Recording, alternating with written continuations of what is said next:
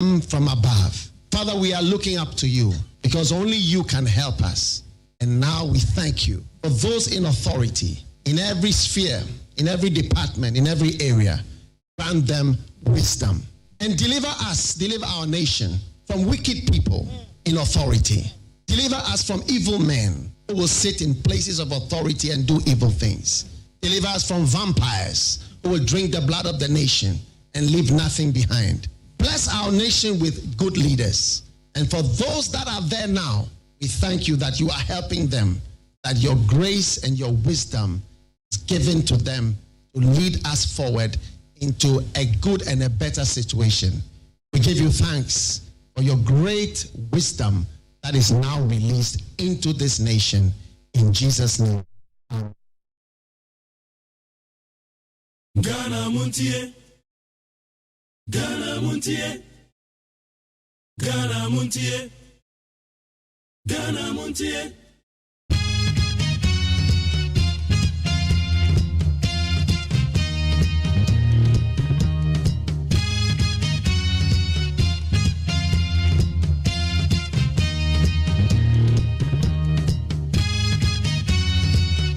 Randy Magana for you now, the Bagana Montes 100.9, and now Friday, and now 23 June the year 2021.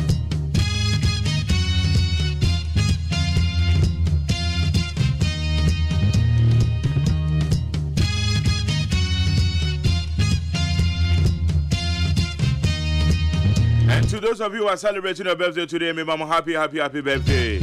Menemo ba betina kwapem se no be born Friday. Akana chane so sabe fonten time homa no so wo ha yeden semako do na trend ne yede bebro.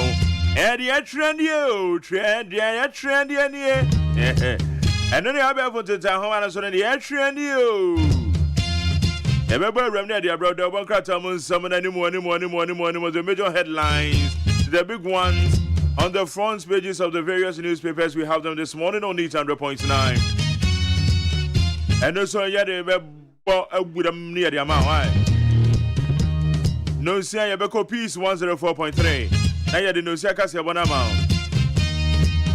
Mepacho, you may dear, what can be watching? Baby, at the first 050 372 1744 050 372 1744.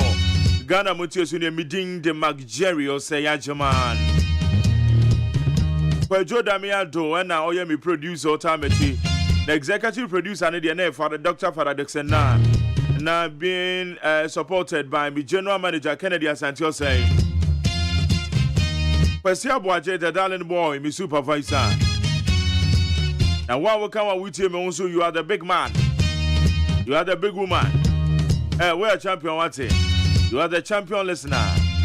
Oko Facebook Live, you need 100.9 FM. Mebacho searches here, you need 100.9 FM. Facebook Live. You made in a demo yopo.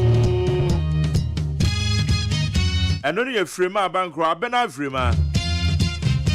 On another room now, day your Facebook Live, no cartoon. I been so them more YouTube channel on the Despite Media. Despite Media, I'll be who need FM. Click as on the uncle. Maybe I will be a memoir the trading on Yakopan, so I'll be a hobby. Yakwa Katasu Yadasa Gufona, so a name Yakupon Craymoa. They are said down, and I said that dear. There be a radar, you bet Dana said, not Dominic, see where you saw. A rather, I can't say that was say. Your list of interviews so high, no, so you had the as usual, said, yeah, da.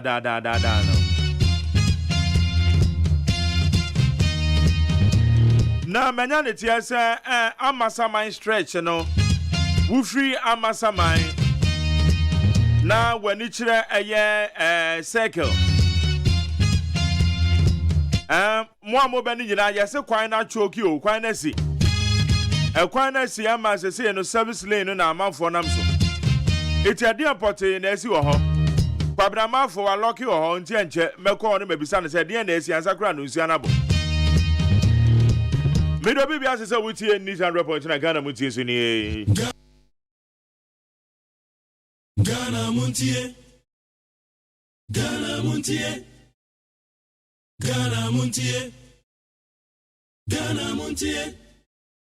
Ghana Montie Sunia will need 100.9. Mepacho, Maminko, Abe for the time, Homano Sona, Yankee, Samakodoa, Ekoso.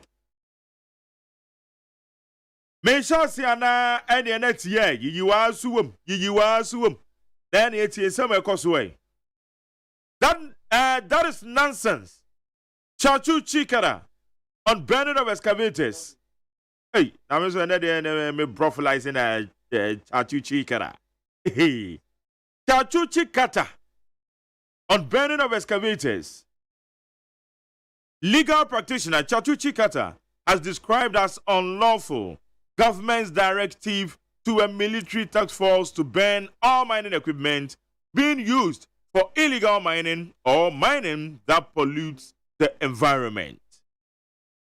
Yera Chachu Chikara. Oya lawyer ni mapa. Uncle Chachu. Ordinary atum osi nyanse bia nim. Say ye be hye excavators. Simple. Excavators na ba ma for hye no. Osi nyanse bia nim. Yera Chachu Chikata na ka say. Ordinary atum bi. Yenko any mind. Coronavirus induced free water for lifeline consumers ends on June 30th. Sanitation Ministry.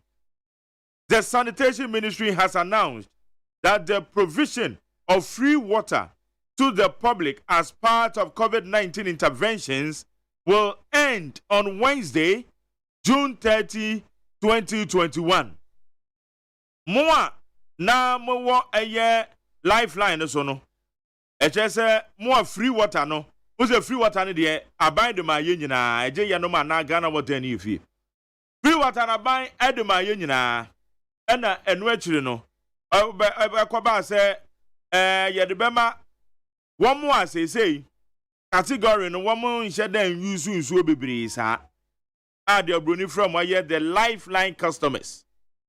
Eno ne your gallons do bi a wo use in the month and the say the amount. Aban says I free water na other mammo no nyame ya adoma bosumi awie ye wie bosumi awie ye wukuada 30th June 30th na ye kan next week o next week wukuada me wadwe say aban the free water be ma obi me pa chopa to any that so say free water and there and you see me eh ya ba na wie ye so ni mam catch ro.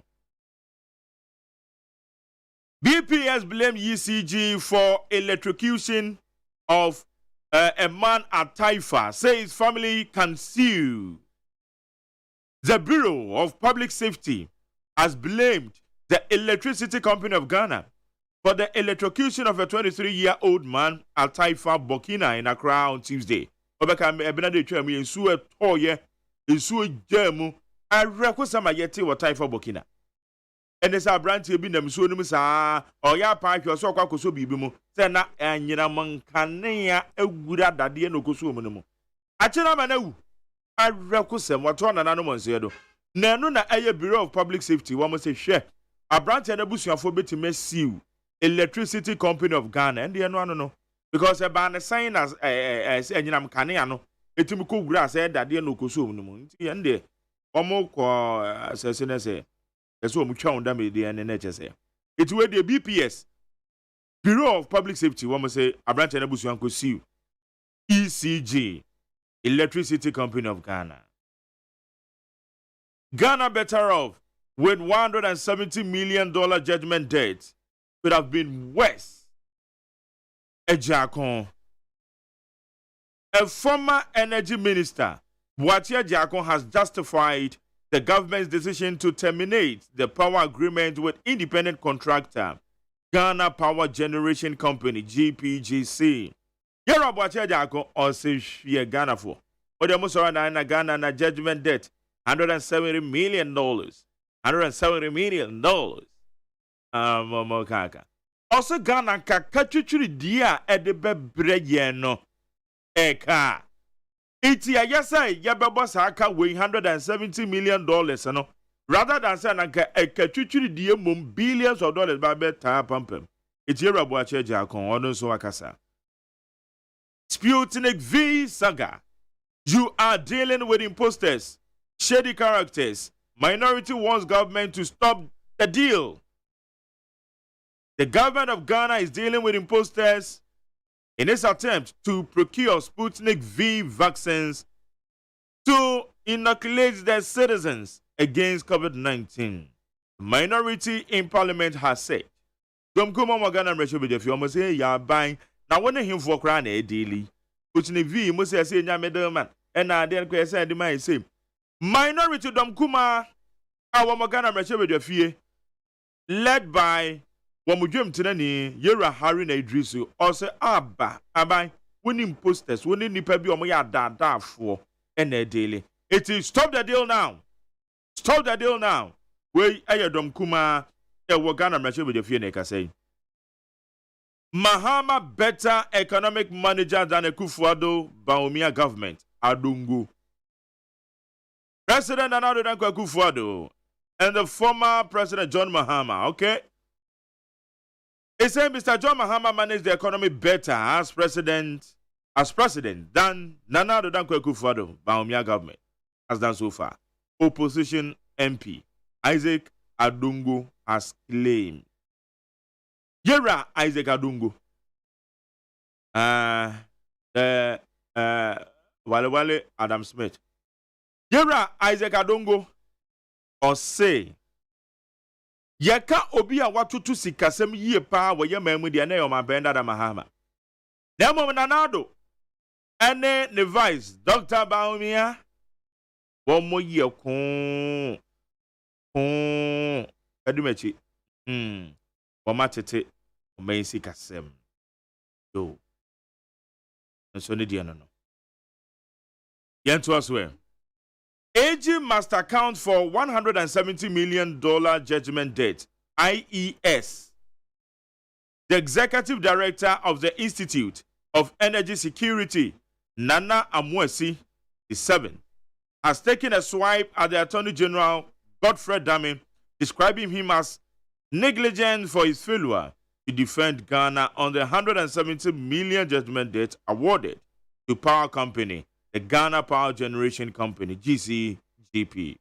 Bebacho IES, Institute for Energy Security. One must say, Abai, the title, Attorney General. Abai kwa dubo for penny. Ye woman is say, 1 to 2 no ma ye kra kwanti so bo bia ne agofre dam ye fam ana pampam. Ono no wacha me nei o men ye beboka $170 million judgment debt. It's the Institute for Energy Security. Wamoso wamodi abano no. Na your first story when you hear. Osi in Accra. 9 persons arrested for harassing motorists at traffic intersections. Police have arrested 9 persons for persistently harassing motorists along some traffic intersections in Accra. When you say nipa bi anana traffic him, and almost less radie. Osrabade na say, one mana or okuta when your friend saying screwdriver, or to me the sound can, or okuta blade, or to me the chow, or to me then it's a bow you know. What's that? One man no. And some phone ban on us, and I said Jimmy said we are not say them. One bit, and I want my son, I quite me some years, and wouldn't name now by Bijam account, power to my own. So I say, what's Robbie? I don't know why, what's the media sign the count. Obi to be channel no while the BBS sign the count, and I say the park not threatens or the BB crab Bible one. And when a police for one match in the pan konon, the pan 9, and konon, as I deal with one with this has some phones. Yamunuka, wouldn't you associate a crowd, Baby General? Sabrina Babes Ramadan, wouldn't you associate a crowd? Oh, Babes says, Yama, Biana, you know, be glad to be due at him. Oh, fast call, name Philip Petubi.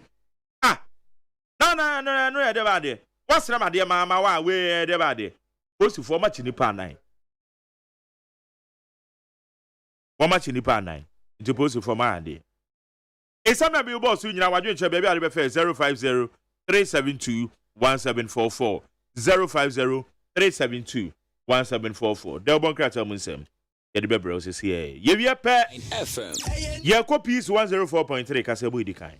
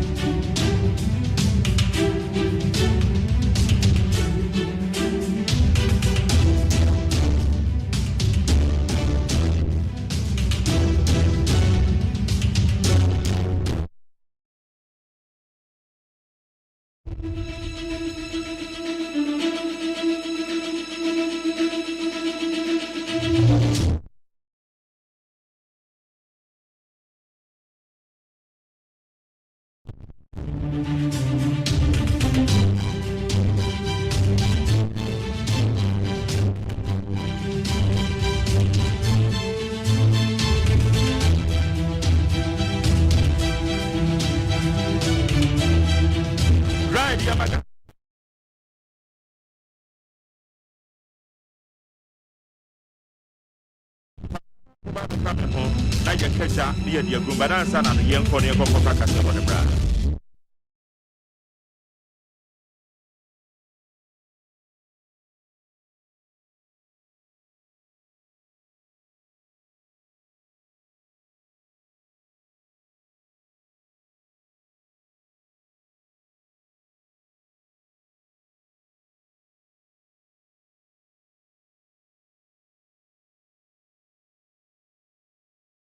One 104.3, okay 101.7, neat 100.9. Your ship house, Abeka Junction, Accra. Hello 101.5 FM, Kumasi Edum. Adishmambe Mamunina Chen, Anopay. Oh my Ghana, ne Amahood also in some way and Saka and Yade Bremui. Kaseboy and radio stations, I would also Ghana near Manone, and they are to peacefmonline.com. Peacefmonline.com. Nansana Yabuafo. Enkrato ebebano yesre Ghana Police Service so free pokuase na oba achimota highway no ka bia se asi ho ama car foforo ede akwa kwosha ase enti ye ka say highway no entimi obi anko na obi aba enti kasia e free pokuase fam ho e bankran nyina jesu o mo mane e fa ase ho ofanko na sania ama traffic esi achi wo ho anopai enya asem ke 20 yesre Omaidumja Ejuma ene Ghana Police Service Madawroma Monko Ofanko Achimota Highway no near a free pokuase eba Achimota no ano hono ankwanhiasi wo ho a eni enyan enti monhwe se be ye kwan betimi atomu amayen yedamase na ensemo ede na mano pai bi ene so fo a wo hwe omanyi ye bambon sam so de atodwa se ye fa nipa so gemu a ye mamra hye bedwafo bi se mra hye bedwani nti fa nipa se bra afei edom kumana ka kire aban se sika no ayenyaye e wo test ahodo ayeye wo kotoka airport no esharodo na executive secretary Mapos Foundation de video bi apie ye fa ma me bi odi fie diosia numu ayede na kwakoto afiase na yede ne kọ kwambone so ehu na ensem no bi eka ho na nope yede ne nkyiremu bra mo se ye no nsia kasebo ye wo dependable herbal home wo de adom malakio eno no yede ko atidie na obi a atidie ama waboho adom malakio yi ene beboa wo ye wo adom natural man capsules eye mema yie pa enti obema wo pe stamina wo pe vitality wo pe vigor eye adom natural man capsules adom lady care mister so oba pa wo de nie wo kwa fichire na mayie wo te yawo nkaboni aba hemfie ho ayuzi bi adom natural tonic nso onu mo to na nse wontimi ne di adidie die eno ne fuel woni padua mu eno ene pio nipa ma okoba besrawo wohia adom natural tonic ni bi enu e wo pharmacy ne chemical stores at 4 DM Repash Rich Jones and a Kingswalk Herbal 0242 22 3555 0242 22 3555 ye crowd sweet chocolate drink ade chi si akoko so fa so ni nyina e wo mudi ohia ka ho a ene enso share First Atlantic Bank the Purple Experience a mobile phone so the here so be download the mobile app no e wo Google Play Store na iOS na wa star 442 hash wo bank no no with Mrs. F Danisi Kenny free account mu account from the only mobile money so with me to bills auto airtime auto data bibia was so ye bia with me your Purple Experience no eso etikai say First Atlantic Bank was same refreshingly different and me kwada roma and akasibo yiba akenkan for amote yenken me nana ya kunedu mene nana ya kese afensem no enchiremu enie edon kuma ewo mra hyebedwemba no dani onmunyamfo Haruna Idrisu aka kira ban se test no aye wo kotoka ewiem hyangina bia ho no na no so afo hwe sikasem so bebu ho nkonta kire se sika yenyaye e free September afi atwamu koka December no na 17.3 million US dollars na sa obebepem edu nso akire empema hasan eguso America sika mu na yenkoti ayese Ghana ban sika wonyaye no American dollar no obebepem baako 1 million no se swarodo na yeba ne sen enti we de aban samre bio na entiasie bia ni sa asem no emu Airport and the Ghana Civil Aviation Authority, which is a partner in the relationship, only got $1 million US. So what kind of agreement is it that benefits only a private sector individual? He goes home with $16-15 million, yet you expect us as Ghanaians to make a contribution to a COVID trust fund. You could generate these resources. This money could have come into Noguchi. Noguchi could have strengthened their institutional capacity for purpose of investigating many of these public health malice in our country. Yet they are going away. And even these numbers, we are relating it to passenger numbers, and it doesn't write up. So the media sit up and investigate this. How many Ghanaian passengers have entered the country in the last 1 year? For Haruna Idris Odom Kumano Banu Denin watch the Moody and Tia, one GD $1 million no yenya every $17.3 million. A test a hood way or Kotoka changing a biamuno and so any crab. A fay Edon Kumano de Ocasam on fa upon the answer Munyam for Quabraminta Akando. Jabo Somna Shebe Janin so say.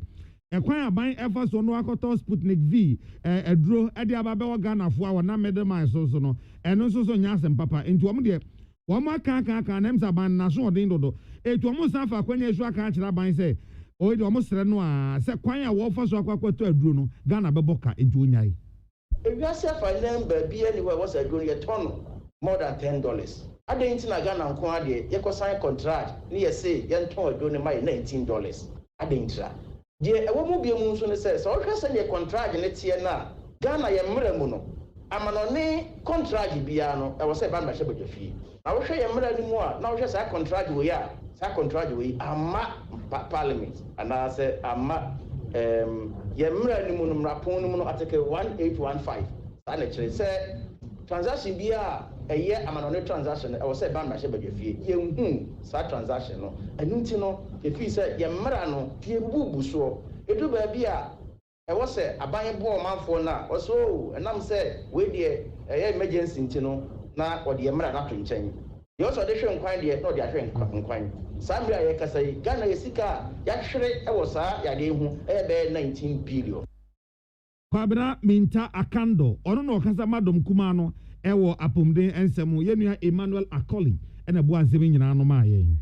Na mrashabe jomhon moa en mrashabe joni oginemu ema o manfo ya wo adaklu onimonyamfo kwame governance agboza ede ensebisebi tu dwase obisa so for hwe bambo nsem so se ye fani passenger adwuma mu am ehhye ben ya ye ede ato ho ya mamrashabe dwafo ni bi kwan ema omo so ede wo manfo eba bewuram anam echiremu ya Dominic Nitiwula oye bambo so for de amane se ye fani passenger mu a ye ma mrashabe dwafo anaso amanyofo ne yemma mu protocol bia yemma wo mo hwe na de omo ya ne se ye hwe mantam ti de friend regional balance ana no achi nso wo mo hwe se emma dodo ebetimi anya mo kwan kane no kra de na ka etwa ohanche mu du 10% na to ho amamba se so masesem e de ko ohanche mu du nom 15% eti se yemma se ye fa nkrofo e wo soja adwuma mu a brahye bedwafo ni chefa wo regional balance ene emma e no mo hwe ho. I forced to answer this question in my vetting before, and I said that there's no protocol vetting, there's no protocol allocation for the armed forces. I've said that before, and let me repeat again, that the processes that armed forces go through, it does not lend itself to protocol allocation. So I can confirm that the members of parliament are not given protocol allocations. Tell your constituents that members of parliament are not given protocol allocations. They've never been given and they will not be given protocol allocations. Thank you very much. Eti uko akacha omanfo se mrashe bedwafo ye mamu protocol ye mamu bida ye mamonso onipa wodi nchiremu ima ye eye bambo sofo onmunyafo Dominic Nitiwu na Ghana ewo atanaye a wo hwe ensanu nyuma ho adesua so ewo Ghana ha sei eho ene efre no Council for Technical and Vocational Education. Na penny a wo hwe akire ewo ho Dr. Fredche Asamoah one yenua Mageri o say AGYEMAN yakasa ewo NIT FM dwumadi efre no Torchlight eso na sam ne say abaitiri mu po ene se afin ko na wiye no na wo mo ekokogye ntete e wo technical and vocational kwanso no apagya edurube wo hanchemu aduonu 20%. O kire se engoma hu akyerede foforo ya e ba curriculum foforo no ebeboa ama technical ho adesua no ya sakyerem ama obi okọ technical na vocational school no onwie no na oba bontene a obeye nea wo mu a ebie nnwuma epe na wafa na adwuma se be ya enkonkoba se ye beka se woni a abon e na ekọ technical and vocational school. By 2025, near to jump it to 20%. Yeah, okay. It will need a lot of effort. We will be some teething problems, but we have to, because if we are, there is a long term where ya grammar na che Ghana ya de can brofo ye timitro policies ni ya bebre sabre aban say yan trust ye be implemented as ye develop curriculums from level 1 to level 5 of the qualification framework for 100 trade areas. We are tackling it, we are front loading it until by early next year no near finish at least 30 of them, even though it's over 4 years no. Penny Okasa, a friend Dr. Fred Chey Asamwana or Sai Chirese, hot vet no, one more any 1 year ebia Numa or Ghana has a air to drink commerce ebea. One more what the crop Ghana for ebia Numa no, Sabay entity on the Bama for no ebea sebi. Advise open so creating conducive environment a man's and Juma Koso now Ankra Juma Koso into bus yet and San Juma Fwana and yet a church a buy ayade or the equipments yaba and check cribia and fear no and fear do no equipment ye be a bear outdated but industry no and a time be around within the shorter so the sector school bodies will be part and number collaborating abwa a quiet befaso and San Juma entity and in channel ebekoso now we so the sounds so account into obeboa am ye who say he fan in nyuma wo na so binya biye e bia am ye woni so adi hu na e what sector ni ntino e bia mfie aduonu we anim ye starting entity crofo was akwa we so Penny Okasa ye fellow Dr. Fred Chey Asamwa ono no ye acting director general council for technical and vocational education and training. One yenu Magjerry or say AGYEMAN and a children komo e wo nite from Jumedi a friend of Torchlight eso. Ekwobi ofre on Pulse Foundation eye 1 year ehwe na nipa kwa ho yira mutitu ye do magu afiase wonam justice for all programs so edi ani mobua e ma wotimi ede won na enra yi womo adan video bi na sini bi edi ya maami pani a wodi fie aduosia enum 65 years aye de kokoto afiase ye twamfie du baako 11 years ena de ma no adani a odi nubone hu dwa na so ye hu ni se okuta nubone na nchechemu efra asem no mu aba ne se maami kwadu ede bo no na nya no kra na asem no so die no ankwa akowie se de na wo se kontim ye de kotum so akodam enfie du baako watwa enfie ni bia mameka so odi fie aduosia enkrom nyame adom onam Pulse Foundation for yi eso any wabuafo ayi maame no watwitwa age no ayi no afrin konson no a ye de kokoshe mu no mu asese wade ne ho na opanyi oda Pulse Foundation no owura Jonathan Owusu Mensa kire wo madwuma wo mo eye ne de abayi wo mo ka ho asem no mu sei se obi yeni na se onya de protocol your friend miscarriage of justice aya na na sem enwo if you say se kani yendi asem na mana obetumi afa lawyer akọ appeal asa akọto aso na mu obi oye yeni aya na enwo if you say sa asem no enye no kora ni yediti na okodem a yeni sika be no nya ode kofa lawyer eno na ama force ni akoba na ohwe se na court ni bu ana se mo hwe police for no no kwa edu nyoma bi ekọchi ewo nso court ni bo fa so ena mo de mo ni tu ne say ntino na ewo say Yankasa Yedi program, my friend in prison paralegal program ever. She said the justice for all in 3 years can be. So once you get the what to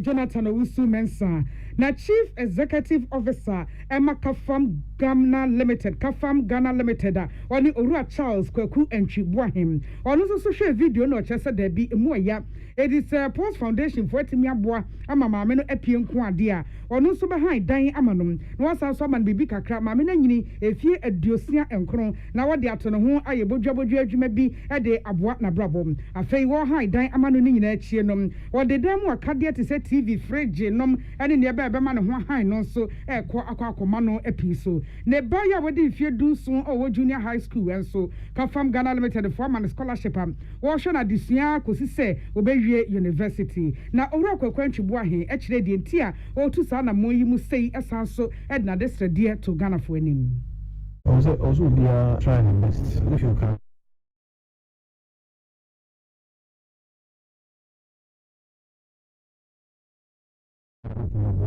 Ghana cra 50 Ghana cra so how you develop a society you develop a system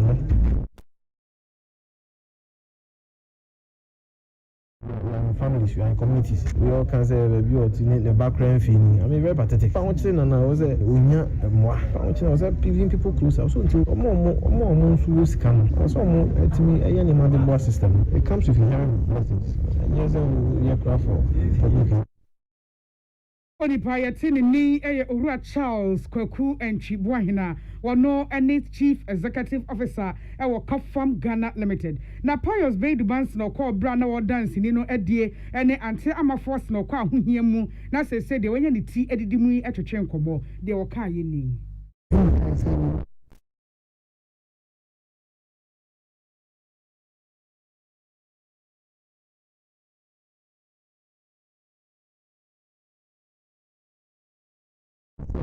Meta sorry di me di mo ko shimo bi ampe obi obaboa na ode no be kwa kwasa asoro no mo nya danfo ntrasi sana na me be hwe so a bi abe kofa ye o mo hwe mo yi obi bia oton ade bia so obi be beta ade a on hwe na bebo sana otie sana wato adan because wonim bibia obenya asem wo wonam kura no akonya asem utumi puru no wewu no bia no nti wa no be nantia be hwe mo yi no bi kan so a fa cheno ya ne se wo hu bibi da nti na wo fi no ina wo na mesi Anti ama force ne de ko tunu adi fie adiosia enum sesei wadi fie adiosia enkro ni triye wono de wanya dom wanya mmoa ama wanya ne tie didim na futuo kakra ode mo manfo na yati yeyi na semi na ye gina so ahome kasebo iso age aboafo enkrato e beba sensia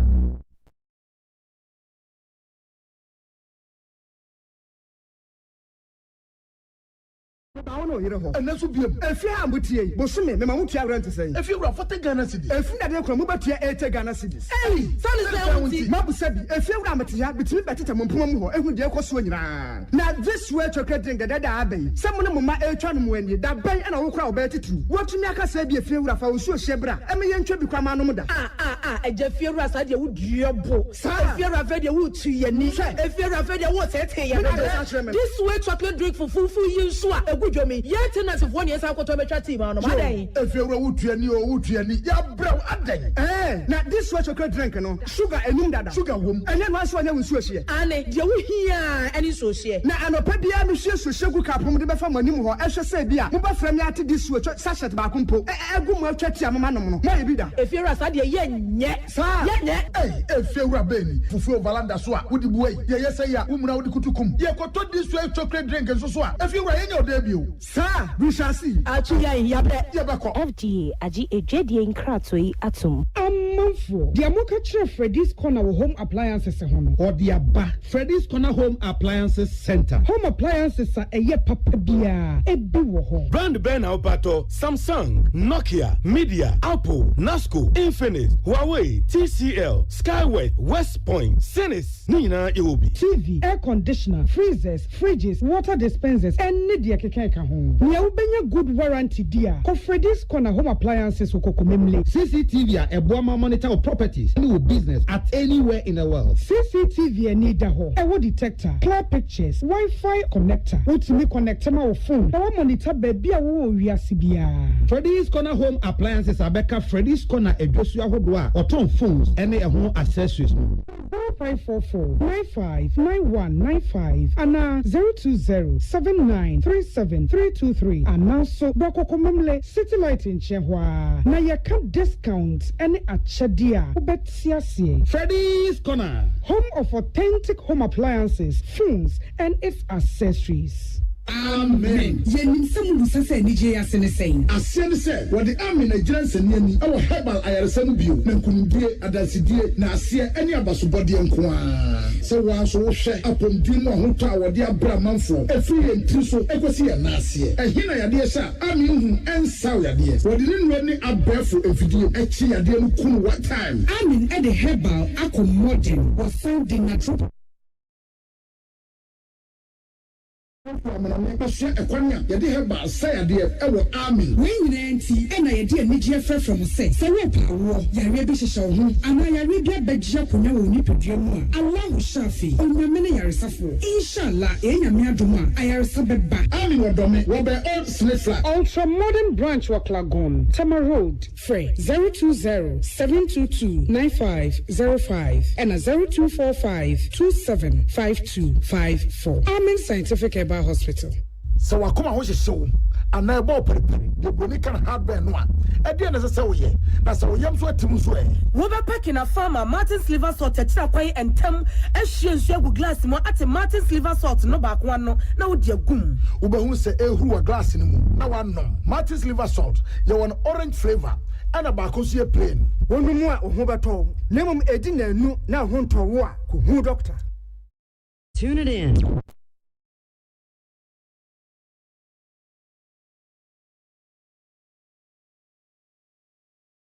Pay amnone ensemnie asogyafoɔ ye wo Kenya memu helicopter akɔhwe ase na akɔhwe ase ne enim nipa dodo wɔ mu na so asogyafoɔ na bɛkyerɛ mu sɛ biawu ɛna afoforo nso omunyo mu tididi mu no yasa ase sɛ omagu helicopter afoforo mu di omakwakogu wɔ mu military hospital hɔ no mu am yɛde ɛhwɛ wɔ mu Nairobi ɛna amanebɔ no efiri ɛbaayɛ de kodi akɔtwe nkwanhyia ne baayɛ so deɛ ebesi saa abre yɛ no wɔ mu ntimi emekyerɛkyerɛ mu bɔɔlbɔ ɛna has ɛne Legon cities ɛbɔ ɛwɔ nkan agoprama so ewi ase na has ahyɛ mienu ama Legon cities ate baako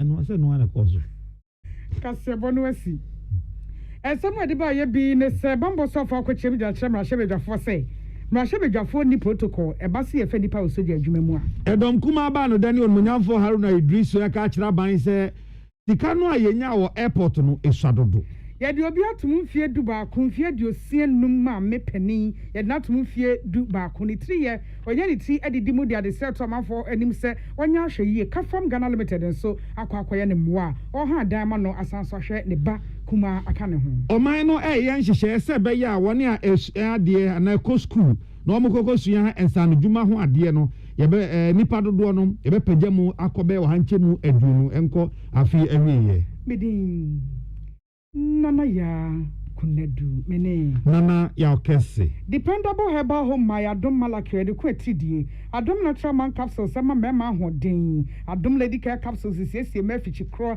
ene nkaboni aba hemfie ena adom natural tonic nso wonu mato na ntimi ne die enu bi na anom enu e wo pharmacy ne chemical stores Repash Ventures Rich Jones ena Kingswalk Herbal yetu ho 0242 223555 ye crowd this way chocolate drink koko so mfa so kan ade a cha no pese de ohia ka ho an nsu hiem First Atlantic Bank the Purple Experience aba de ohia so be download the mobile app no Google Play Store and iOS no dial *442# and one no bank we transfer sika tuatua bills wutimi ye mobile money ni niam ahodo bebre wo bank no account no mu wabra ukuta mobile phone and wudi di dwume Purple Experience no so de ye da mo nyina ase emammo anything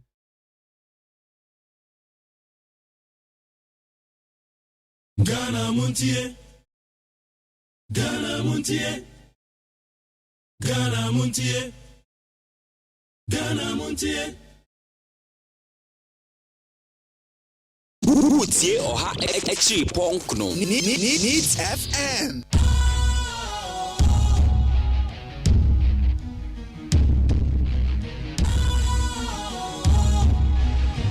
What's cool, fresh and trendy with a new look?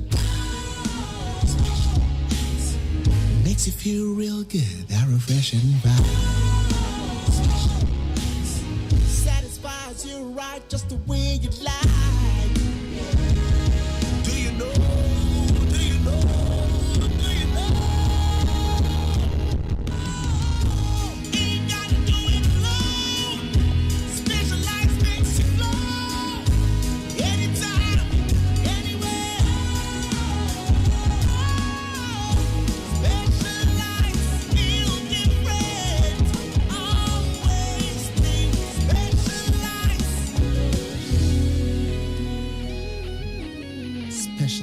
Ice Natural Mineral Water. Feel different. Think special. This advertisement has been vetted and approved by the FDA. Catch it. If you're right, maybe I want to hear a home. And that's what be if you have mutia, Bosumi, Mamutia rent to say. If you're right, for the Ghana cities. If you are from Mubatia, 8 Ghana cities. Hey, son is Mabu said, if you're Ramatia, between Betty Mumpumo, and with the Equasuan. Now, this way chocolate drink that I bay. Someone of my Elchan when you that bay and I will crowd better too. What to make us say be a few of our Shebra. I mean, you become Anomuda. A Jeffia said you would your book. If you're afraid you would see your niche, if you're afraid you would say, this way chocolate drink for fufu you swa a good jomi. Yet, as if 1 year I could to a team on my day. If you're a woodtiani or woodtiani, you're brown at day. Eh, now this way chocolate drink, no sugar and Nunda, sugar womb, and then once one year we switch here. And you hear any social. Now, I'm a pedia, Monsieur Sugar Capum, the Bafamanimu, or Asha Sabia, Muba Framiati, this switch, Sashat Bakumpo, a good much chatty, Mamma, maybe that. If you're a sadia, yet, sir, yet, this way chocolate drink, a Busso supermarket, or can see John filling stations, and the shops, and no moment to Yamati, and the Shania San Coto, and a chatty mounum. Hey, if you're a baby, Fufu Valanda Swa, would the boy, yes, I am, woman out the Kutukum. You could talk this way chocolate drink and so swa. If you were in your debut, sir, we shall see. Actually, Yabako. FDA, I just said, Jodian Crab to Moja to say a ye.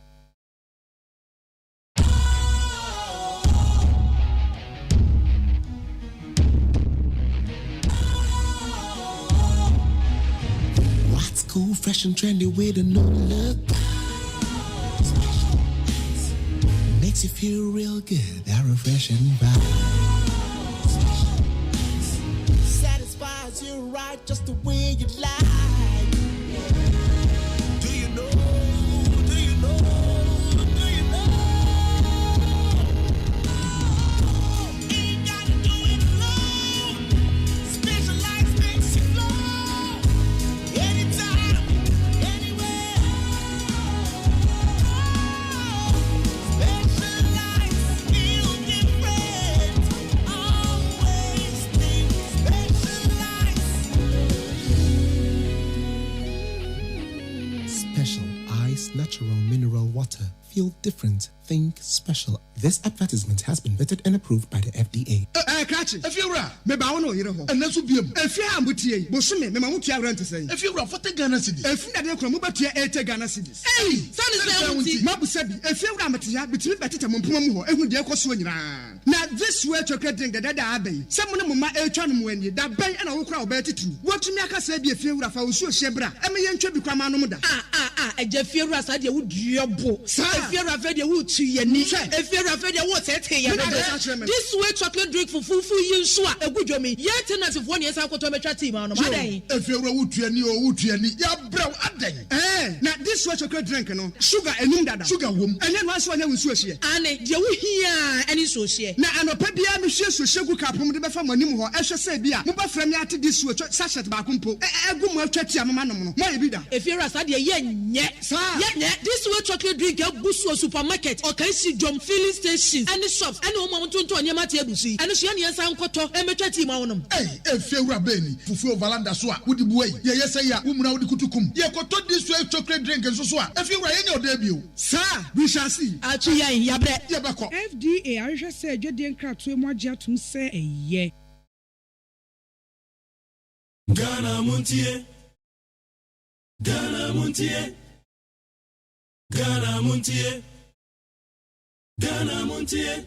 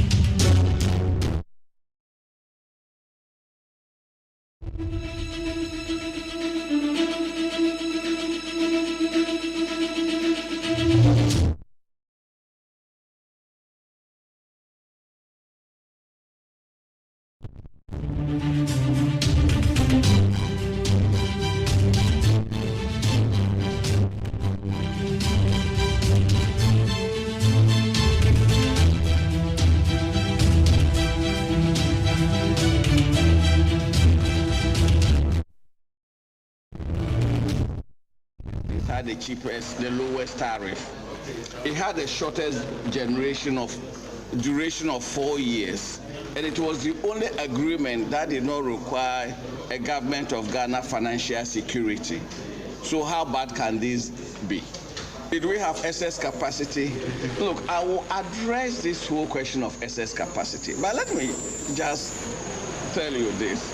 You were all here when the Minister of Finance came to Parliament and stated that for 4 years we paid about $900 million for excess capacity, what he defined as excess capacity. If you divide the amount paid over 4 years that he covered, each year was about $234 million if you divide it by 4. ECG, the custodian of all the contracts, stated to the Parliamentary Committee on Mines and Energy that the reserve margin or the spending margin in the trade comes to about $200 million a year. The reserve margin is like reserve players in a team. 11 players play a football match, as we all know. But a football team is made up of minimum 16 players. Are you saying the 5 are not needed? Other than that, FIFA will not make the minimum number 16. So that is the equivalent of the reserve margin. ECG has determined that we need 18% of our peak demand as reserve margin. And that 18% comes to about $200 million a year. So if you take the $200 million from the 234, is all this noise about excess capacity 34 million? Is that? As we speak, 3 port lines of Valco are idle. If those 3 port lines were working, they will consume 225 megawatts. Will we have any capacity to even declare excess? As we speak, there is a steel plant that His Excellency the President inaugurated at Pram G5. They are operating only at 30% capacity. Go ask them, they say they don't have enough power. And so how do we turn round for reasons of propaganda and mischief just to paint a previous government black? Why do we turn around? The facts do not support their narrative. So did the finance minister deceive Parliament? He did not deceive Parliament. He came to Parliament with what he has paid as excess capacity. And I'm asking you to be a bit more analytical. If you divide what he claims was excess capacity over the 4-year period, each year amounts to $234 million.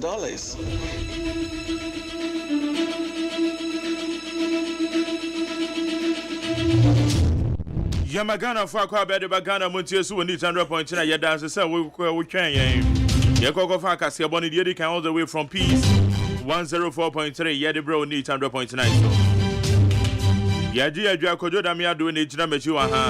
I've been a free man, so in charge of the social media handles. No, Okojume, Okoye, and need 100.9 FM. Need 100.9 FM. Jumediana, live, and on your Facebook page. YouTube channel near Despite Media. Fabinama for Swatana said, the one crater almost summon year, Bebo Sodium. Meeting the luxurious Sayajima. A list of interviews were high, Yababe, Shena, Yakajagu. They do Friday and see a weekly retrospect. Your Bowura now, Kunimone, who in some good with him. Ghana Judgment Debt, and near me boy, and your Yera don't call. And can I know a swap for a share and Yinama so. Ono na now and send 12 for total and no year no. Say someone a ben yi can say excess capacity. And there no excess capacity in a year. And now say a year breach is been about contract in the moon. And say activity and once a year. A year excess capacity in a year. Say we are paying more on excess capacity. And now a year breach is been in a year. Be a contract, you know, and no maybe we ma Sabia question and Nina yes am go do I now no pay your baby di hu komo. What do I do in Cherry first 0503721744 0503721744 and then Friday. Kwabra mache Abraham Joso. Ampo muti say. Erade adom na so e. Enya me adom ko de achen pa. Se koye nkakra. Ekoye kakra. Won so na ka wa say me do Friday na na je say. Thank God it's Friday. Thank God it's Friday. When na me say so you say we thank God it's Friday. We thank God it's Friday. Yeah. And now Friday. And then Friday. Yeah. We adwuma na akwadwedwe ho. And then so Friday no there trafficking. Traffic go chrome. It's woo two omofo. And 10 Luffy enter. Do two omofo. Yeah, you nuanom no. You nuanom ma no. Yeah. Yeah, and say who kuna be do fi enter ane nko. Because we need to say Friday. Yes, and Pambena yanko anim. Brian san ye be ye. One will say me be me frɛ. Yeah. And na mate say ya cancel. And na na okay say aka say highway ni between Pokuase and be me say new plan. Yeah, be me say obi deceive ye. Down. One will say ama traffic me kura me do traffic no. Na eja ma o se eja pia. Ebi eja ma. Ehwanu mu a be ba be si dontai esoro wo. Okay. Ansa no what esimu anti traffic no an kakra aka no wadu of anko barrier no. Wo option say obefa highway anasa obefa service lane so yeah. Na ye duru wan ye hu say cars no anam highway no anka wo mo fa highway no asan wo machi. Obi asan na ti ba. Ba be she outer lane no afa barrier fom. Enti eno ane se wonso duru wa ade obi 10. Nti esa wonso 10. Wonso be 10 na wa fa fom. Wo be 10 no wa fa fom. Enti time am frɛ wo se BBS wo ho na person hu ade property yes. And na me ka say 10 na me hu ade property ya esi ansa na ya report. Ye di fam won kakran sa bedu moose bebi omuton nua no. Nua no yeah. Na shi ni ho. Me ya sa bedu tantra shi ni ho. En kakran bedru ai St John's school ho. Shi ni ho. Ade sa bedu me komanim ho ni plan. Shi ni kwan no so. Aba kwabra wonya so say bia na esi wo overhead ne so. Etie bia wonam form ni nti ema untimi. Na me tire say on say the same thing happened to you now. Enti sabre ya me ka say obi a wodi mu bia so adwene ho say ade na esi wo ho. Enti posi ni bi na wode posi for car ni bi. Enam highway no so abedu ni plan. Enam me see na mbisa say oh okay. Chief ye na esi wo kwan no so a cars ni nyina ye nyina obi ada no ho a enu wase ono wanam so no oba bibia nsi asa shock me bia se sisie ya ye ka sei ena bibia si wo hode a I don't know but what dey the time and now ba na traffic na cha wo friend ye no na bibia nsi debi enti me kura no na eya me ya pa se obi deceive me I me ya papa because you say strange o I am very strange me tinu wa me ntiase enya se bia obi na eko manitua obi atene ba obi atene ba be fa outer lane na me say that say bibia si wo highway no so but me hu say police car no de wanfa no wetina on highway no mu and wetina mfimfini and across call the other side o bisa o person stop car bisa wo mu say here na esi wo but o stop cars na obia engina na nipa kretem enti ewa no san ba back betina na car na ye de ye nam outer lane tin kakra nkra na ye de kwa menim obia wonim ye number no wanam highway no so that's of say BBS wo ha omayehu wo de obetima WhatsApp de abran 050 372 1744 say ubu wenya ye short video bi say dey important and this ha ya obetima ya send ya 050 372 1744 na dia faso na wo de amahem okay A surprise will be. All right, okay. Yo. Abusiafo I know amefa numra. Nti bobo so no de di kan no. Abusiafo Democrat me de abasisi yi aya Democrat your friend say Jelly Post. Na Jelly Post wenim ha ana ode asam tenten ade abayi. What I say DCOP opariado. Kwanya ya fa so ya pam papa free in office.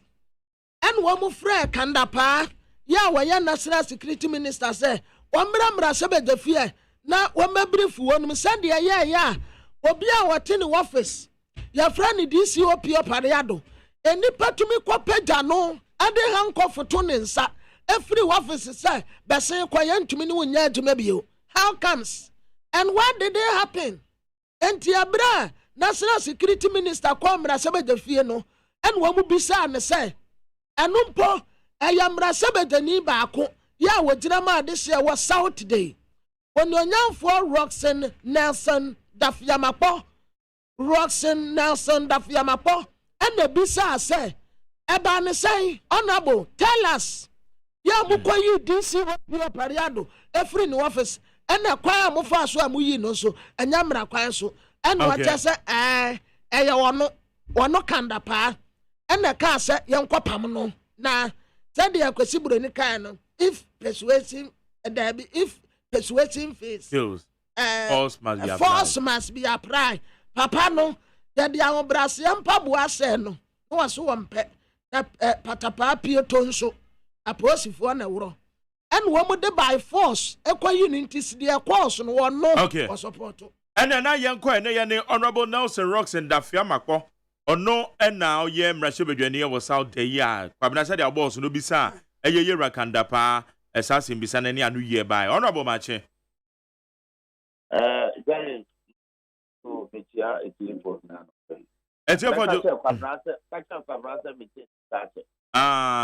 ene owo kan dia wate na asembisa with the ma ye rakanda pa Minister for National Security. Any a new year a buy. What describe it say lawless? I didn't try. Sorry, me that say. It kind also mine no yedi semra and a juma. And to be a except fact ma. Na usha intia the that's me a call parliament and after minority arrange that's a parliament. Then yeah. A choir national for a fast. Announce a Piano. Yet, a Delta Forces and a combo Papa no. Actually, and a director of communication. Yeah, Mr. Penny, Babian from honorable. And obey issue statement, and all cards. It has the backing of the national security apparatus. Actually, the national ratifies open on small boys. It's the money that when the party through to say this will be retired or pariado. Our contract. That contract, was a good move February. But as of May this year, will be officer. And yet, your boy, and maybe to no office. You're not the answer. As I said, more important is to buy Emma Philip. The papa is no contract. But in the contract, you jump on person will be office. And he plays for inviting. We to the one person of the phone. But most of my boys to go in Delta Force, no one come to Papa, no one to start lock to the office. Ama, stand for national security, 80 million by parliament, out the cassette. To sign up, Pama, obey anything. And just say, anything at all follow questioning the of parliament. Deputy majority leader. Deputy minority leader, Honorable Fuji Abedi, Ebisa, said, the national security. Oh, cast the opportunity over science. The opportunity, if any ordinary citizen, and so be handled, not also taking the law into his own hands, not letting that. I just be our full brand. When to me, oh, so back here, Jerry. 2017, the same regional national security coordinator, Delta Force, 4 years of boom, officer, actually, you will be fully clean. Almost 1 from a boom, a free brand. Emma, constitution, you didn't confront the regional force. Group I ain't to be now, almost confront, if we confront to report them. Every seat then, we know, almost money is uncle for the report them. Yeah, woman is in there. Emma judge or see assembly, let's say judge. See, I have official dom, and answer public servants are endorsing lawlessness. That's a servant is that. It's a say, see, and just a Jerry or try and the young.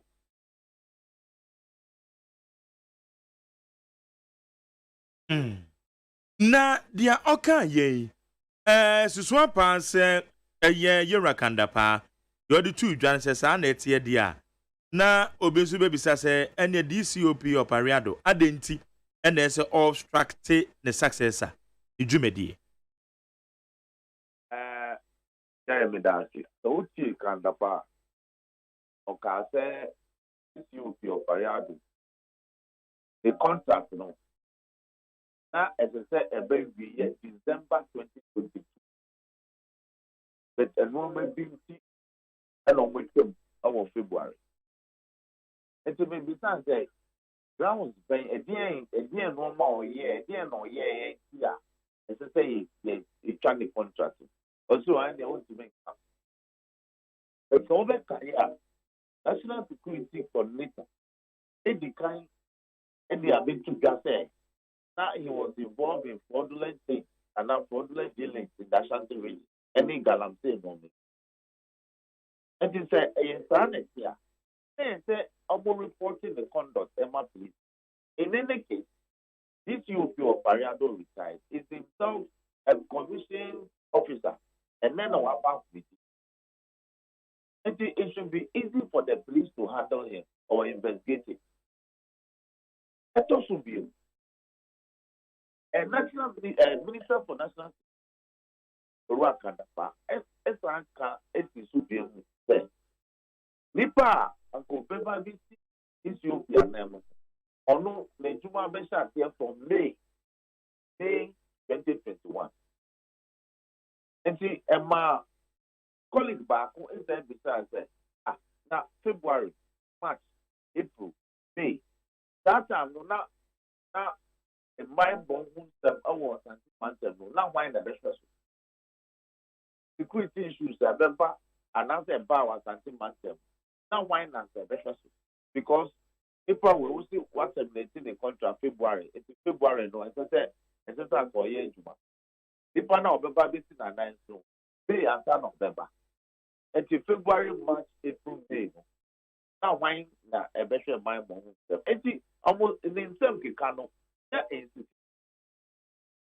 It's not just a papa, no, there is more to his removal than what national security party. Okay, na ya papa yi asem no so ba ye no okasai me pa cho wote eti ya pa enti ne die ya ode aba beto ho bro kan so no kra no nim ho hwe e che se na sade oka no obi amfre ne mo no bibia amane na se ndo ama we call so ene ene die yera kanda pa so eka enti e bezi na ne ho no kra na wazemi Jerry, and Nuntina, and who being answer, and someone to say Johnny Keke. If I'm saying, I'm sure you're better than near quiet. Because Medicain, I catch you there. You say, if you son, I said, Maya, Abbey, Delta for school, for 4 years, echo boom, another security, regional security coordinator. Emma, no, dear, this more problem, almost year. Emma for free as I call court, echo Pamo jet, your clock for Emma Moko. It's the same officer, and the same place. In fact, this you be of Pariado. Or no, they need for replaces that guy now, you're born of Pamo. So there should be a proper way of handling some of this. And not being minority, Yanka said, national security, and that's the next agency will be here to man. No contract. Now, on good grounds, some person will die in the panel. I'm not quite what will be done. If the son said me entitlement in China, and I'll say it's an entitlement. Then when this movie or Casa originally, or see one, almost two, letter of termination, now mano, and then three, Ubianzo and Canton is when few office why you best to man of one may have the bone, I'm taking a log. Oh, where's now? Almost ever bone, almost think right. Almost a delta food boys, almost once here, almost to choose a more. This was the worst of this of Pariado. In fact, on Joy FM, the friend, he spoke extensively. And images nearby. Now you have women from. They say, we're not cut. Oh, the name baby, we're not cut. We will be a physically. And he has the opinion of this guy, you bet treating it, they just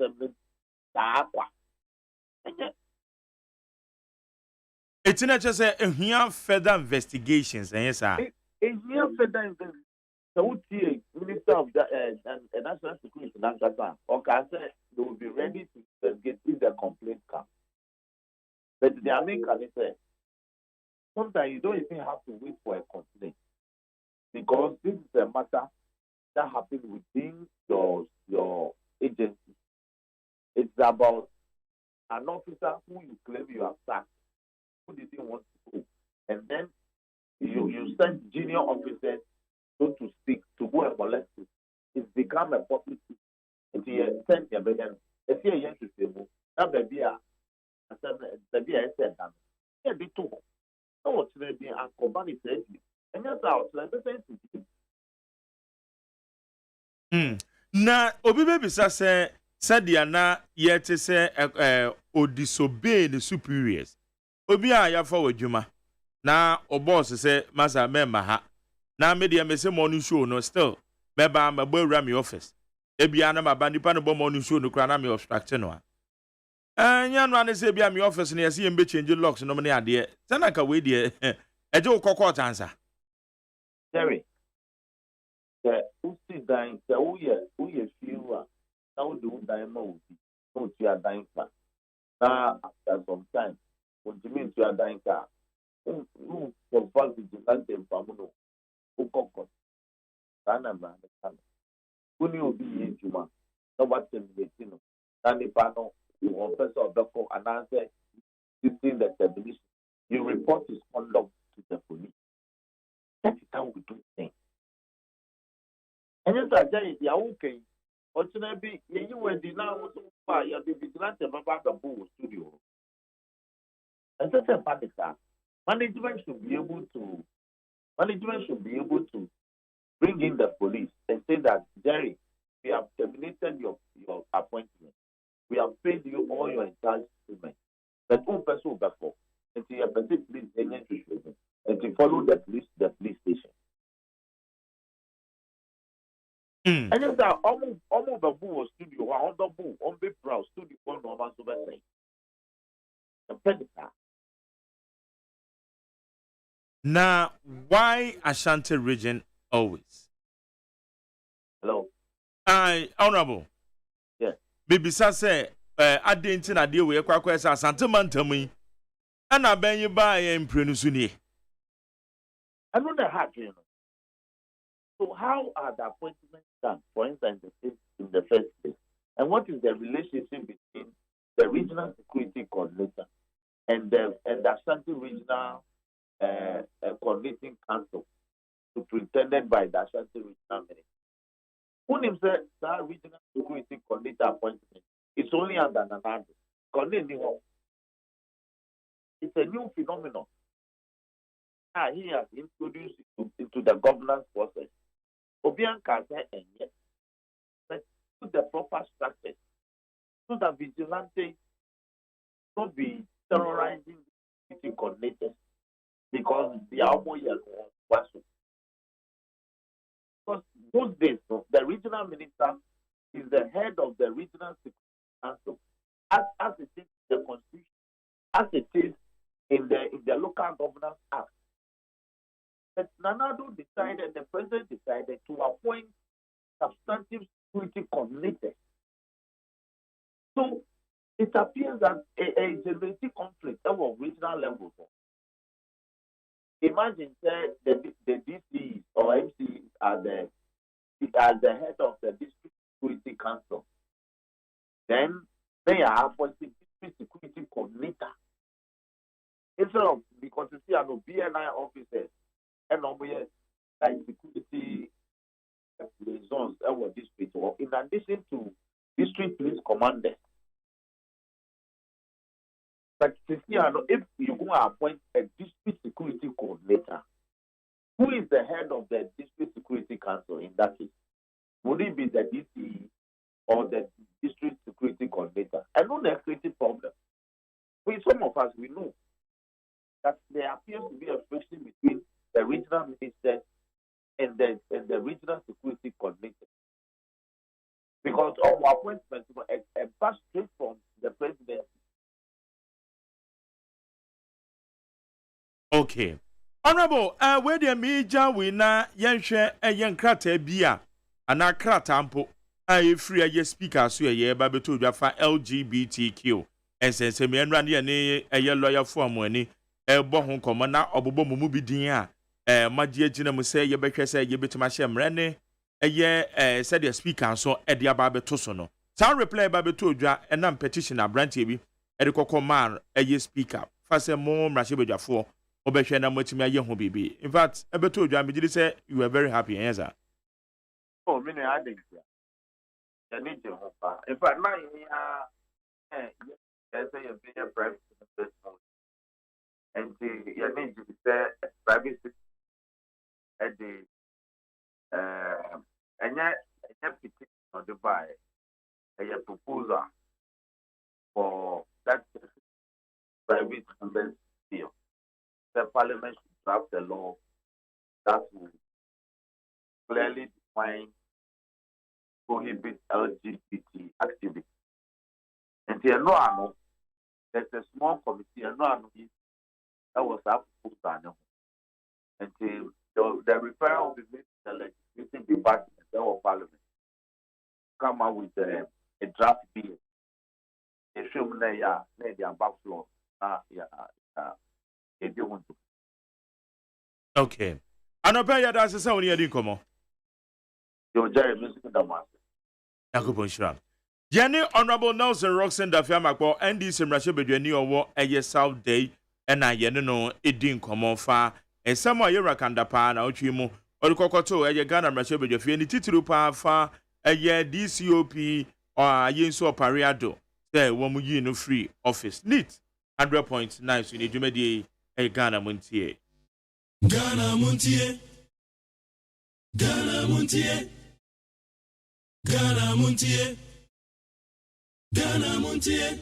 Forward you trend for 0503721744 0503721744. So call Facebook Live and also you need 100.9 FM. Need 100.9 FM. What you be an so what they are to one year can be na yede amount. Samakodo idea him Samakodo I koso and I watch him on the title 9 Friday a weekly retrospect in the share Samakodo SCC na watch him the judgment death saga Yerakanda Park Ghana Rasha Bedwafi some of the Kokotuja and a year dear Kikao. Nijina and Yabeshe na yakan wasa. Kwabna ewa ha de obonkrata mu nsam Kwabna EDB twaso e diama medibeti for. Kwabna yakoi.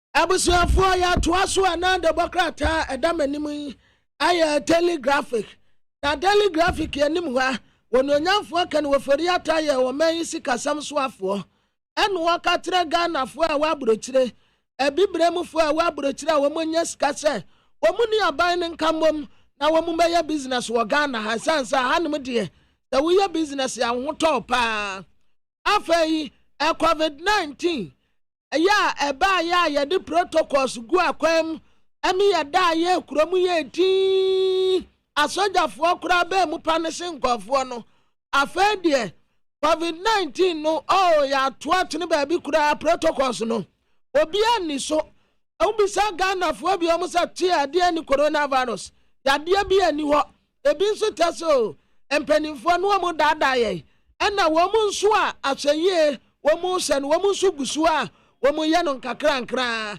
eno so wani mu ha economy no esan agina ne nan so bio wononyamfo kan wo foriata eno wode sa assurance kama yi adema Ghana fo afei de hana de anim ha wode wononyamfo ha no na adrusu aba eno wata sa enra minority fo afran samtrefo nsiamudie na minority fo afran samtrefo no wo mutre se ekwaya ya fa so a yekoto aduro aya Sputnik V ya mampeni na ban ya tre se aya COVID-19 aduro no minority fo tre se kai aya illegal ekwambo ne so pa no wo mu fa ya wo mu kwato se nduro no aduro ya ton no $10 watumi atanyame anim aton $19 ade abebo America enti wo mu tese wo mu bedo asom no mu asukọ akwasi ase mampeni na adedanko akufo adumfo ni da ha we de wasane space round no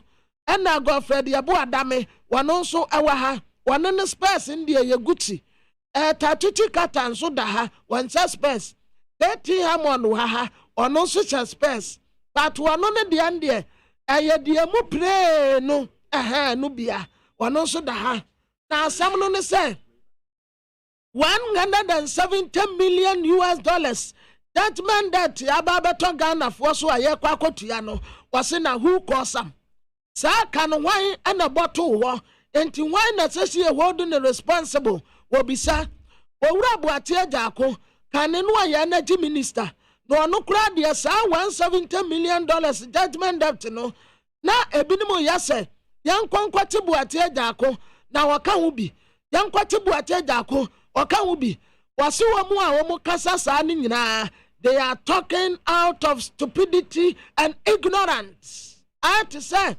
asamo mokano, nyansa biya nim, aya stupidity and ignorant. Wakan wadi atuo, ya wata say, obia wabeka bibia tianu biano, stani pakura ne brofudin, ena mede amano no.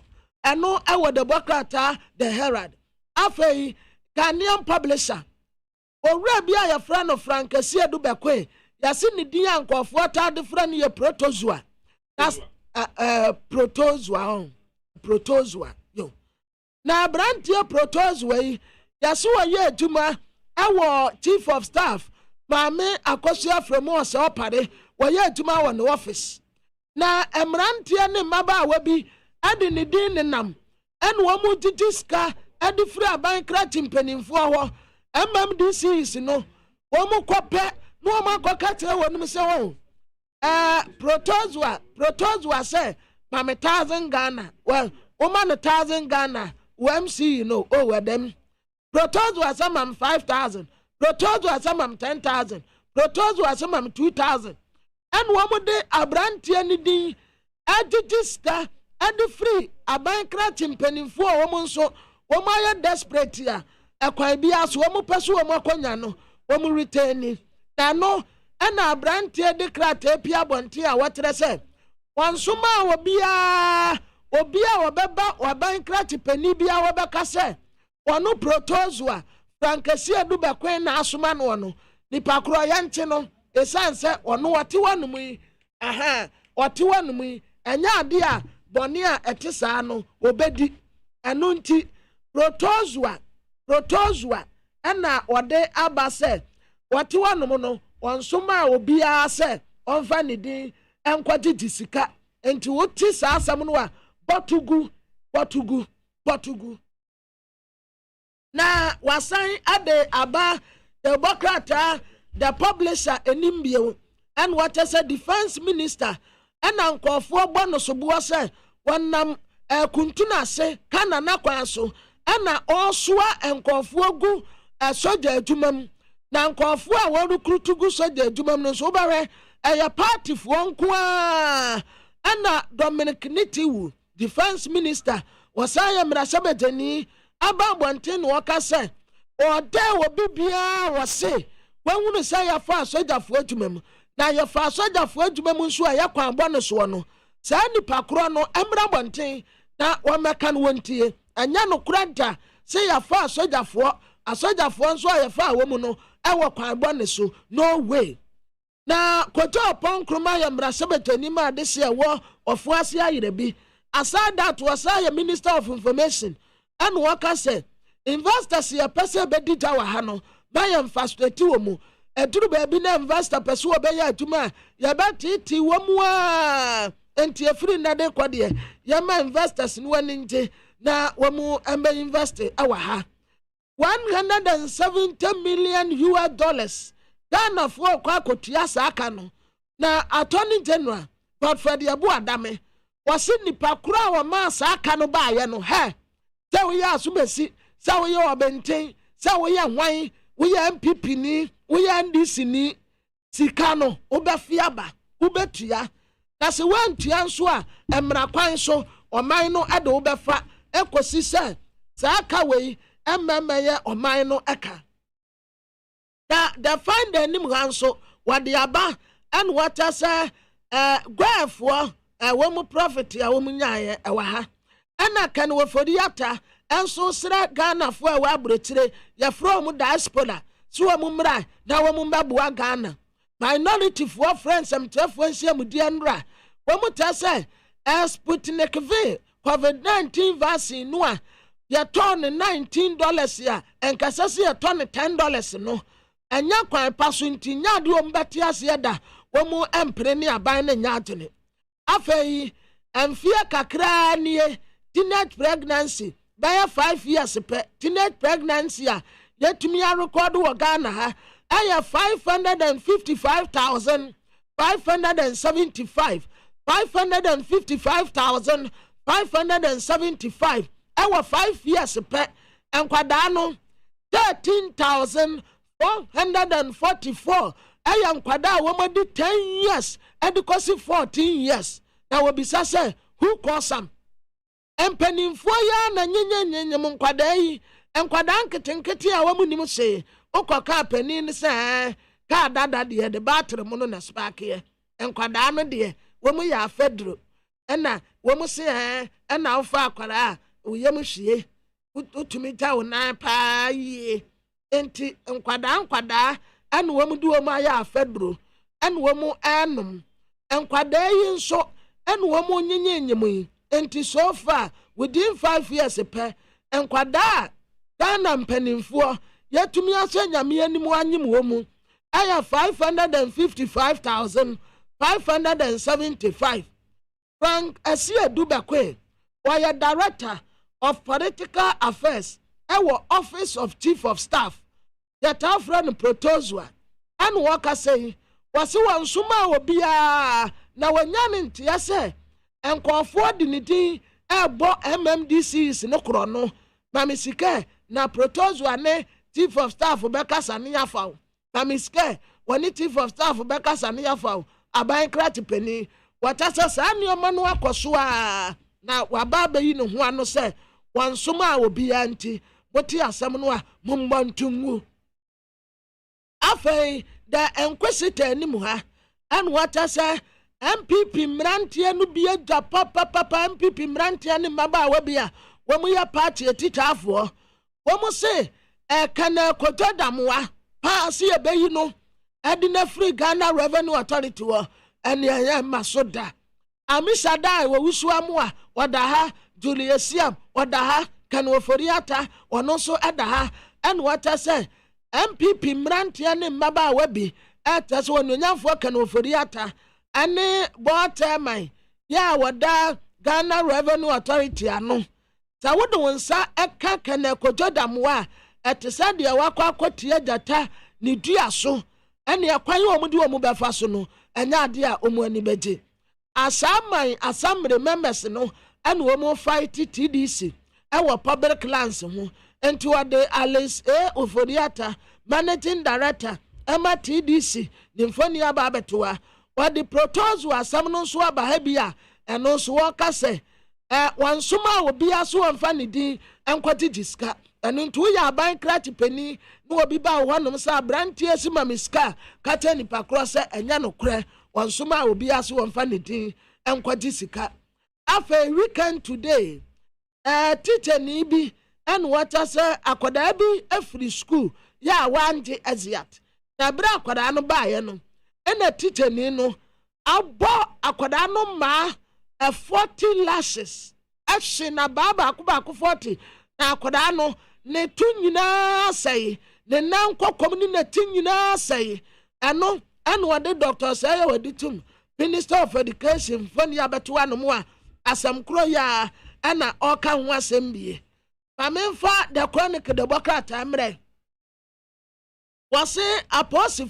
James Opombuanu aye IGP Inspector General Police for Tracy Jamestown class no and the back of Odia womutisi yasu womushekofodua pe and womutu America baye womu baye na suspect no a womususu se womu na di sa abon for sam no womotane no woman senya tip of se womu free kofodua no womu aba be sankran womu bankran so a na nkofo na dwane enti womu susu se enipa bi na masa nkofo na tip off enti womu sra Ghana-fo mumwa na yanchi enipa bonifuo yi a womu ebeti bone ku police ni ya afei IGP dibre no why na eduru no so esansa IGP a wate akonya so yi akabo sumi mienu pe na wokọ akwati na home na wate se edinya ebuboba ana odibi abeyin ai wasi PhD holder oya finance that's IGP womu dimu akotini bie aye commissioner of police Dr. Ekufu Dampare over 51 years so far ono and wodikan number 1 intime fan sase yedi mpeninie ana nkiyade ma anka nipa eduru no so adede akonya no eduru no so aye 51-year-old commissioner of police Dr. Ekufu Dampare waya director general Emma administration ewo process ye na wanokra no wayi obi a eba no adehyiamu a wasua de akwanim pa wokuta PhD ya waben se anya wono a second ya woto aso se number 2 aya COP Christian Teteyo no this COP Christian Teteyo no ono na toso mienu ono so ewo special duties enti sa ba ko mienu sa anyi wo mu a who is the third person? The third person is COP Nathan Kofi Buache oye in charge of legal ono anu watoso miensa enti nipa yi edidi so kakra ena nipa watoso 9 ono so eye COP George Mensa Director General of Services ono na etuatu aso enti wo bi so se nipa yi mu hwan ena obeye the next IGP ebi nso abo maamitiwa adodankwa se ono nso eye IGP a eye yie na oba IGP de yensa da enya bi wo Ghana hada enti watere ne tententen ewode bokrata eye nimu a wode DCOP Ekufu Dampare ne mfani abeto anmu a pape wasmale kama protozwa en wasa katere nkofo se wansoma obi a o sa wonfa ne din beji diska afa yankwotere semwe Leviticus chapter 24 verse 17 whoever takes a human life shall surely be put to death obi a obekum nipa no sa nipa no so yenkum ni bi eno eye Leviticus wasem enne wode baaye the informer the democrat emu na mewe what the vice president Alhaji Dr. Mohammed Baumia the mfoni abetoa was an express kama no executive secretary Lands Commission Alhaji Suleiman Mahama ono so da ha Samuel Abutinapo Lands and Natural Resources ɔno nso da ha wabɔ ne tan kama ɛna wɔse Dr. Mamadu Bawumia ɛna wɔ stress here ɛnsaase ho man so wɔn kran ha ɛne Ghana mmea bi ɛdɔɔso dodo asɛm a yɛbɛtumi aka no bɔkɔɔ na asomdua ba yɛbɛtwe ho man so ne yɛsɛ agyapadeɛ ne yɛkum nipa na atam asiri wɔ mu nkwa Dr. Bawumia tɛ sɛ ɛsɛ sɛ ɛtuo atwa afei mampani Nanado ɛda ha ɛna wɔka kyerɛ Africa nyinaa sɛ COVID-19 no ɛda so ahɔ enti yɛnko ntia mampani yi Ghanafoɔ nso yɛato atwene o enti te sɛ wosa ma education no ɛsan bɛbie sɛ Ghanafoɔ sisi a yɛte sɛ COVID-19 no sɛ wo sɛ ni wo ɛnyɛ obiara asɛm nose mask yɛgya ahyɛ yɛn hohoro yɛn nsa bio ɛno ansa nipa no ɔmaa no ho so a na wɔkɔ enti yɛnsa nhyɛ mu kena ɛwɔ Ghana ha na Daily Post w'anim ha Godfred Yabu Adame ɛsɛ no space kama wɔtena so wɔyɛ Adisco boy Adisco foɔ deɛ wow wɔyɛ guy ankasa wɔtɛ sɛ 170 million judgment debt no why na kɔ so yɛ Adisco boy ɛna obisa Adisco mmeranteɛ no wotɛ yɛ ne a yɛn ho ngyagya kama yɛgyina yɛn naso paa na Honorable Roxanne Nelson Dafiamapo MP South Bandidine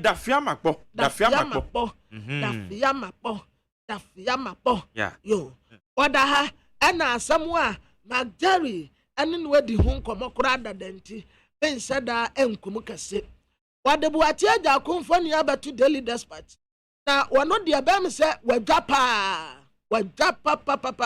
waso wɔnte aseɛ sɛ nti a nkɔfoɔ tenetene ne nsa ɛwɔ mu so sɛ wɔ mu nkɔkye no na saa nkɔfoɔ na tenetene nsa wɔ no so sɛ yɛ nkɔkye no no ɛne wɔde brɔfodin ɛde ma wɔ mu protozua si wɔntu a wɔn mo obi apa so wɔn kwagye disika ɛmfɛmfiri obi ankyɛn fa mmerɛ no nti monto saa asɛm no ntonkyene KGL group ɛna wɔn ɛkyɛ sɛ one of the sponsors here wɔn sponsor DIPC Diaspora Investment Summit no wɔn na wɔn yɛɛyɛ ɛno ho asɛm ɛwɔ ha Daily Statement boy ɛnso ɛba bɛ integrity ɛyɛ e-payment ɛwɔ GH link no ɛso abaya target sɛ ɔbɛboa ama diaspora no etumi abɛbi enyuma ɛwɔ ha esiedu bɛkɔ protozoa ɔsan kasa ɛwɔ ha Ghana yɛntake maritime dispute ɛyɛ Togodeɛ no Samuel Abutinapo ɛna wɔde asɛm yi ato gya ɛwɔ Daily Statement afei Daily Guide nso anim nie Ambassador Bray ɛna wɔn inspect chocolate factory enti ɛbra ɔkɔ chocolate factory hɔ no Ambassador Ginabre wɔno ɛne kunu ɛne chairman Fred Bray enti wɔn kɔhyɛ factory no Mark Yaham ɛwɔ ha ɛna management team Suhum Fair Africa ɛbɛm sɛ Fair Africa ɛna wɔn kɔsra yɛ chocolate kama ɛwɔ hɔ NDC Emrashabedafo ɛna duru sɛ deputy ministers bi a yɛbɔ wɔn mu tin yɛba abɛti wɔn mu atum ɛduru so apɛ ɛna minority leader katre speaker sɛ wɔn twɛn wɔn mu pie wie a no wɔn agye saa nkɔfoɔ na atum ɛkyɛn sɛ saa nkɔfoɔ na duru wɔn mu vɛtin no so no wɔn antena mu bi ɛna duru yɛ bɛgye wɔn mu atum a wɔn san atena mu bie nti wɔn sɔre yakɔ na wɔn a wɔn gye wɔn mu tum mu no wɔn kyɛ saa nkɔfoɔ no nyinaa ɛyɛ nkɔfoɔ mu ne wɔn nyaatene Deputy Attorney General Minister for Justice Diana Sunabadapa Deputy Minister Gender Children and Social Protection Radibazu Wela Abdul Deputy Minister Local Government Martin James Akwasa wɔn kura deɛ wɔn ne ho abufuo ɛna ɛkɔ saa nkɔfoɔ no nyinaa yɛ a wɔn nyinaa sɔre yɛ Tamale North Alasan Saibu Suhini ɛna di nka sɔre first minority leader nso sɔre yɛ James Aveji wɔn nyinaa sɔre sɛ saa nkɔfoɔ yɛ a yɛgye wɔn atum yi wɔn ni taka biara nti yɛgye wɔn tum a ɛyɛ wɔn nko asɛm na Dominic Nitiwu wɔtɛ so wɔn fa asogyafoɔ ɛwɔ sɛgya adwuma mu a ɛyɛ protocol so wɔn fa asogyafoɔ a ɛkwan no ɛda hɔ Afei, what the Dr. Patrick Kumabuaje, Director General Ghana Health Service, was a COVID-19 vaccine trial. No, a year conduct a year Sputnik, a light test. 1,000 people shy was Sudoku, Kasina Nankana, and Miami, ya better see Eddie Free. I am frustrated investors could do upon Kroma and Ekasa. Professor Samuel Kobina Enim, and what as a Ghana Statistical Service, and they deploy 70,000 enumerated supervisors nationwide. Sekwesiada Nipakaino Esha CNT, Womu Enkoshe, Nabibia Enkosukama. Afe Ghanaian observer, Dr. Mohamed Baumiyanda ha, ya watre and Sasa woman sote, said Yabeya a tubecha, could do upon Kroma, and so bought a Ghana Flaman, yes, investors bar, Yantiti Wonomuso. Prosters admitting AGT scale tank of Wafaso, the Pamotomin Suma will be a Frankesia Dubakwe Protozua, not some non so awaha. What Yako Adian Buafu, then why ne bonus subuano, Womu Brofudin and Medin Kai, a cano canino, will be anyone more, will bet to me a bonus subuo. Dr. Philip Passabate, Anna, all facey torture, our prison. Adam G.H. and what dear semi ababetuja. Afei false claims be a ekoso eno yensa asenwo de intimi mfanto wano mo na wo ba the weekend crusading guide ya achimabu akwa eno wo mo declare wo mu etu anwea wo kwa abone so eno nso ewa ha wei ene de bokrata eni animu a anope ode eba ye ente ye bedo ni nyina mu asuko ye bedo mo asuko good ye bedo mo asuko na afei eye interviews akodo aboko no nso no ye de abrom nansa na no yenti a yewura Godfred Dame o say interministerial committee adumadi a womudi ye obeka first term of this government no na ye kweti Galamsey illegal mining interministerial committee ni dwumadi bi omudi ye no eno no kra so at the judgment date abran you na yenti esadia o kire ensemi mu edify Yeria, Yabako Yera Kwamana Donko, judgment debt on Sensemen Sono, Efa, Eye, the Ane, Ababetu, Trisi, and also a Winchimoa or the Bay, Yentine. I've made say so were issued. Apparently, there had been some judgment that granted against the government of Ghana in that regard. Yes, I got to know from Randy Abbey on the program on Joy FM that there had been some award last year. And the following Monday, I set out to investigate, and indeed I found that there had been a judgment debt of about $50 million granted, and that was in, I think, July or June last year, in respect of some activities from the inter-ministerial committee. At that time, there was no burning at all. So really, I think that judgment debt, of course, really sometimes becomes unavoidable, but even in respect of that particular judgment debt, even though the time for an appeal has elapsed, I really intend challenging it on procedural grounds, and I think that the procedural grounds really will not be caught by any flash of time and all. And I believe that the media ought to encourage me in that regard. After all, it's the same public purse that we are seeking to save, and if that effort to challenge the judgment given by the High Court in Kumasi last year that I became aware of only when I became a tenderer, I do not think that the state, the media should perhaps take it. I get up. I'm just going there. Yeah, but I still come to the question. So back to the question. Burning. I think that the burning again comes back to the legal perspective that we look at the matter from, because I am also aware of the decision of the High Court in Kumasi in Estin Quebec, a matter that I personally conducted, in which equipment had been wrongly seized by the Ashanti Regional Minister then, and had been kept at the police station for almost over a year, and the company in question was claiming an amount of 12 million Ghana cedis against the government. We successfully fought it off on the ground that, to the extent that the equipment were being used for illegal purposes, no consequence ought to follow from a seizure of the equipment. The principle that we are operating with is that no right accrue to a person who is engaged in illegality. That's a principle recognized by the course of Ghana is actually captured in the Latin Maxim Este Picasa or non reta 2. So really, these are principles of law established. So, but that would depend on whether we are clear that the person whose excavator is being bent is breaking the law. Because we do know that there are people who legitimately have license to mine. So that if you take the position that bending an excavator for illegal mining is you don't have any rights, I can't argue with that. But how do you know that everybody whose excavator is being bent is doing the wrong thing? It's up to the state then to conduct the proper diligence to ascertain that the person that you're proceeding against, whose equipment you are burning, is actually engaged in illegal mining. Ghana Montie, Ghana Montie, Ghana Montie, Ghana Montie. And it's $15 million judgment debt. And no crown boy and she excavators who. And no na yera Godfrey Dame the Attorney General na Ochilimono na one Bernard Avile and an ekasa was the point of view. So the program the point of view. So it was City TV and an church sense me say. And the young shares excavators are GGCC work can crown $15 million.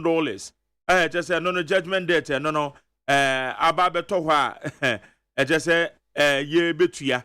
It's not the IHC excavators in the end, no what can I say a drew her state Nagasano, and they say you ye. Mame kwa manusi ni come for free. Stanley Mate Ekasama Ghana Water Company Limited.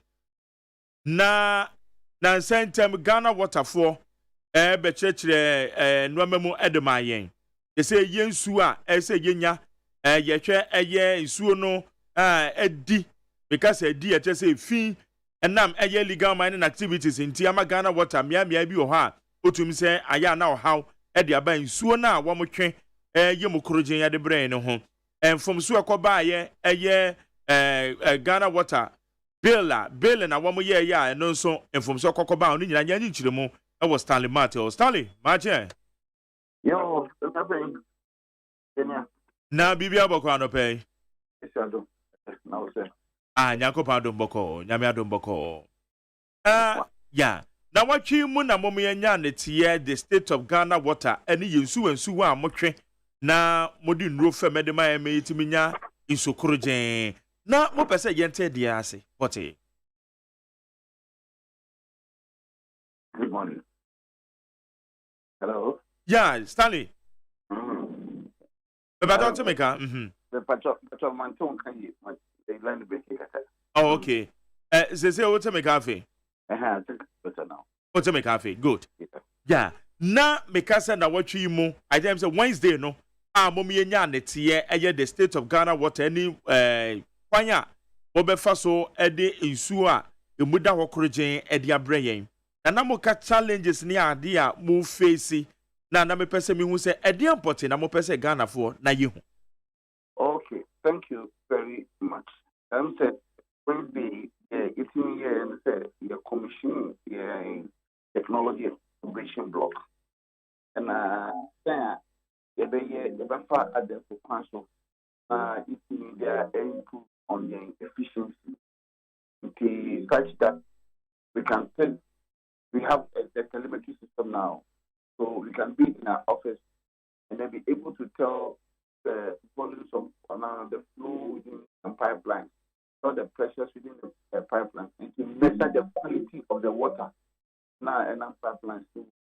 Okay, so the way everything at our office now it will control the treatment plants almost. So we'll be touching out. We'll be able to tell. Now, to say close the valve, we are able to sit in the office and close the valve or to open the look. On Wednesday, the chair, Ghana Food now. Technology,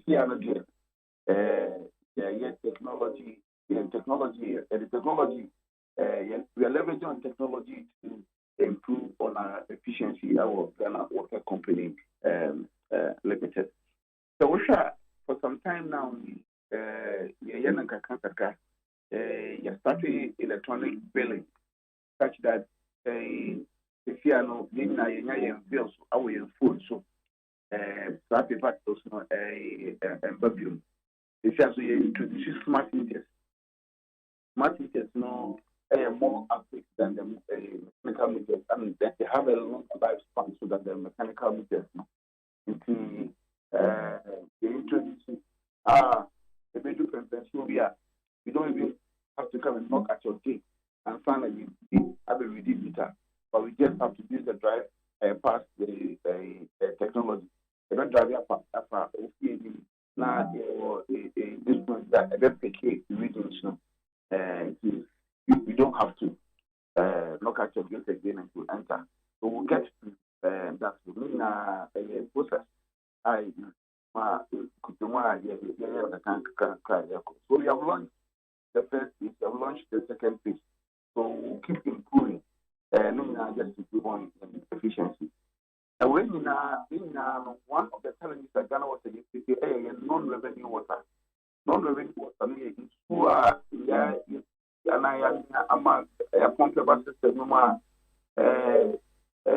If you more echo wish, if you also are among for the area, no can home. Except the young thing in your home is the Carolina home password. We have produced the product or the water, the pump into the system, but then there's no monetary value to it. And it's also because, one, either say people are stealing, and I say it's going to waste. So we have physical and commercial losses. Okay, as I just want to hear about the piano, another boy and especially the physical losses. It will help us with the commercial losses. Me better no page on so kakra ma why I'm so network now. Okay. Fiscal losses will be able to tell a step will be not pressure to reduce here. Every man alert to our office.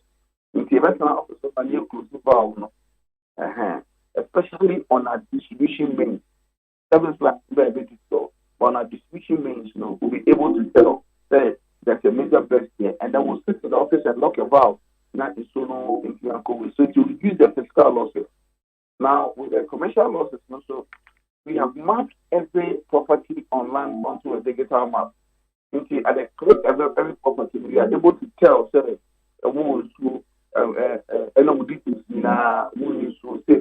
every details on that property will show. Why your digital connection and so will be able to tell that there's water in the house, but then it is not covered by documents. Now you are not a legal customer of the Ghana Water Company Limited. Now with the member also, and they will have it prosecuted by the law enforcement agencies. And also will help us to kind of reduce your commercial losses. In all this, we are working towards the ambition of the organization. And the vision is to be a world-class leader. To be a world-class leader, one of the things is technology, and one of the things also the losses will be between 5 and 25%. South Indian in our losses was about 50%. But reducing 38%. We are still working hard, so we'll fall within the 5 to 25%. Then we are achieving our vision. So that is the aim, and that is what we are heading towards. And all this will help us serve the Ghanaian citizens better and efficiently. It's not just a for quiet so na modi ba be di djuma no e be reduce wastage. And so a ebugua faso bi ani so. Exactly. Oh, okay. Na obi be say and the one ma ewie nsuo. Na I don't see me enyaho infrastructure na enyaho kano omunina no ebe na master for conservation back. Intina no motom office kra na mo betimi yehu say illegal connection bi akoso wo mpatamu bi mu ana. Yeah, we'll be able to tell, and then we'll also be on the ground because if it's electronic instruments and also will help us. And that one say it's not the office and within the communities. Not just it. So within the communities now, the electronic devices are information on the ground. They go digital map also. So whilst we are checking on the digital map in the office, we are also checking on the ground, and that will help us reduce commercial losses. And MONTIE, that's right. Only say why illegal connection here. But more than that, Ghana Water Company Limited office na regularize amount. The cable how we see and we regularize amount. I say one year star na after year be chill on the field so illegal connection there and the Malobi. All right. Yensha eye ensu a motwe de mayen the water turbidity level ana momie hu se na mamo boka pa enam activities of in the titiri where illegal mining and the keka ho eno so won sen kan to say illegal mining is a serious challenge for us and no yena Ghanaian citizens I was said it's you put it your baby together your resource together no it can it future also me no can see a lot of people for Honma, they are not getting adequate water because they are also only able to produce enough water. They are only able to produce enough water because what the donor are yetting amiano is good habits there. We lose about 40 to 60% of the donor using energy and not the higher the action. Say it is 40%. Last time, my example of Odasu is a treatment plant that is very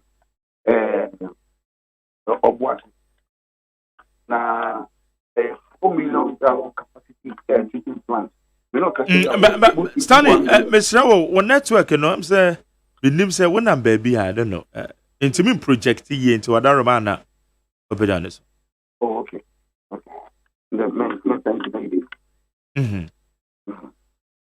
I gave an example of Odasu.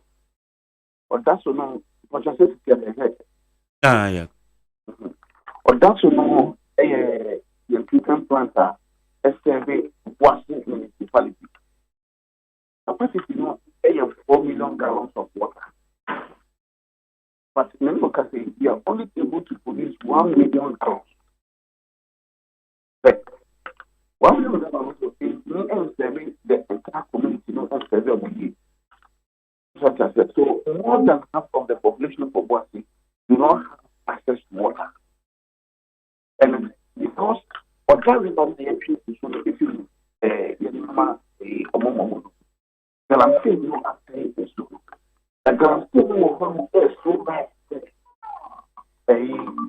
Even the point is that you generally check the school. Maybe a person is so no Emma a moment. I'm not gonna say no. Kind and cannot reach into a staff. What I said, so the common policy for car. You see, midnight. Now, you can eat it's your work of woman. It's one of them. We are empty and come home. But if you would take this as the phone, if you have already and yet, it's happening in Konobo, it's happening throughout the country, upper east, upper west, on the Pearl River. Pearl River, say, wow, 4 different plants that I was. It's only it's when I said we are unable to produce enough water. To social security, we do not have enough water. So we are forced to ration water within the data quality metropolis.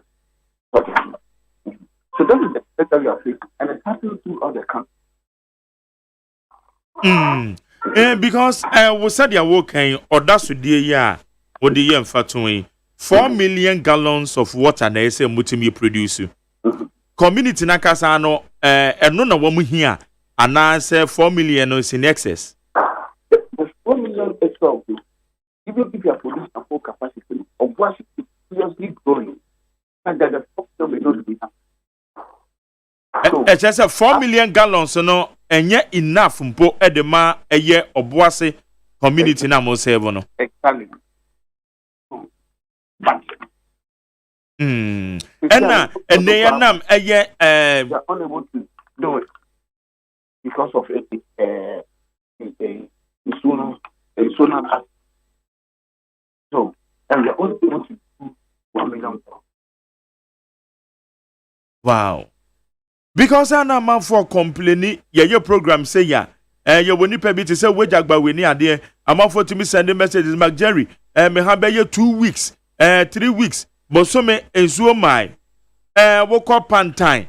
Tema. Ni ete ensuo emai.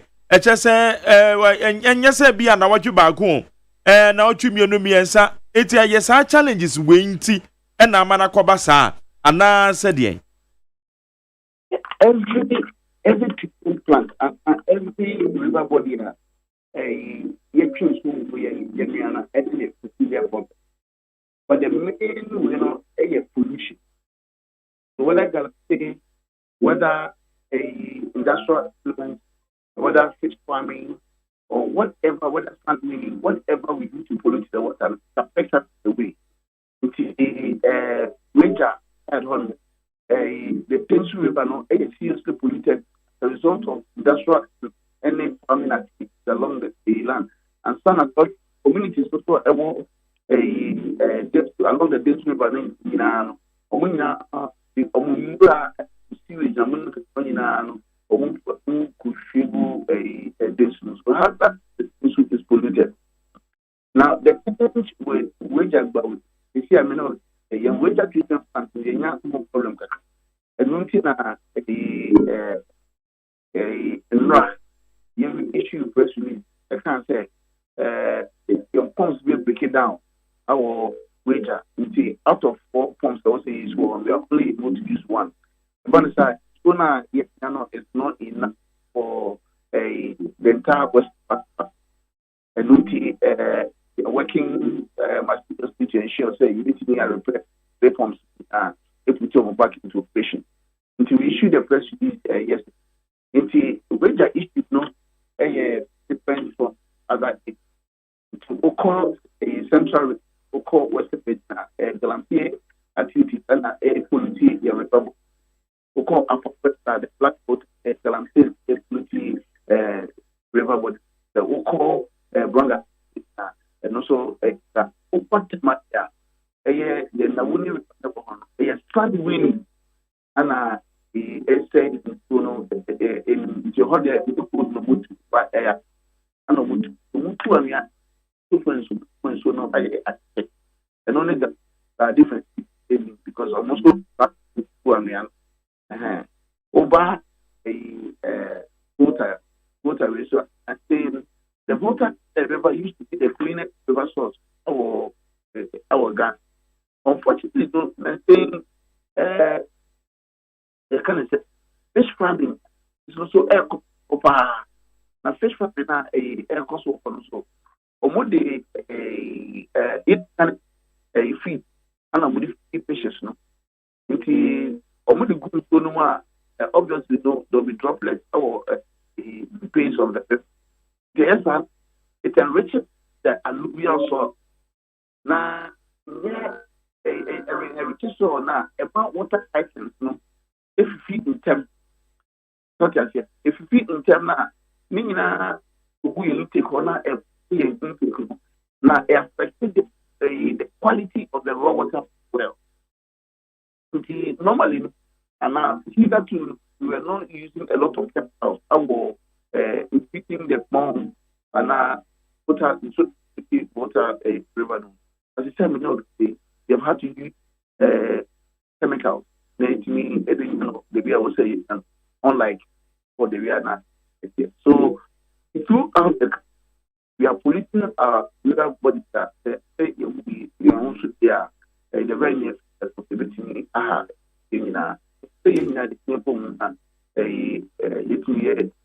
it will educate they may not appreciate what is going on.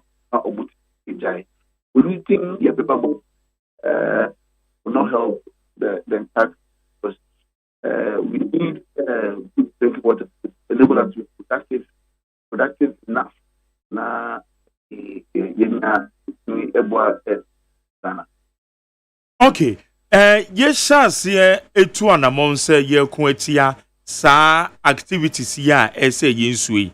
Improvements bi aba na ewo water bodies na motwi munsuo no. Yes, improvements now about some areas. Your minister call about Eastern and National. You realize it. No, if you know, Galamsey, our chief area hall. Very no, any the whole. Would you say that it's because war? Any the whole, but just around wow. Or I figure that on Galamsey air cost around that year, so internal asset. So, if he some areas have been improved, there are some areas for sense. If he the effort of the opportunity, I think has helped improving the quality of it. But we need to we are not one na almost so I think sustainability should be the key word. I was saying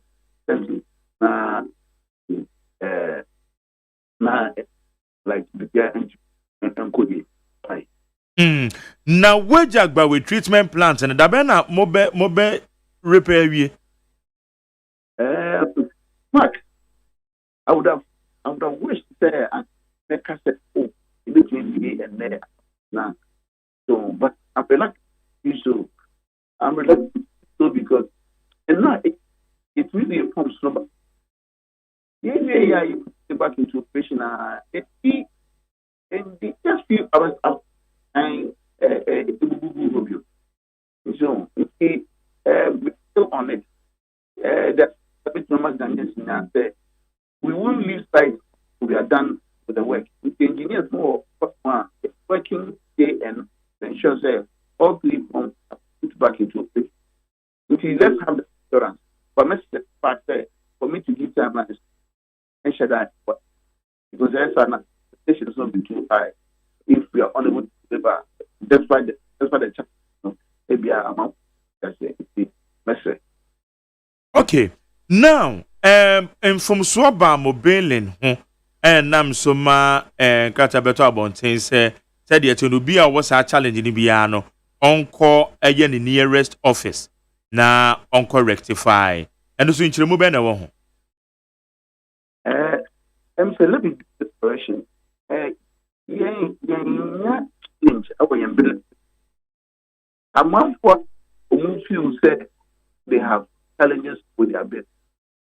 We don't have a open source challenge and open source to be of course are open at any time which you have a CP clarification such as it. Business is a unfortunate, but our challenge here those just come to us who either explain and I check that if the allegation and answer a right for and then based on that to provide a situation for you. Now, and not if you didn't anything at all such as it. So, you and system not perfect, but at least it's near such that anytime here there's any anomaly, some certain standing will either explain or write for you. All right. Inti na eno na nyesa anomalies bi na aba na emom nipa no and also because obi the monthly water bill na otuya no you find say be 120 Ghana cedis. I feel all of a sudden okoya a shoot to call 350 Ghana cedis. Etu ano no ebisa mo nkrofo a ewo eyesa office kure. Mo kire mo say mo de aba no mo de ama no no. Inti na just nipa no kwa we helpless. It is that they are working or be a 220. All of a sudden, a shoot to call 350. when him say won't for any additional consumption beyond Bambeka. My sense you it's very going to determine that only additional consumption. Ghana Water Limited, a billion according to their account. What kind of bill and your account is measured by a meter nine. We don't check your consumption at home, but we check the meter because that's the equipment get the measure a consumption. If you read the start, I will meter no so and no Anna you input into a bill now. Such as the system, we are not a meter like and can not say not anybody meaning about not the pen at shop. So ABR or the meaning the pen at shop, ABR no control it and a bit or how with the antissa. Equita electronic instrument yeah the share so meter so not a long key readings, and then we put it into the system through the cloud. Such as apart from say instruments ever pick readings, we take a picture of the reading as well. Every month, the emitter readers, but there are two things that they do. They pick the readings and take a picture of the reading, and everything is in our data. Not just it is a now over. You bet the best show. You bet show we'll show you a meter reading, and then we'll show you to confirm the meter reader by maybe can say there's no way. In fact, there's no motivation for any of your staff say obey below unnecessary and obey more high bills. There's no motivation for him because that money won't go into his pocket. And besides, if you do that now, the system will correct itself the next time Obama be ready. So there's no motivation. So into the system now, the system will correct itself. So there's no motivation at all. To be honest, you should say it is your consumption and your below. Stanley. Okay. In any case, one of the first things you can do is say, when you have bill, check on the meter readings on your bill. Just suppose that with the meter readings, I will feel that they will feel at the time, I will mean saying they will build those one, then you don't have a problem. But they will build those higher than what you have on your meter now, then there's a problem. Then you can report to us. So do that first at home before you come to our office. Now, one other challenge, say, and now, one of the things that you notice is a mouthful will leakage from fear. They do not respect and now they do not appreciate the enormity of the challenge now aircraft will feel, especially when they are droplets. I say, but it's a that little drops, and a swallow bill. So what the bucket is, you'll be surprised to say, in about 5 to 10 minutes, the bucket will get full. So you can imagine if this thing happens for 24 hours, 48 hours, and then a whole month. It will definitely swallow your bill. The other one, so noticing anything, your water closet. Your water closet,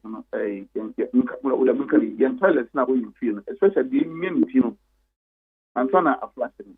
Yeah. Sometimes your leakages a pot no a surface tank you will not be able to tell.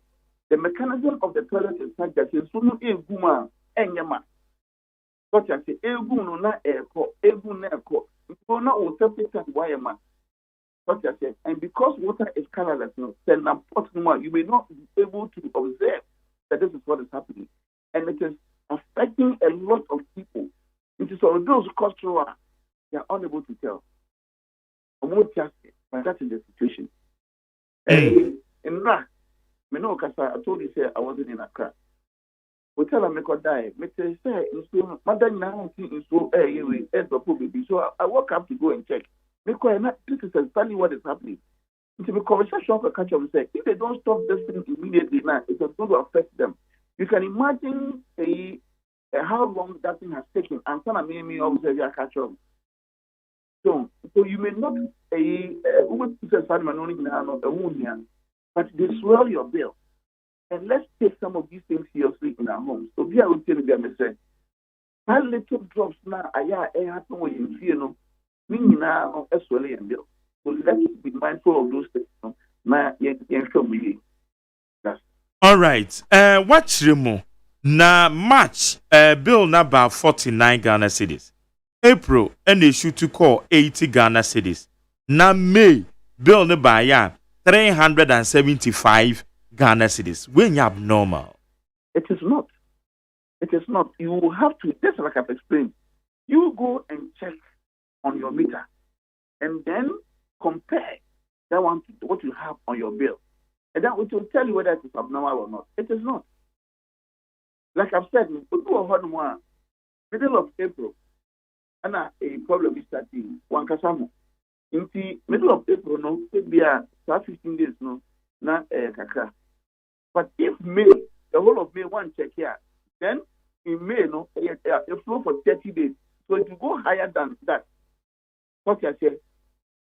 Now, if you have small leakages will feel now, the more air channel, the more it's going to go more.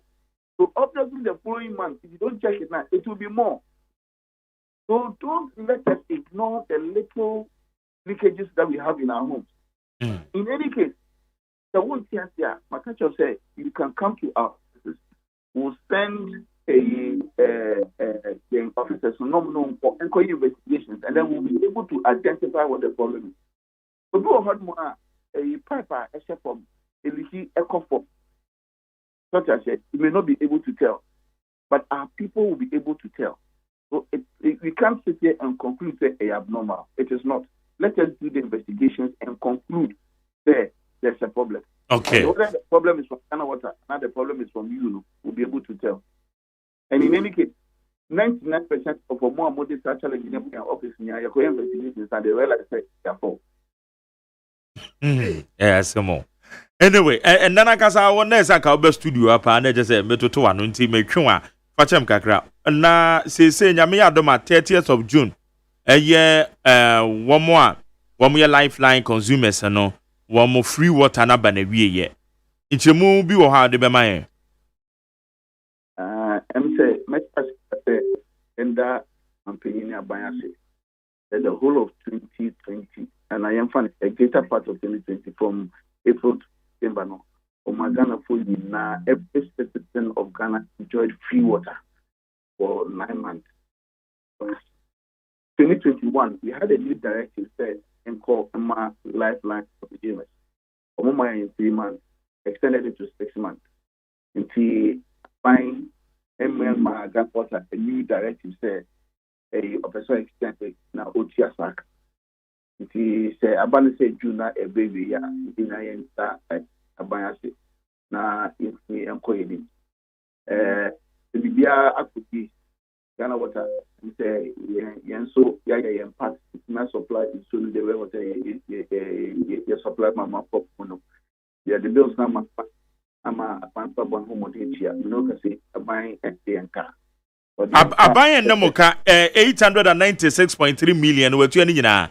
We're telling you the own care at Uncle. It was June ending, in fact, June and April, so, and I'm quite so I if you are made, you know, or more, you know, which I you hope say, I'm said, baby, if you don't know, because I know more change, because I know the dog move to this year. It means that anchor, a bandy anchor. Osha pushes in the way at Siena, may Bunyaka say a bandy, because the Omundi anchor. This year, a cosi into a baby, young person. Until June 30th, not just say lifeline consumers, so almost come ABC. That's it. Okay. One question. Obisi Mimbisa say, or person just separate meter. No, quite an as one go to your 1,000 cities be nominated. There. Okay, so separate meter, there are two things. Before I separate meter, the parent meter network also making sure say Kabia in so. The kind so they will give you an estimate for the other connection, no, and then the meter. It is a so we take the car. Let's say the car area one, and let's settle the parent bill, no, and then for the purchase of maybe a pipe, any other logistics needed for the other connection. It cannot be one. But where the meter no, or say a can so. The kind of a bill for the procurement of materials for the new connection at work. In Nayan say Ghana Water Company Limited, pipes, meter and no, and in soon pay. If you also put it kind of buy, then you control materials, no, you are going to fix it. But Stanley, me about the materials and the boy yet dodo. Because materials yen na yanso yetumi kwa adwama yanso yekọ kotobio as a mudiana momodiana mo estimate no was too much ana Uncle Mark me feel say yen dey no mo for but every time no and now most of the time no the man for the plumbers bills ba near the compare yen dey far better yen you can find a material if the manufacturers not direct interpass any Duraplas na no keka yen fashion to so such as it but we are interested in what I know the water na be boy and materials ni be nya ho fa so Ghana Water Company is a big company such as it start take no the boy such as it. So our interest is not making profit on the material but interest is the water into yen fashion and to cost of materials also. Okay, so yeah the amount. But on the esno obiani ni fi obi ho no ya be connecting a bed 10 meters and for a connection number obi ho 15 20 into obiani they are different depending on the nature any the network na and plumbing works na e will feel because you want a separate meter and also making sure say who will bill and I won't so encofa obi meter mu after about there now what there and for them when could be there they will say you are making sure say there's total separation. Na meter no moton meter no ana makase yen produce meter o ye top meter no enim ho te say ECG for there wo mo de egu mo de mo koto free baby the make no first one no make pipes and not no me say utia ni akoto but edu meter no so me say yen ye koto so different. Okay. I see I'm on a bar or yen storeroom and I am warehouse. Okay. Estimate how are you breaking it down? I will say Sikabia echo me foot. Okay, it's in a Ghana Water for Mumit and Moton the Mayan customers. Yeah, koto. Mijitum, Bamo Koto and Namaba Betoma Mayan. I was say what you yen Tomamu. The way I yet turn no, pass a pepper near the mount into yen tongue. The profit so another way I say na amount. Okay, iti mokoto meter no 500 cedis a mo de bre 500 ne sa. Exactly. Iti enton. Iti na che se wo customer no o meter no wo beto. Exactly. Moto ma esen. Ton we the way I yakoton our manufacturers no the exact amount. Exact amount in the year be say. Seriously, no question. You get me to me and for amount. So I say, okay, mess up. And sometimes we have what amount so air because I explained earlier no. We will hold my connectivity. We need a few things to add. So I say, we will hold my we just connect the meter alone. So I say, if we only connectivity alone, now we are catching say ABI a 3 meter. Okona ono de na wo say bia de bibi kan na e street not Stanley car or say but Stanley when you go to the district offices now we'll do the estimate and let you have it. Let me say this obia ko ya office no kope bibia o de receipt o na u check car make sure say you take an official receipt. Now what take official receipt now it will go to somebody's pocket. But so take official receipt now, it goes into the company coffers. I know there will be no motivation for that staff of ours. Say, Obama inflated price amount because you cannot go to go. One thing is that is what the problem is. Until they don't worry, go there, make sure you have your estimates and an official paper. And then when you pay, make sure you take an official receipt from Ghana Water Company. Stanley, what the mammy phones na say ye to me now hapa na yenu din komona yeti phone so omutimi bembi. Why? Anytime we are over okay, no problem. No problem, Matty. Iti yeba arrange. Stanley, none of your dance say what my boy. Right. Yanko Ponchina. Yo. Enti ejefo na ensuo wusuo na emano eno na Stanley achirechire mu no.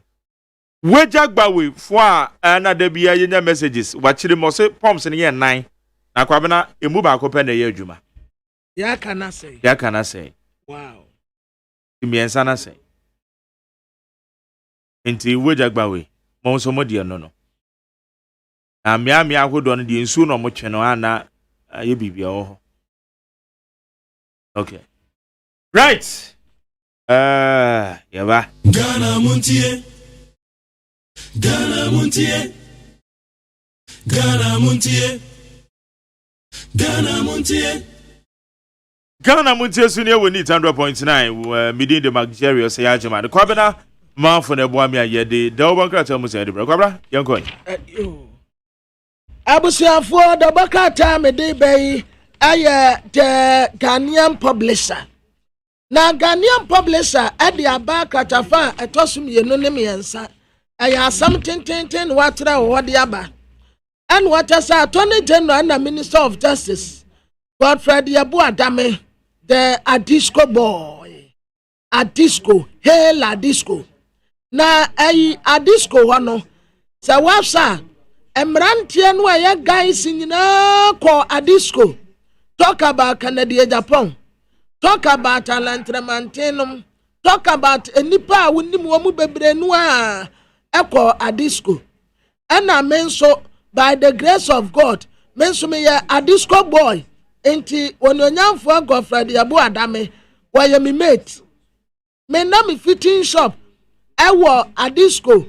Fans war naturally pair. One na me fitting shop ewo. Enti a disco for in the team. At the make car school no because me na me you mo cars mo. A disco cars na me na me. Enti ama wo mo in the team. At the make car school no one ne.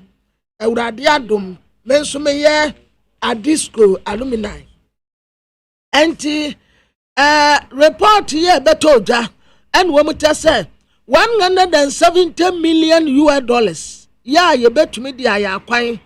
Eniama bebre na anokrampo bosi aye kobo free France aye di bebie bank no aye 170 pepepe enti sa 170 million no aye ska betumi aye niama bebre ya boka ye kwa akotua na hum tubrem nipa asase ye bo no sobo en wode bo ateja akonfo ni abeto soro ha en wode Dr. Kwabena Donkon so abeto fom ha na wo mo tese former power minister Dr. Kwabena Donkon ena nkofo bono so bo se eyo no a de dika wo mu de bo ate agako se bo ate agako na ko science agreement bone no ena wo ba ka kire wo mu se wo mu kasa no eye just a stupidity and ignorant ena watoto de ma wo mu Dr. Kwabena Donkon so teso Attorney General na num na keka no wo titie enti wano so a describe no say ne dia no aya bluff Attorney General na num na keka no en wotitie uba investigate hwan wano Kwabena Donkon na wano watu aya so ogosa na waba ba boss bo de atono so wakwa akobo kanti wamra matua ene ankaka no kaya mfanse obia saa ka no yenye obia mfanse no ebe konkon ho saa we chance operatu we na so asenyo no operatu we na so asenyo no operatu efe kra de omu sa ya cabinet ya na cabinet wo ya hwan Executive Director ma Institute of Energy Security na amwesi ya otoso enson ena ono nso etre se Attorney General owura Godfrey Yebu Adame or describe no say ne negligent ya oyeye ena me Ghana ebo aka no court afra asem se momra na yendi asem we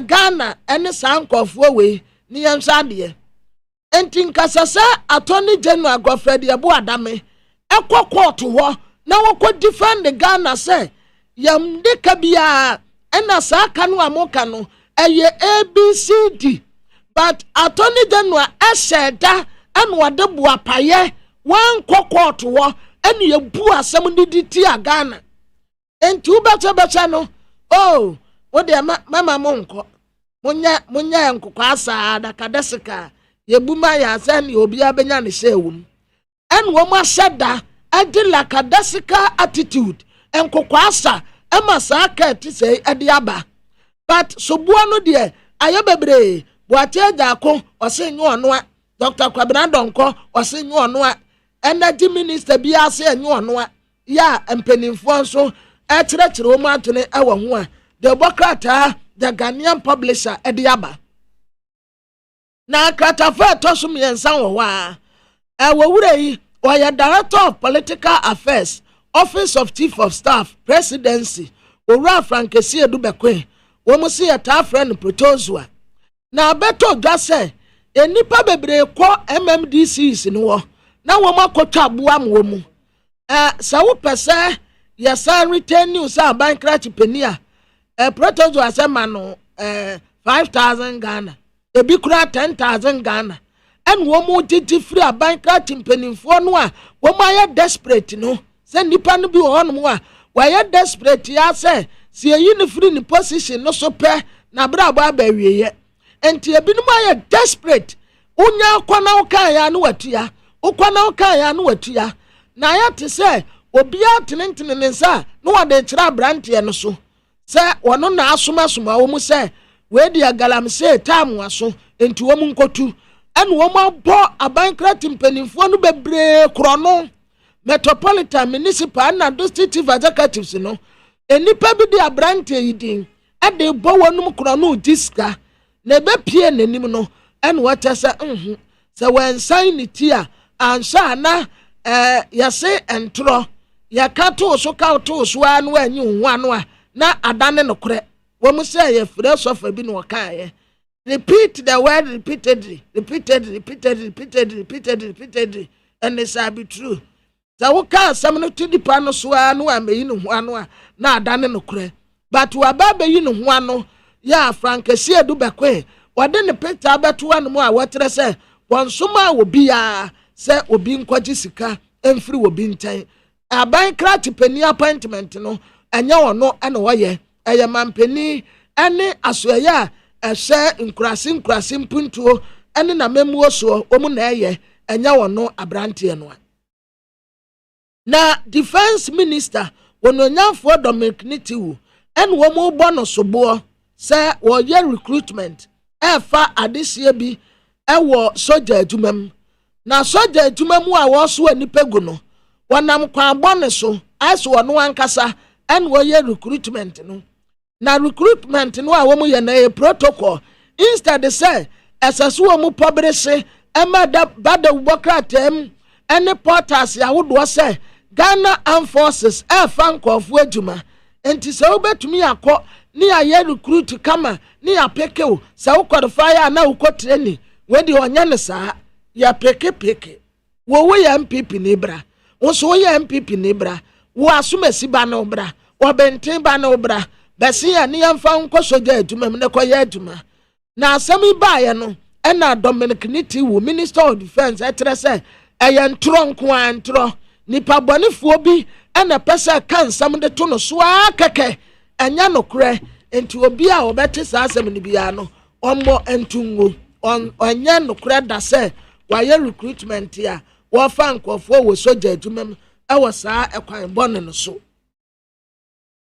na wade ononyamfo kanda pa emfoni abetoa waye Minister for National Security ena wo admit yi watasa papa no aye pam ni free no office no ono ana kaase yenkopam no na sa former Ashanti Regional Security Coordinator no you will be a or hard to the papa no ho awomete opese abai no ati dimbo ninti ni yaka se ena tutirafo na adi amemwo no aboso nti en wo se dade nsusanimu die di kan ono ankasa kandapa afred disi opi opariado aka tire ne se woni onyamfo contract yawu me mawo another contract bi onti hand over neko just like we call keko after that en ono ahia disi opi opariado retire en wakata se me ne wakasa wo phone so wotamu aso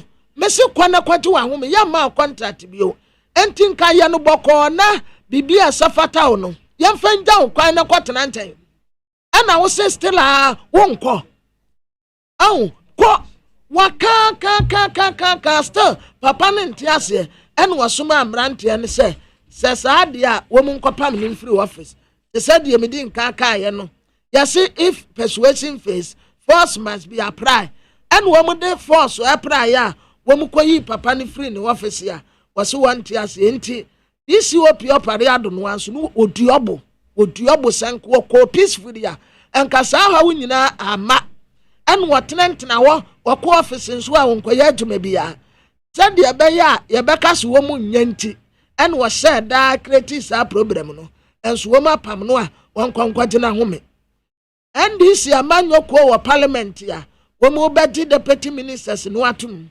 dina asonabada pa enne de ye deputy attorney general Martin Jemensa Kosa deputy local government minister Amidu Chiana deputy sanitation minister Ezuwela Abudu deputy gender minister womu nyina ya di wonu atum kama na bra chairman appointment committee Joseph Osewusu katire speaker say sisi ade ye enkofo we yaji wo mu atum ne kwan so an ye nyina ye mpreso e wa pe na minority fo no start say omu esore James Kulichaveti no asore wo mu akeka wo nyina no obi asore say munyi wo mu ntumu a mu wi aye beba abetena se enti mra chebejafo ko asetena no edru sa deputy ministers isu no wo mu nyina asore ye say wo mu anji wo mu antum Haruna Idrisu mfoni awase wo eno wata minority fo a parliament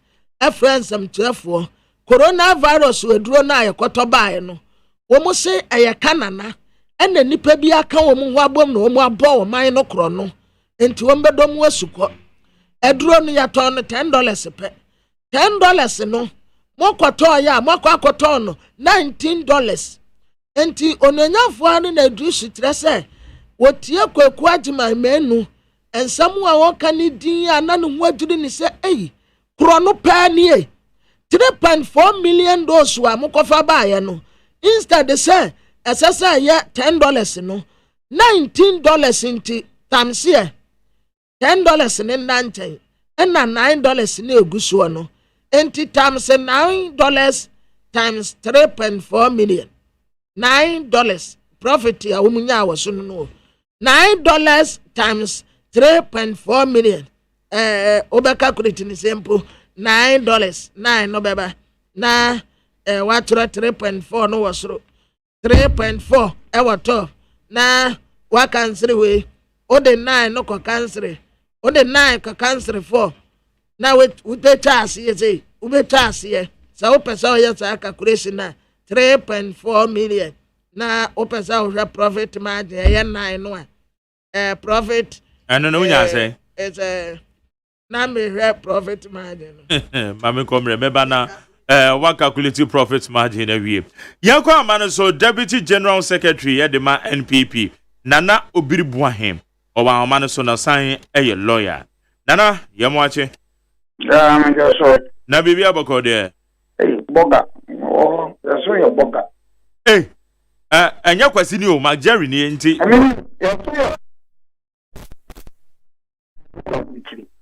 me nana we de corona na yetu kwankwa abrochire da bia ensande wo kai se mfie na num na ndie fine na obi a wakwa abrochire emfie nan enum achi na wo san friend boga kwasi abode num the four burger. Oh, kwesi abwaje no mo ye burgers me wadaro. On the same you no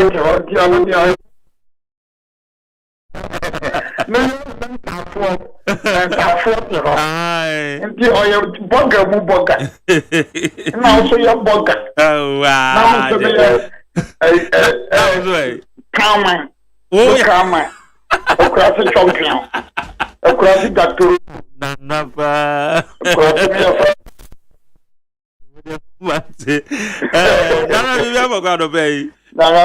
Okay, yeah, then I go back and say, na yending common.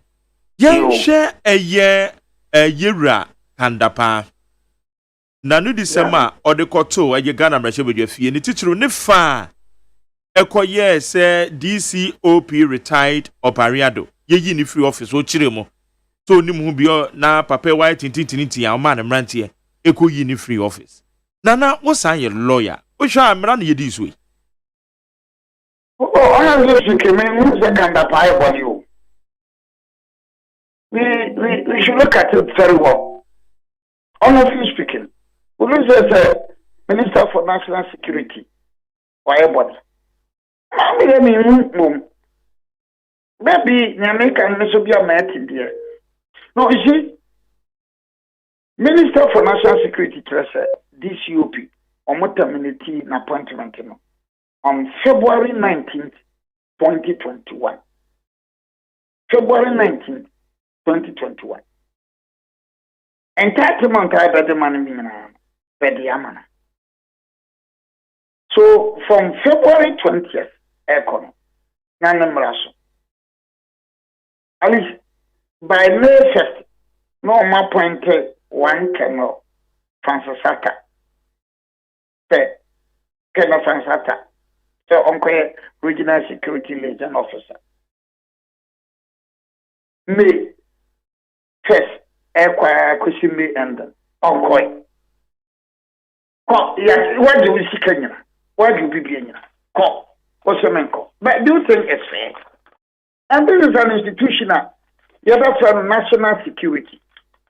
And it's a very sensitive and delicate institution. As in the entire Uncle Fiukurano, and Arabu Kandapa, Mukraka said, on Churchill, Intimini, Winim, Bianim, but the Minister for National Security, on a duty. I don't Churchill. Call Osemenko. Initially, class a prono, Omukuchenji Lawson. Omukuchenji Lawson. Or Mediamenko, Makwajuma. Please, for goodness sake. We believe in the rule of law. I didn't say that on court to say court, please, for goodness sake. So certainly, when the Minister for National Security, the whole Minister for National Security, like I say, there is every justification. Who am I? From the legal perspective, we move from show. From the moral perspective, we move from show. From the political perspective, we move from show. From the religious perspective, we move from show. And to be somewhere, but Nana, I said that we believe in rule of law. Na se yebet na wana se yehu se obi yesusu se na dwuma ba na wieye ye tuatua an entitlement nyina ma no sa na wo kana na sa na yewra kandapa o kire mu na no kra no nso no medisa ho ase Debbie Nana wo kasa sa na tia this you be operado se ne saka bibia iti ever na be mu no kra no I personally don't want to argue and re-argue because me can some of kind of rasha bekam no. I'm making this submission based on the Honorable Kandapa Kokano. Okay. All right. Yo. Okay.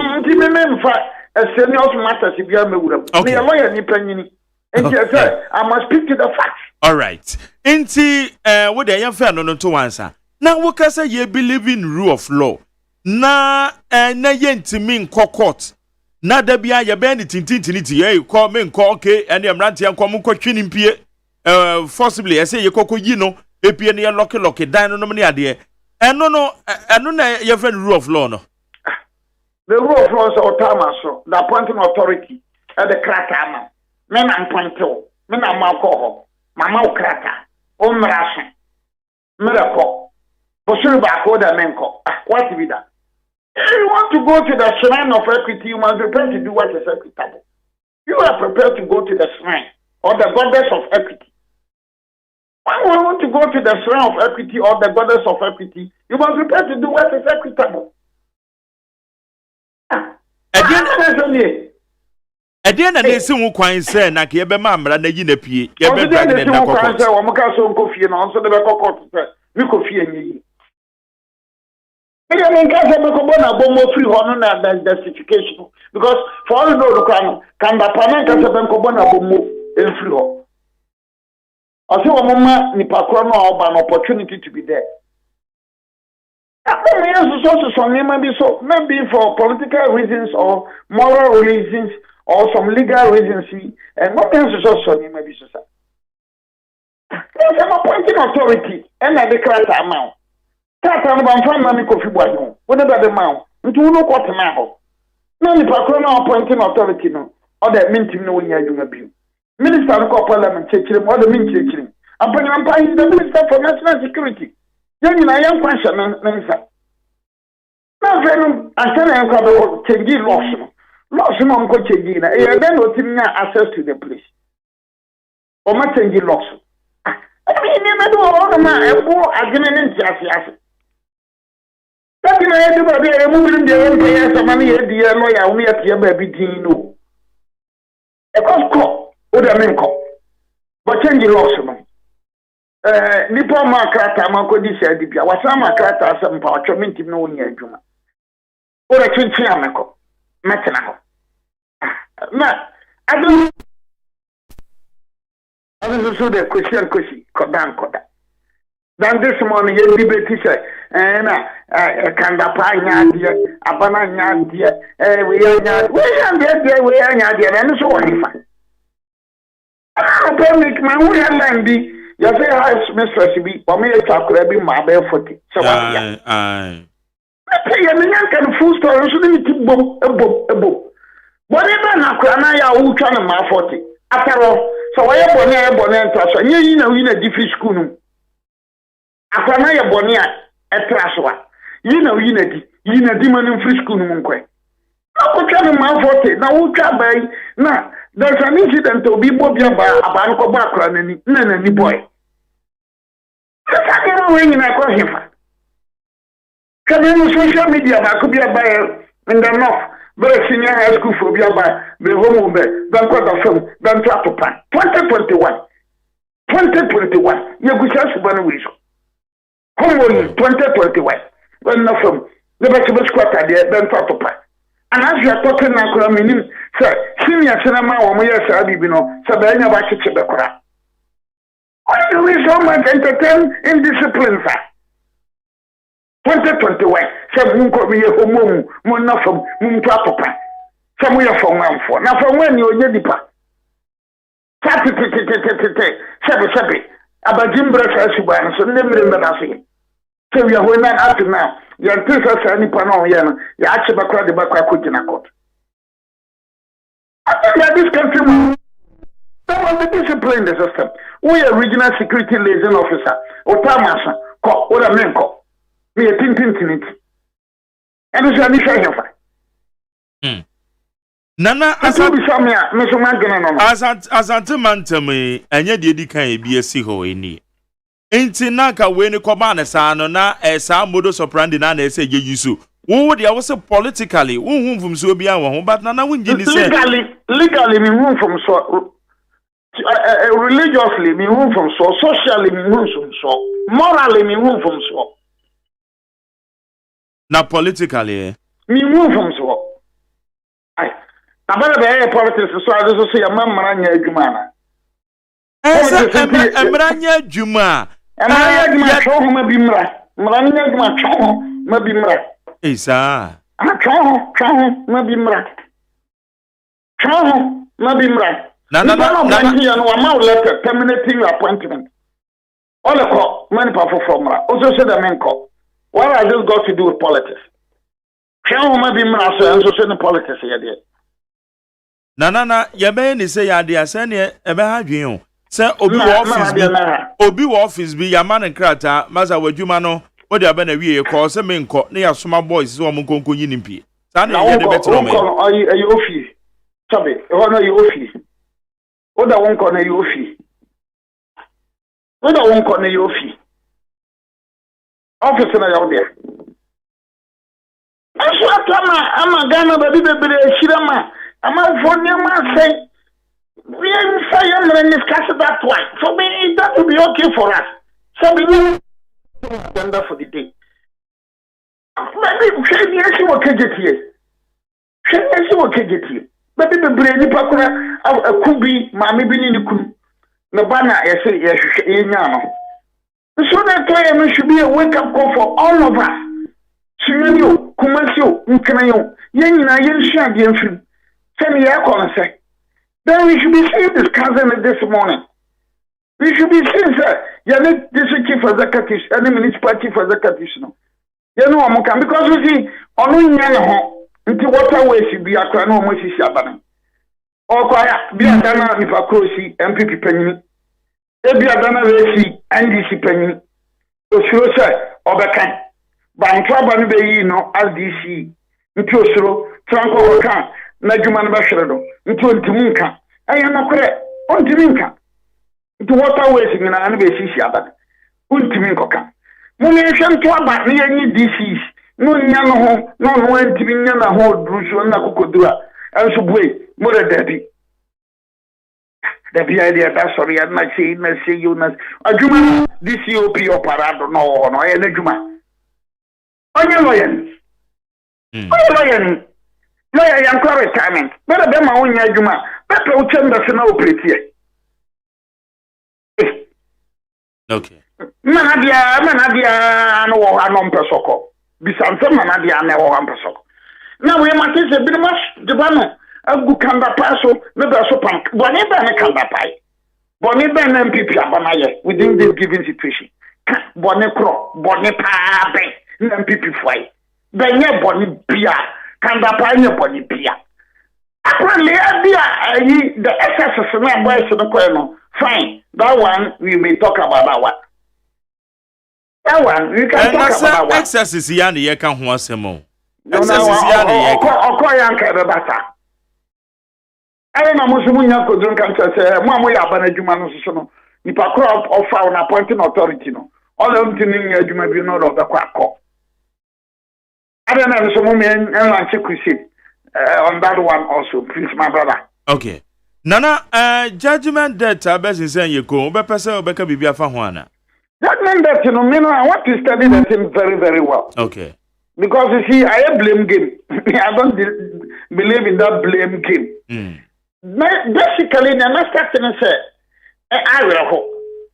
Sir, Ghana, you typically compare $170 million. You're the best tax bank. 170 million euros. Sorry, about dollars more. We are talking about 202 million dollars. Now you're the establish a bank. Now your judgment that is Chicago.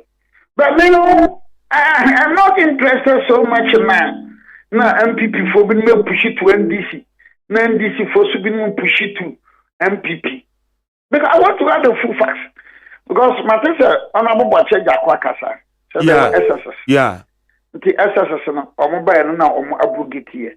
But even SSS and Crampunwa, fair contract now, going by the decision, this Supreme Court, the Williams case, fair contract now, Crown.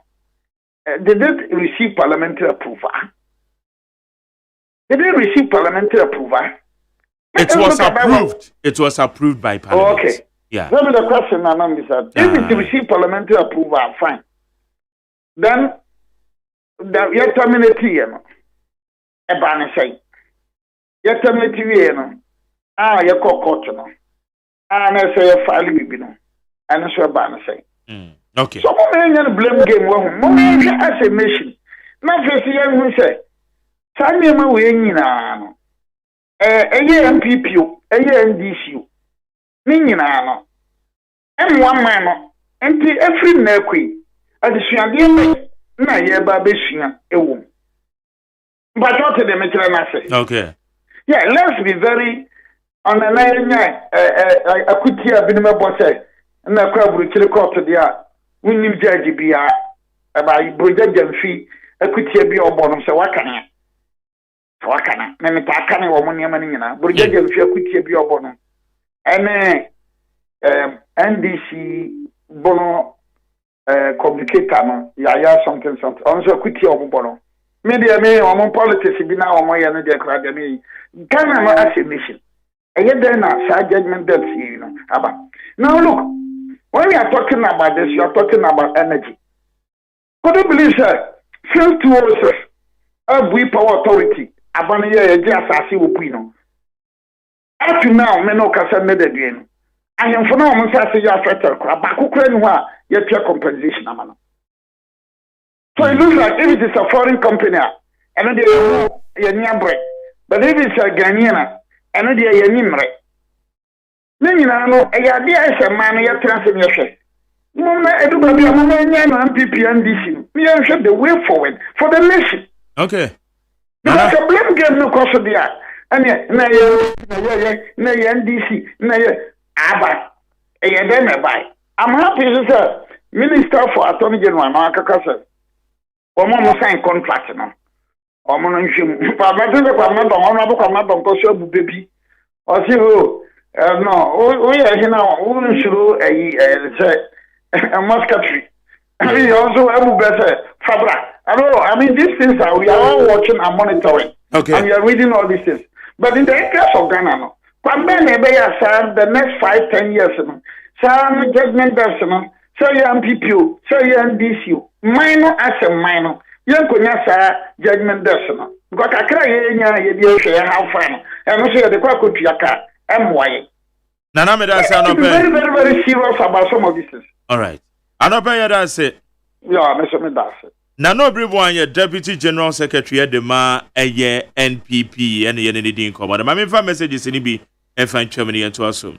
We say I'm sure Mr. Dame went to tribunal to quote his favorite words, which are throw out the case, my lord, as he does in Ghana, called representing MPP members, including J. Mensa against NDC. It seems those words were not enough. That guy got all the NDC cases thrown out by Ghanaian judges, but you can't defend Watia Jackal's reason. Okay, but that's the way I tell another free Finland or the Abba. Citizen Francis, MPP Facebook caucus. I said the judgment debt is to be put at the doorstep of the NDC.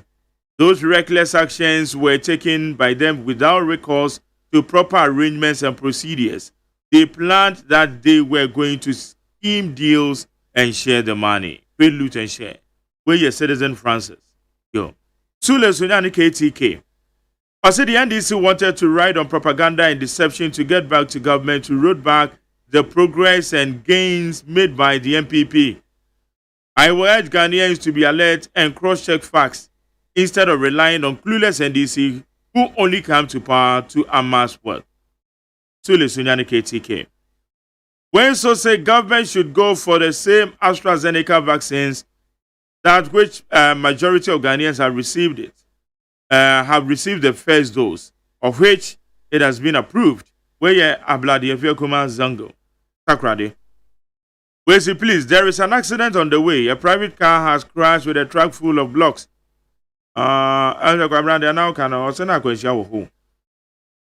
We say MP Isaac Adungo always speaking to expose his ignorance and incompetence on the Ghanaian economy. Because if you say Mr. President John Mahama was good in managing the economy better than President Nanado, why then Mahama sent us to the IMF? What's in it for Denmark? Mukaila Jonas also is quite unwise to shoot blame when you've been entrusted with all the resources to correct the wrongs. But with this car power deal that had resulted in this huge judgment by Patronia car power, where your GCPC. NDC must be blamed right from Kwabena Donko, John Jinapo, Amadou Surugu for signing a contract that has the tendency of collapsing the country. Mukaila Jonas, with us. West Jerry, good morning. In fact, I can't understand some people. If you see Ghana ladies with nice front and back, you say, make I go chop my fellow man? This is big no. Peku Anoche, Eddie Frashaman. We say Mother serpent of corruption and Father, you are sleeping. Wake up and fix the country. Please, energy and sweat DNA. Optimist edificers also with the new policy that will regulate and indicate land owners in this country will curb a lot of land court cases. He said those who sell land to two people at a go. Optimist, Kaswa. Noah the Act Builder, also Brown Mark. And you're crystal clear that NDC is the Ghana's problem. So I say unto you, before Ghana has its progress, then we must fumigate NDC political party. Hey. I mean, for which way? Also, good morning, my radio and Ghanaians. Hey. His Excellency Nana Akufo-Addo and the NPP government has seriously focused on fixing the mess Mohammed NDC created for 8 years. So, fellow Ghanaians, let us exercise patience because NDC has nothing better for Ghana. Enrico's Fiapre and Hinfianimo. Kwable people can say. I say Ghana is like an orphan under President Akufo-Addo. No jobs. Very painful. High lorry fares, etc. We say concerning the traffic on the Ofankor Highway. I passed there this morning. I noticed that a saloon car have run into a broken down car trying to come in. Na for the bano. One more say na akwenshia esi. Ewo saloon car bi akwa share car bi loaded blocks. Here track via say. Inti eno na wo moga. Kwabra fa bi twamani na minkwa ye nto so. Abusuafo aidabaka yaba katafa toso nan ewo the finder. Ana obu akonta enkwada yiri ya honyem wo mu 10 years adequacy 14 years yet to menyem 555,505 within 5 years per enti ade ne 5555 5 years per yet to me yiri ya honyem enkwada from 10 years adequacy 14 years no yanyem 505 Okoka mema ni bisa ni one day on pebon 1 and one pebon 2 Emma nyini na ne nam wei Emma ya womanwo 1 2 ne 3 mark met womu hutwa enkwada nketenkete ya pant kura wani mu horo ta husiasia ban se woyi ayi anwini waso we anwini mpo woyi wonim yi wonim se batishe mpanimfo yi ebetumi yi no watremo entan no watremo aze no watremo ano kama no wasa tremo ano kama no waja kakre bi na saso akono nwa ho se yes we de wanyini wahu ebi nso wo no mu a tedi wo musi ebeta enkwada de ande wo mu nya ne saa o ebi nso mpanimfo ne bi etumi yi entan ni sei no we yi ntan sei no we eja soro no asa punk kakra na wo ho na say a free baby a kwan no wo no na abasoro kakra enti ade basoro sei no na nwini gu na wo hu a wo say wo do nsa boso a oti ku wo say yes ade na nyini enkwada yi de fanta bo to oba to enyini ye ofra akwada ya wo behwe ne nsa left ni hyenanum tan kwada asa no mu ye bonza ne nsa we ni hyenanum o kwan maame asoma me wo mu mprate ya nkwada no se bia enkwa ya wonne ne kwa pe na me maame afra mi o wate me mra ma baby a me wo menwu anso waba o akwada wani mu hwe empanimfo de entesa ya uni pani en pratia say yes material relationship kama enkwada nketenkete wani mu hwe wani bibia ye wa ba ni trimu anwea no wade ba efe kura no wasi so oba se ni tini kura se de wayi no efe no wayi ase ne kakra so mo ba so are se de omu yi omu ti wayi ase kakra no waja soro no okwa kampanimfo ni bi se nkwada ne ya fedro nkwadaa no nso wofa wo mu a normally atasi wo yam wo bɛwura ne saa ukwajanan no aba ukwajanan na ukwanso a ensuo nko a bɛwura ne nsuo za nkwala no saa na yɛ taayɛ wo ufa akwada bi a owura ne enti nkwada no de ɛsɛsɛnke yɛ tan no mu nyini apɔntrɛne wo mu nyini ya konkwanti ba nyini ba ya apɔntrɛne ansa na yɛato agu so but yɛtumi akyɛ nyame anim within 5 years anyem nkwala ya wo mu age every 10 adequacy 14 555,555 for sa to aso a oh my jelly ya di ya ho abro di ya ho abro empanimfo no ye yem patronize empanimfo no ne yenten na nkwada no omunyini duru ayi kakra na ya patronize e ho nso but yan hwe empanimfo no a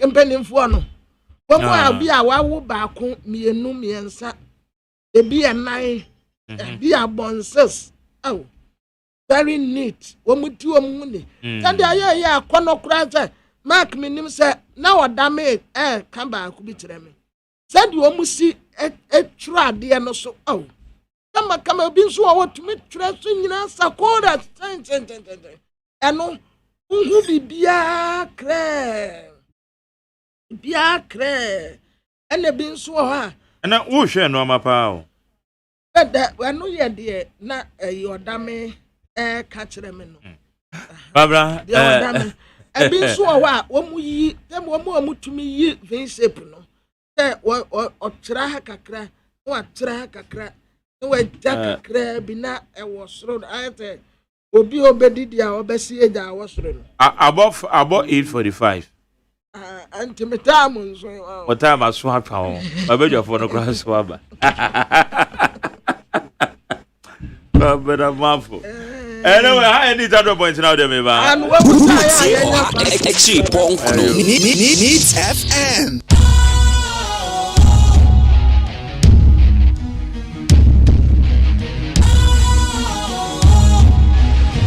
What's cool, fresh and trendy with a new look? Makes you feel real good, that refreshing vibe. Satisfies you right just the way you like. Do you know? Do you know? Do you know? Ain't gotta do it alone.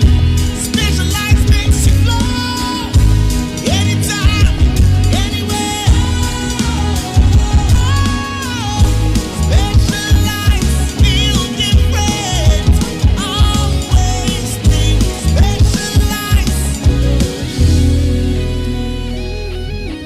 Special Ice Natural Mineral Water. Feel different. Think special. This advertisement has been vetted and approved by the FDA. Catch it. If you're right, maybe I want to hear it. And that's what be. If you are mutie, Bosumi, me mamuti rent to say. If you're right, 40 Ghana cedis. If you are there, come over to 80 Ghana cedis. Hey, son is there. Mabu said, if you're right, mutie, between better mumpumu, and with the equation. Now this way chocolate drink that abbey. Someone mama elchan when you that bay and I will crowd better too. What you make us say be a few of our shebra. I mean, you become anomaly. A Jeffira said you would your book. If you're afraid you would see your niche. If you're afraid you would say, this way chocolate drink for fufu you swa a good jomi. Yet tenants of 1 year I got to make a team on Monday. If you're a wood to any or wood to any, you're brown at day. Now this way chocolate drink, no sugar and in sugar womb, and then once one was here. And you hear any social. Now I know Pebia Michelle Sugar Cap from the family who I shall say, Bia, Muba from at this switch, Sasha Bakumpo, a good much man, maybe that. If you're a study, yet, this way chocolate drink a boost supermarket or can see John filling stations and the shops and no moment to Anyamatebusi and Shiani San Koto and Metati Maunum. Hey, if you're a baby, Fufu Valanda Swa, would the boy, yes, I am, Umra Kutukum. You got this way chocolate drink and so on. If you were in your debut, sir, we shall see. Actually, FDA, I just said, you didn't crack to more jet to say a yeah.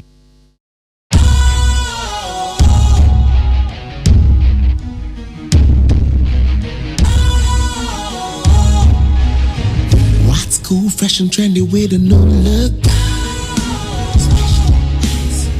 Makes you feel real good, that refreshing vibe. you right just the way you like. Do you know? Do you know? Do you know? Ain't gotta do it alone. Specialized makes you flow. Anytime, anywhere. Specialized feel different. Always think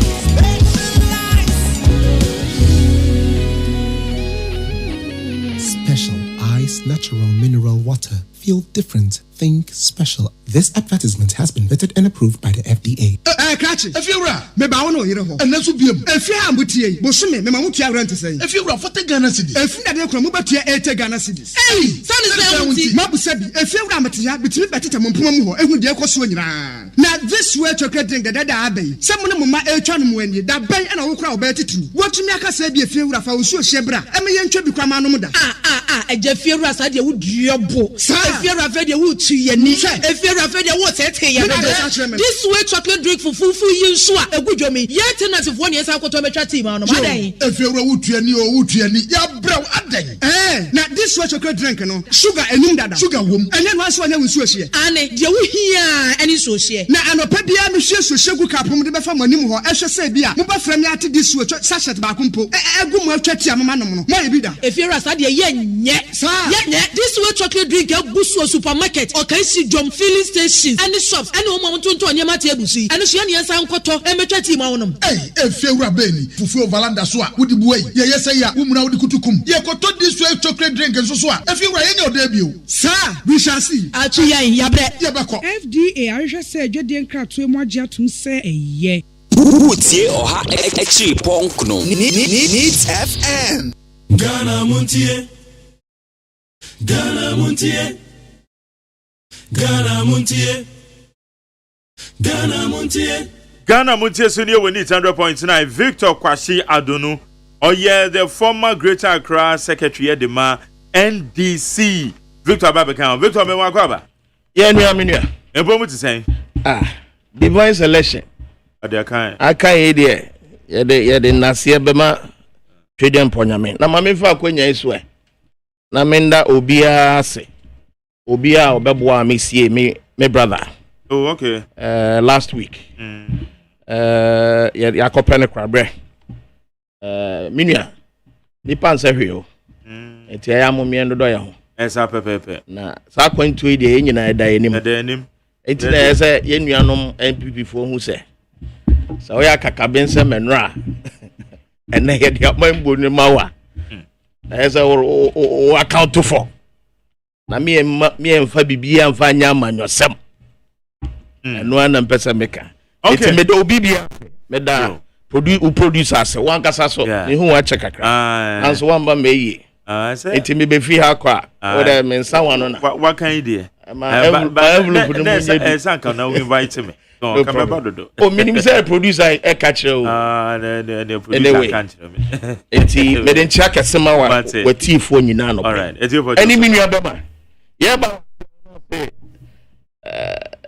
And now on kasa e minti. O sa. Minim ni enti. And ma mintia na now on sorry. Yo. Kafu Kujo Amega. Oh, you're a member of the MPP National Communication Team. It's a match. Yan Nama we saw Waha Nafi was Sorako because on Casa. Kafu Mache. Yeah, Mark. Oh, yeah. Yamiadu. Oh, yeah. Yamiadu, Benedict, and Kakrak. Victor. Maybe I'm in the people tarried in Tia. Victor, Victor said, name, I mean, so I'm confirmed, come baby, which media. And I go coming. Or no cannon. Oh, in the lamb, Son of a person at your son of a cannon. Son of a cannon. Your condition is a fire. Okay. My main message is not feeling young call again some point that yepono judgment death saga ever ho. Saranson and a year kandapa. Now Chimoko Ghana Russia with your fee. Now Chimun and some is here would Indian or higher baby to a drain ever home. Nana Kwama want any fabric my central. So good morning, Mark Jerry. Interesting preposition from the Public Account Committee. Charging from consolidated account and paid into same consolidated account, and the chairman is beating his chest that he has done something to where Nana Ekwia Mwabwating. We say the attitude of this government is obvious, clear that more judgment debt is on the way coming. Example like the burning of the excavators. Eric Okono, Edife La Paz. We say, if I may ask you, where ye Ebenezer Kwabenya and Odifri? Also, has the incompetent president Nana and his appointee been cursed with corruption or what? The old man claimed to be incorruptible, but under his watch, corruption in Kwa. Where ye Ebenezer Kwabenya Water Junction. Wofake New Plan Station. Also, Kwamna Donko, as he jail Odifri Circle. We say, good morning, Mark Jerry, please. Bisa Kwabena for mama say, or ya disco old student and Alfred and here to say a disco no repair on my cast. It's your co students or can't be. Or Paris, whom I said the NDC should give Ghanaians a break because all our problems were created by them. They do the constitution to favor only the politicians. They are now talking. Nobody can destroy Protozoawati. We are your pare or the free so home or so just home MCE. Somebody should tell Godfred Odame and others to start preparing for future prosecution. Mesha Kasante, Abosokaim. Tomla the free man Kranso. Osea Jaku says he acted on the vindictive orders of Nanado and his nepotistic cabinet to wrongfully cancel the power contract, which has led to the colossal amount of $170 million lost to the state. Nanado came to power to amass wealth to himself alone and the family and friends.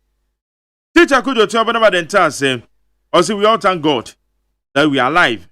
We are still alive to see the good work of President Nanado Dankwa Akufo-Addo, the God-sent president. Because if not President Nanado, who will fix this country for us? We here Teacher Kujo Chobana at the entire say.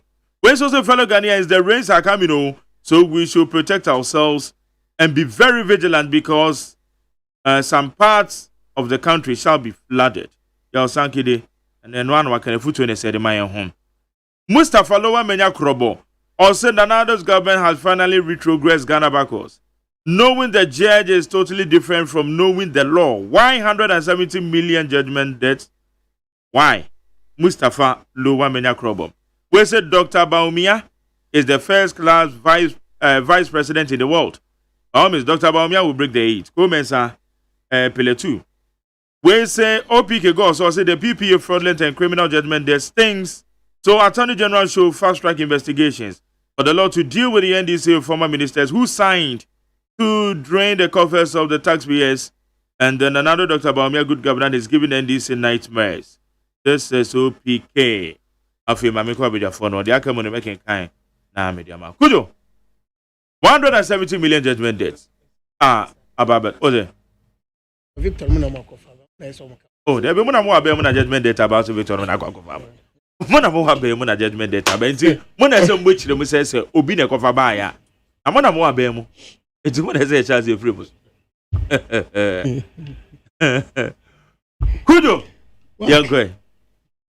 Mark Medasi. Yeah. Na menchia etiefo nso ena no pay. Mark, judgment debt issues ya abeya yetwene abasane sri. The question is eba ne sen ena sa judgment debt ebaye. The etiane se emre bi atwam na yewo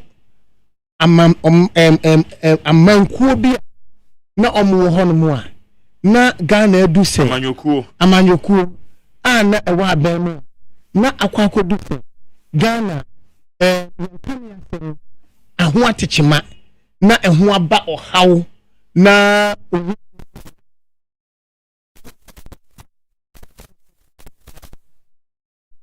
enti ba ne se na eyeso mo pekwan yom befa so a won betumi anya nkane a de amayen enti that time no enam se na ade no adokoro won nti no na decision bi o mo fa ni bia no eye gidi se ekwan be na ye befa so ye betumi asolve sa problem nti no omo nhwe ni bankum and omo nhwe ni nifa no ma take those decisions enti omo ko ahead and omo sign emergency power purchase agreement bebre na mark omo tugu mu enti ade na omo sign a enam se omo pe some instant measures bi nti no they were just signing it like that. Omo here results no. Say edi mpuntu na bebre oman no anase edi oyene na bebre oman no. Omo hwe mark. Enti omu gya egu mu. Omu gya after the no sign agreement no under take or pay.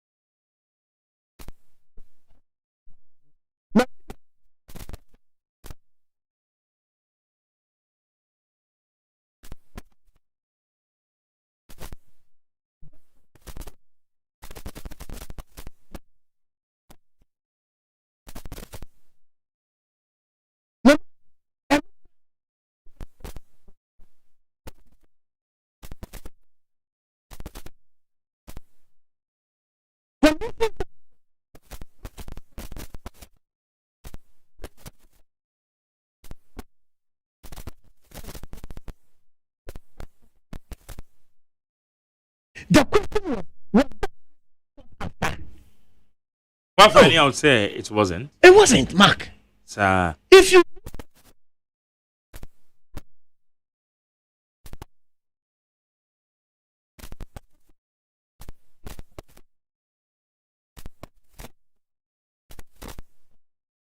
the question is idea you rabuache jako any communications are every maso ya bana say excess capacity charges na ebo ye can't ye twep no anase the breach of the contract because I'm confused. Mark so what me submission no the agreement and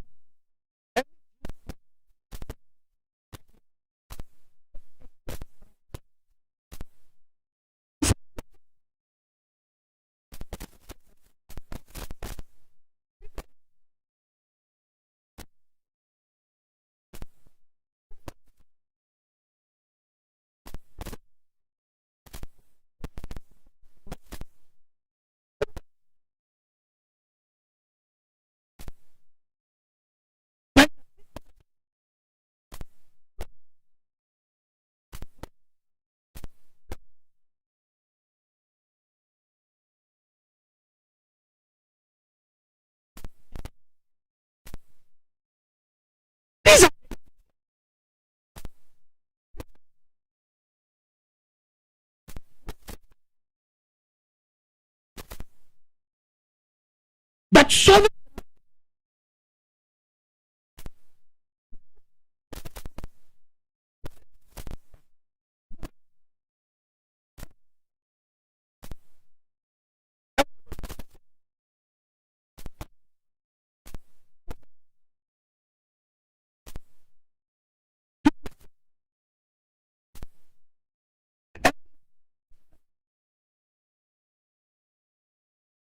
Mark, even to cancel the agreement.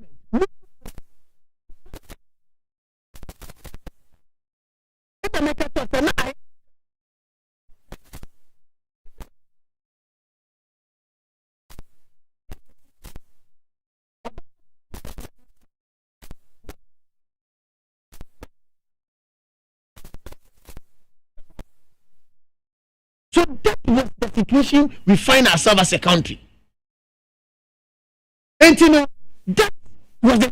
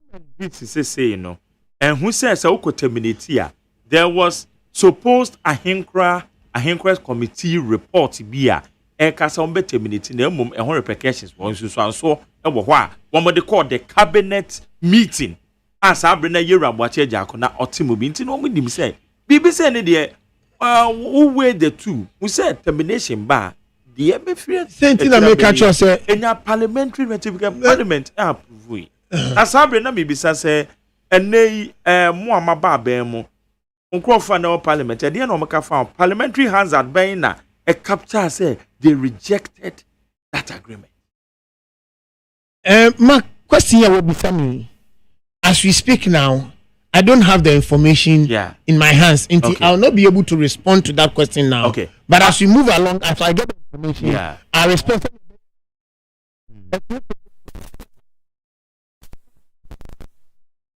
I have done my further checks. Sure. And I've realized, say, NPP, for our parliament at that time, they never, even those on the Energy Commission, rejected or opposed to this agreement. Then in our parliament, I've been yes, so if they did, they were much away.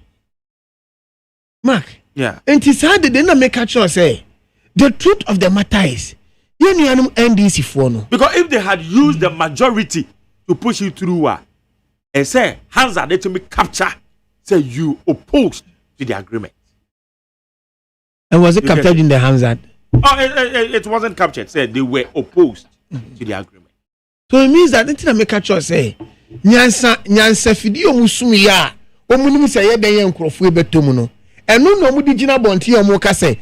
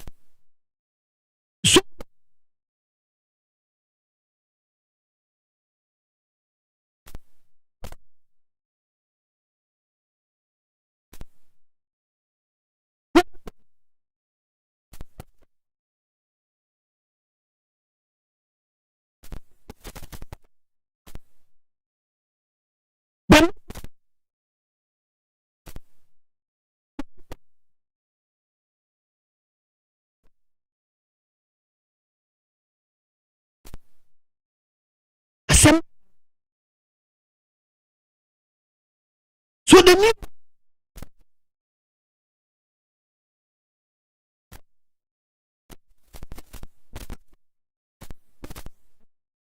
agreement and contracts. And Mark, these are the okay. Once the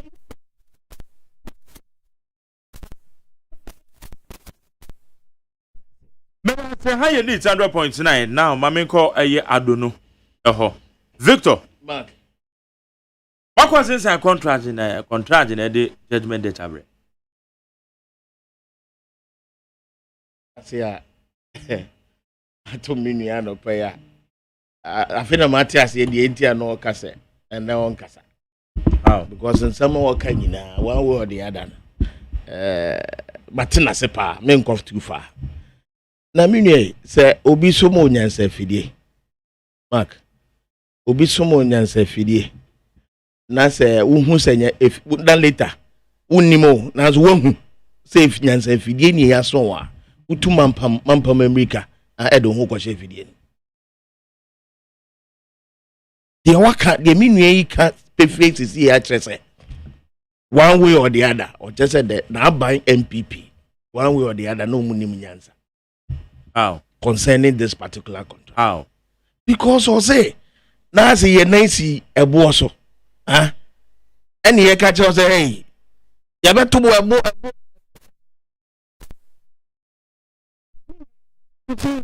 it takes a visionary leader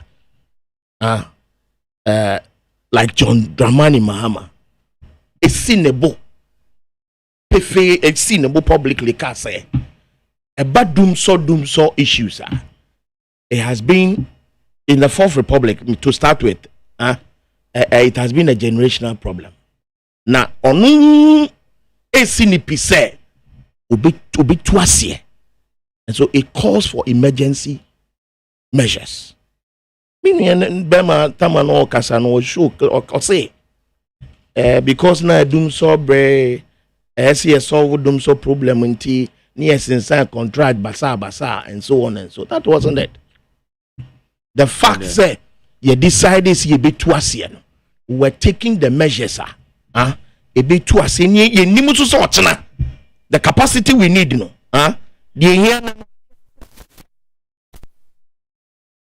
that is why we signed those agreements. It took a visionary leader. And now I know what say. Said Dumsoni e tuasie. Ya no mo say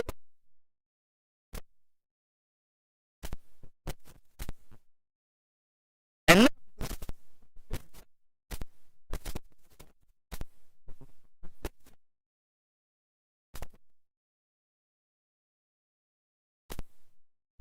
you maintenance so,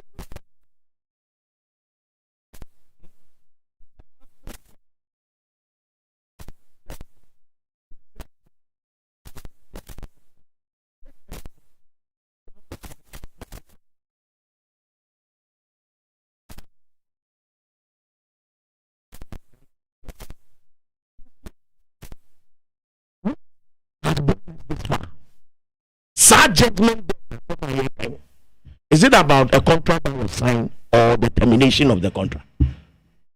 Termination here can was. And yet termination here can was. Sa contract.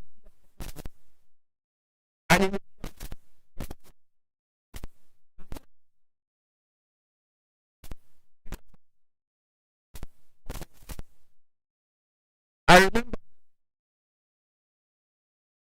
now only MPP Deputy General Secretary Edin Komo. Now he was trying to be mischievous. I am in one was a lawyer. Obi Boahe, a lawyer.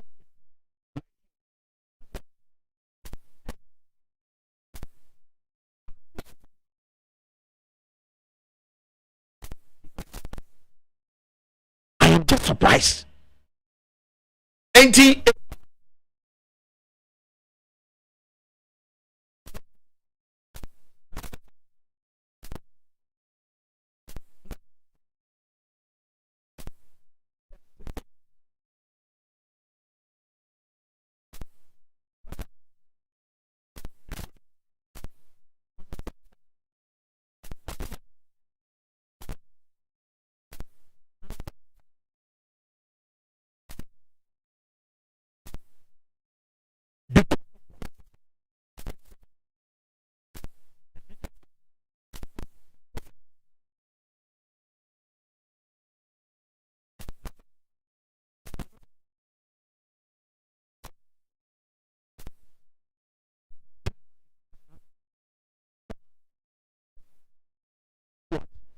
contractor ya den ye twam eba ne say ne twam contract ne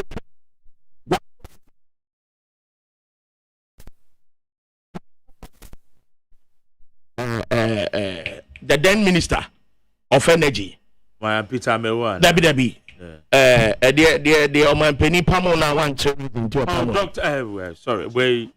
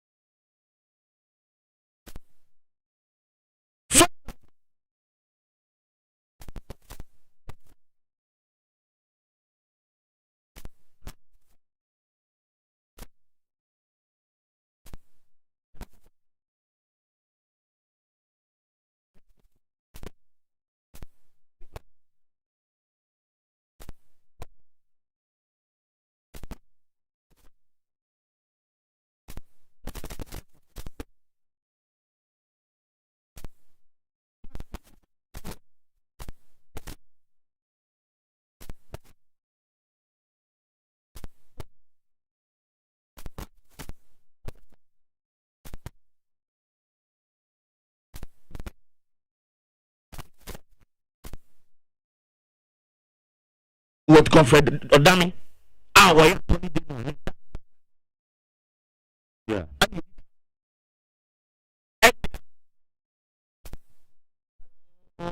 oh no can say your deputy do you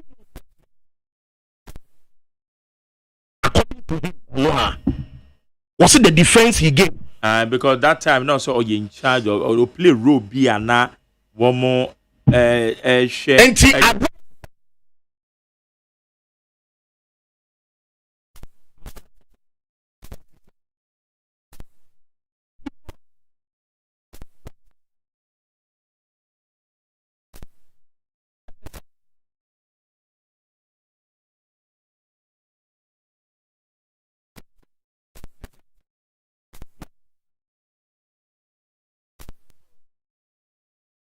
concerning regarding you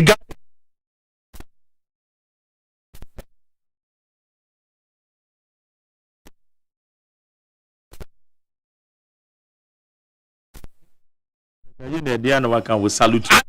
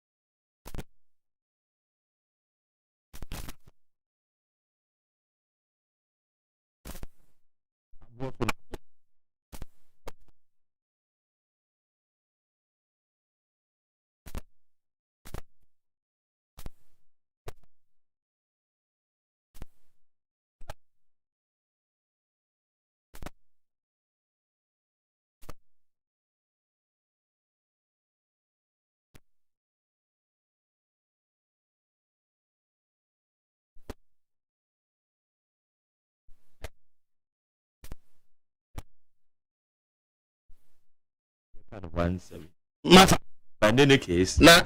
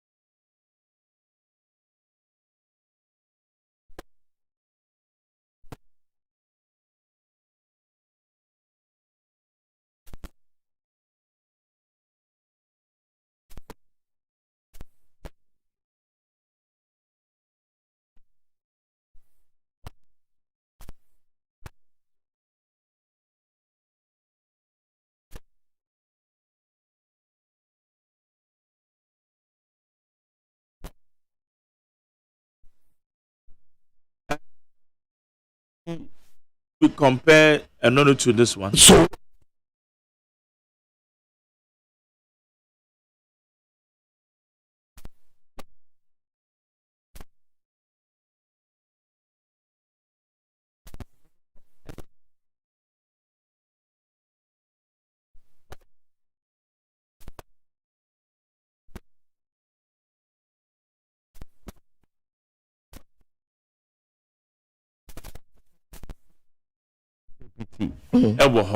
One more set up a committee to review. What is the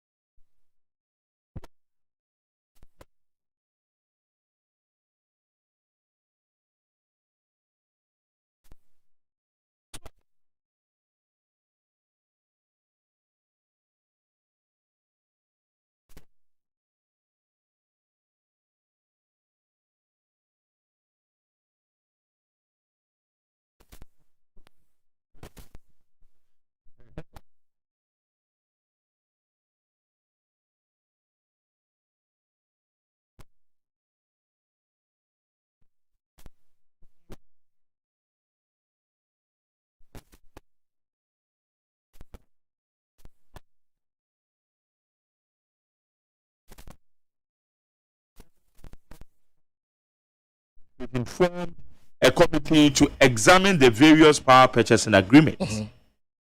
The 17-member committee was headed by Mr. Michael Opam, It is Michael Opam that they head those committee. And that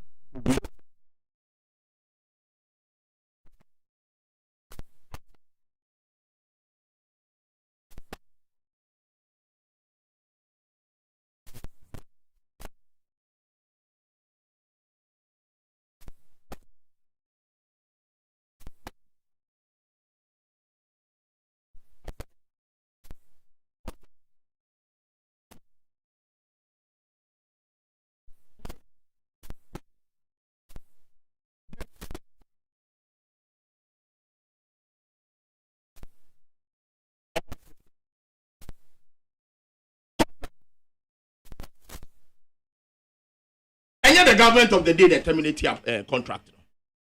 Me know who Kasa here. Go and find out from Parliament whether there is any answer. That shows to say you terminated that particular contract. Parliament has officially been informed or not at the time. Minya, find out today whether termination of this particular contract was sent to Parliament was informed about this termination. Fred Dami, whether he did that. There was nothing like that. However, signing of this particular contract followed due process. Parliament. Members of Parliament say assess the pros and the cons and signed this particular contract. Now terminating so who terminated such a contract? Has Parliament officially been informed? So who should be held culpable? Why not SNA investigating?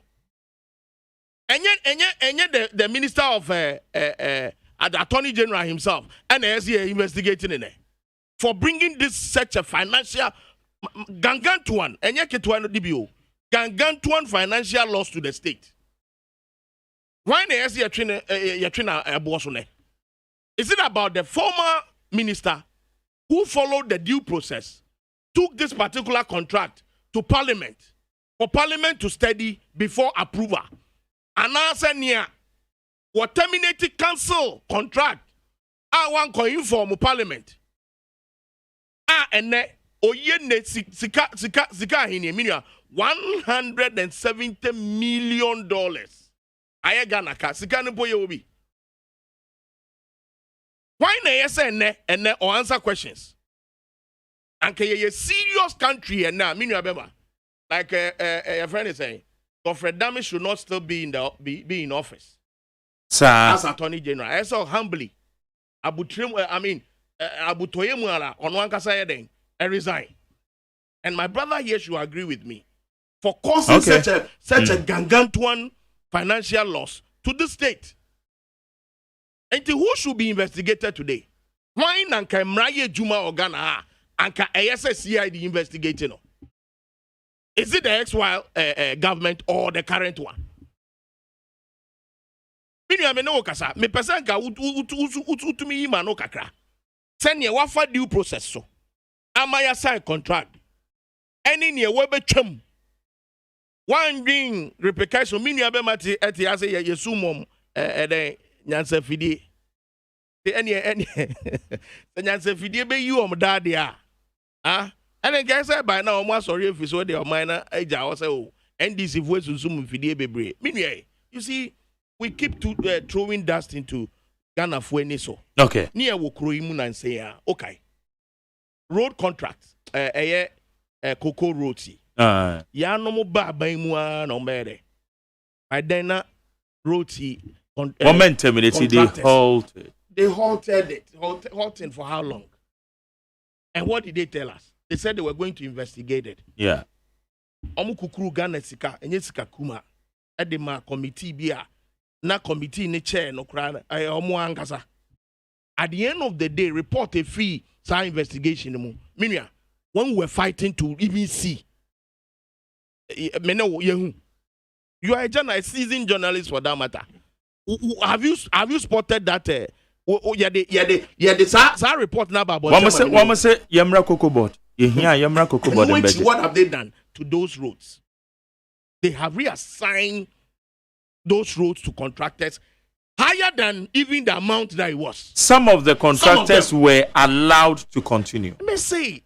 And so that period, how many years? Not less than 3 years plus or 4 years now. Say kwanya ne aye dum pempenso bi aye wie. Say mo finding fault wo kwan no ho a. Did they bring us in? Has anybody been punished for that? So what kind of government is this? It is our mind where the omukase ye hwesra Ghana for. Ye hwe form say kai omo akofa brei. I am never surprised at all. We are here. Meaning, today they are looking for blame game or they are looking for an scapegoat. Meanwhile, we are here. PDS, the whole nation's electricity. Yadisha Waisa. Yadisha Crofobinsa. And Momu Jiji Ghana Sika. For 6 good months. Over 1.5 million or billion or whatever. As we speak, they have not accounted for that money. A microya be catch there, say. Sa contractors, no more sa contract, no more bugana bukata. No be bugana bukata. Now what ya buy more? And then what has come out of PDS? What did they tell us? We even lost a whooping amount of $1.9 million dollars from US as a result of that PDS saga. What has happened? Have they been able to anamobima yetumia punish akokompo? Okay. Today you've gone to create this big gargantuan judgment debt. I feel 5 years ago, your sign contract now, would he blame a commando? Okay. Madam Sim, how you need 100.9. So it's more farm mango no buy no, and I'm doing once na beefy. For 5 years. And I'm saying more farm mango no beefy. I mean, farm once na beefy. Okay, better say you be move on. Na ma mention the etiyo for no so ekabie. Master plan everything tempo. So why did the NDC set up a committee in September 2016 to review the contract they themselves signed? That same committee recommended for the termination of this malfeasance and daily contract. But I'm not aware if they recommended said they should terminate it unless you prove it. Where's McJarry? Good morning. You see how the minority in parliament are visionless. Walking out during the inauguration of the deputy ministers, will that change from not being the deputy ministers? PTP, where you PTP prim or the free Abrwanko and or the about within the PTP prim. Where's a good morning, McJarry? My name is Labi from East Legon. Who owns the meter after paying so much for it? And only electricity, Ghana Water for the and I don't come on. Where say, hey, and these communicators can make empty noise, Papa. Shia. I believe the Finungwa. Sammy watches, so why are those who sit there aloof and signed the GPGC agreement blindly? Are they still working freely and damage the country to pay this unprecedented $170 million gargantuan judgment debt? And these same people will sit in their comfort zones and shout, fix the country. We Sami watching as I Kessim. Mr. Jerry, good morning to you. And Mr. Mafuba, please ask him for me. The fitting shop and now all kind of hand and now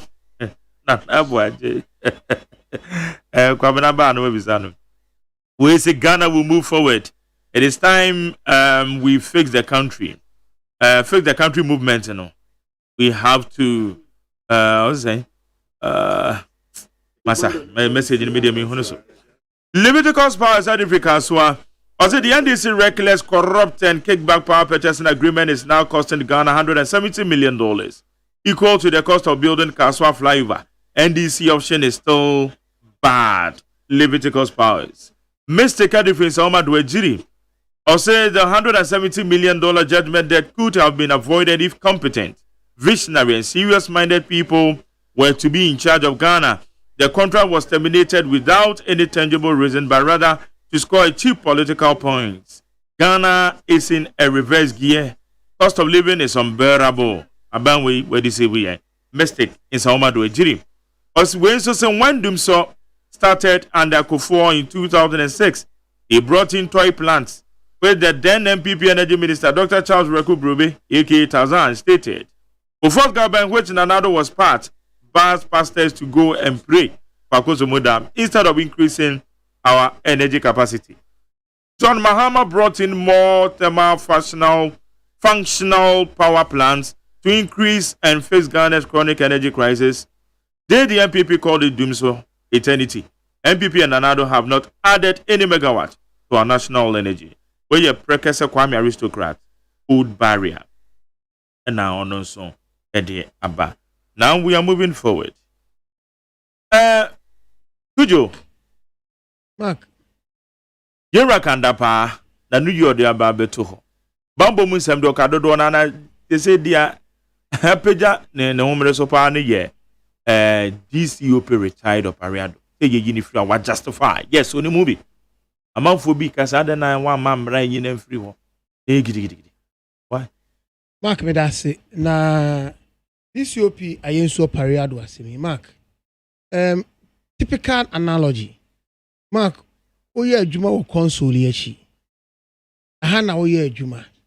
Emera so se say free console nechi.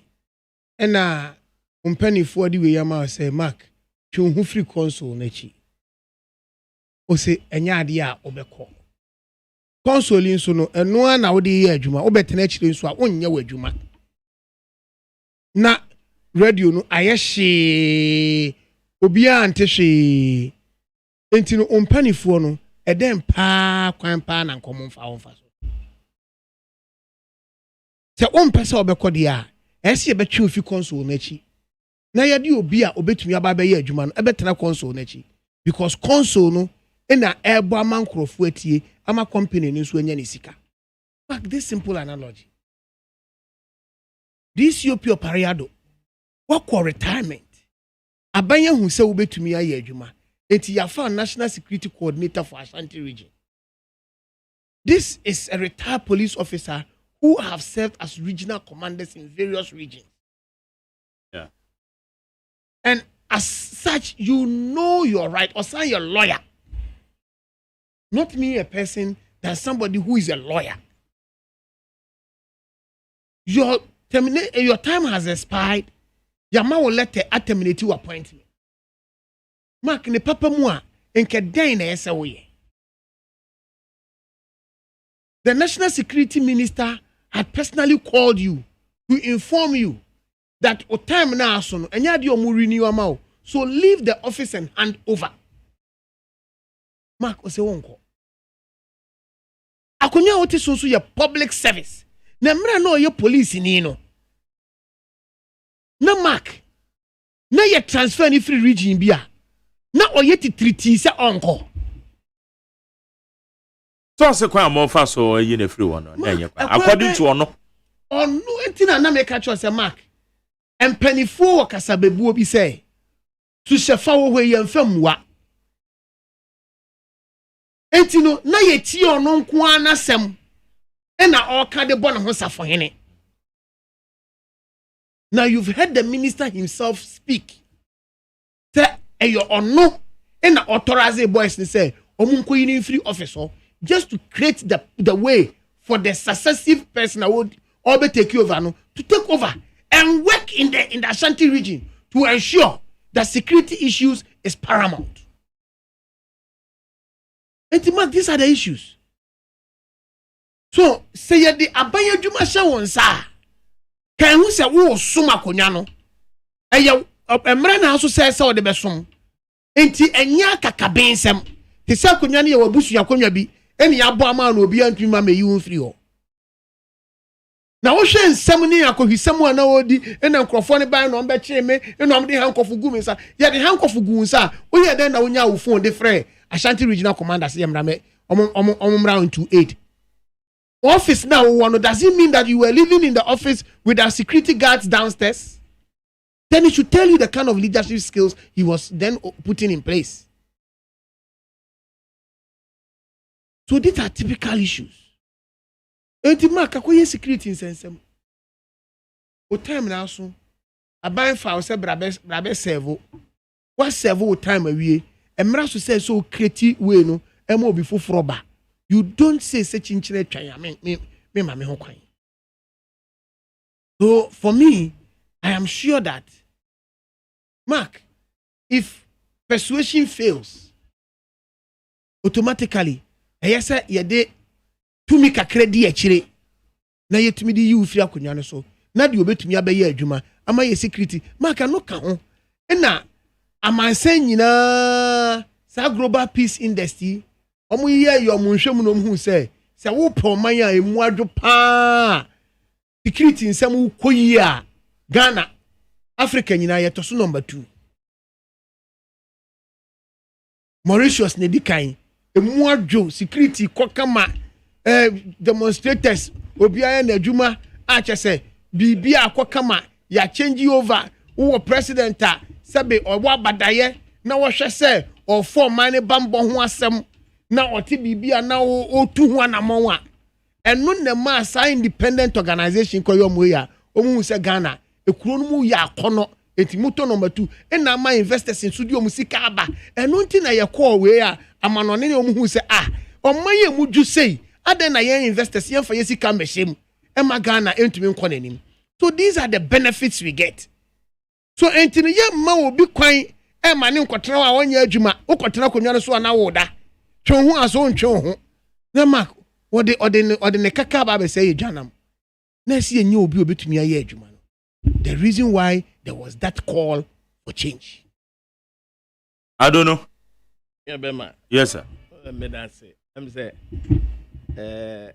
Mamiam Kafui who say the ba dua the casum dua and fa na aban anamo o2 and then into the Ghana Ghana generally me know we are very peaceful people. Meneneti we agree to disagree and we disagree to agree. It's over. But in the nutshell, the Yankasa ni peaceful. And yet the security in 17 independent. But amount for yet to Yabuba amount for security. Let's talk about let's 08. Yes, we face security challenges. I agree with you. It's too enormous when it comes to His Excellency Nanado Dankwa Kufuado and Nanado-led government. The security situations are extremely bad.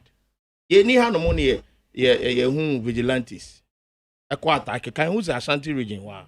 There was a security coordinator. There was vigilantes here. Supposed tagged national security personnel.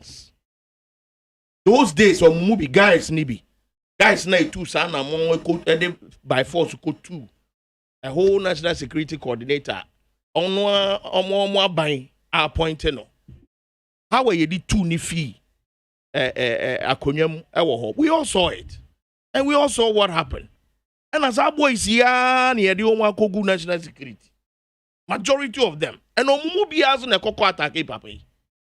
Enti ewomu says will be a time I expire. The time was so. I so few officer kranwa. Ye wo miss papa yede e mani pani fio. So utie papa nano kasa at the time. Was it yen sendi obi amani mbe take over from him. Mebwana, mavo. Minu ya mebwa.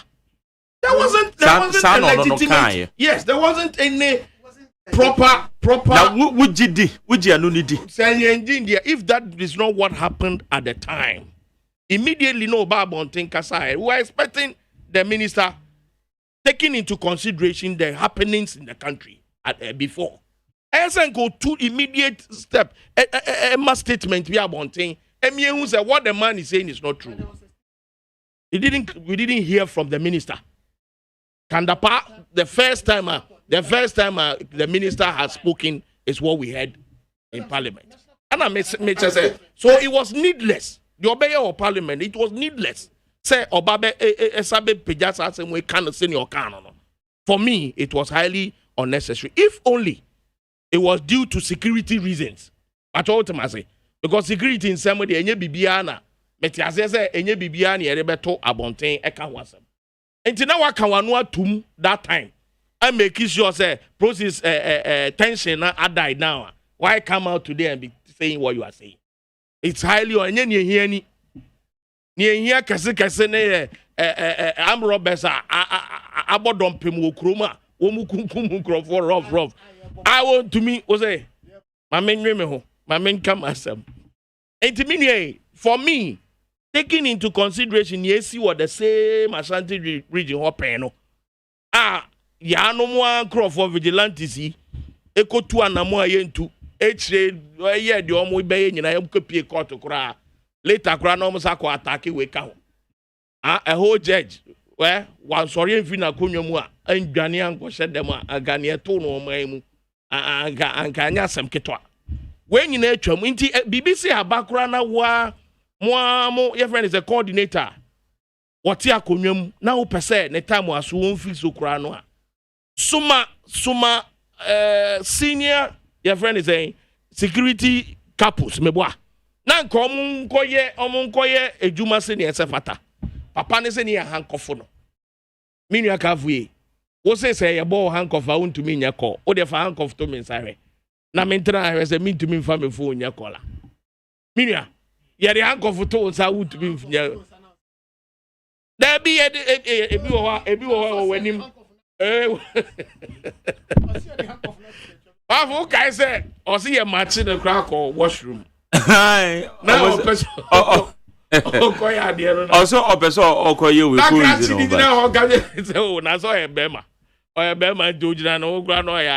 so this is the extent at which those who went there and did what they did, they were inexperienced. I'm not saying say onone mrena sona and guess who fee I'm not saying that. But measures are namo ye 2 year edeko 2 ni free one and because of nyema bebre so ACC wo wa ban mu vigilante fo ya wo mu gu national security wa and na minia wo mu bi kragota no mu di twetwe aso wo kromo minia wonim nanse ya obi nya case rachi ni bi onene ono ane yere a waware no legally nipa na waware no fi London o fi abroche and on in our worry.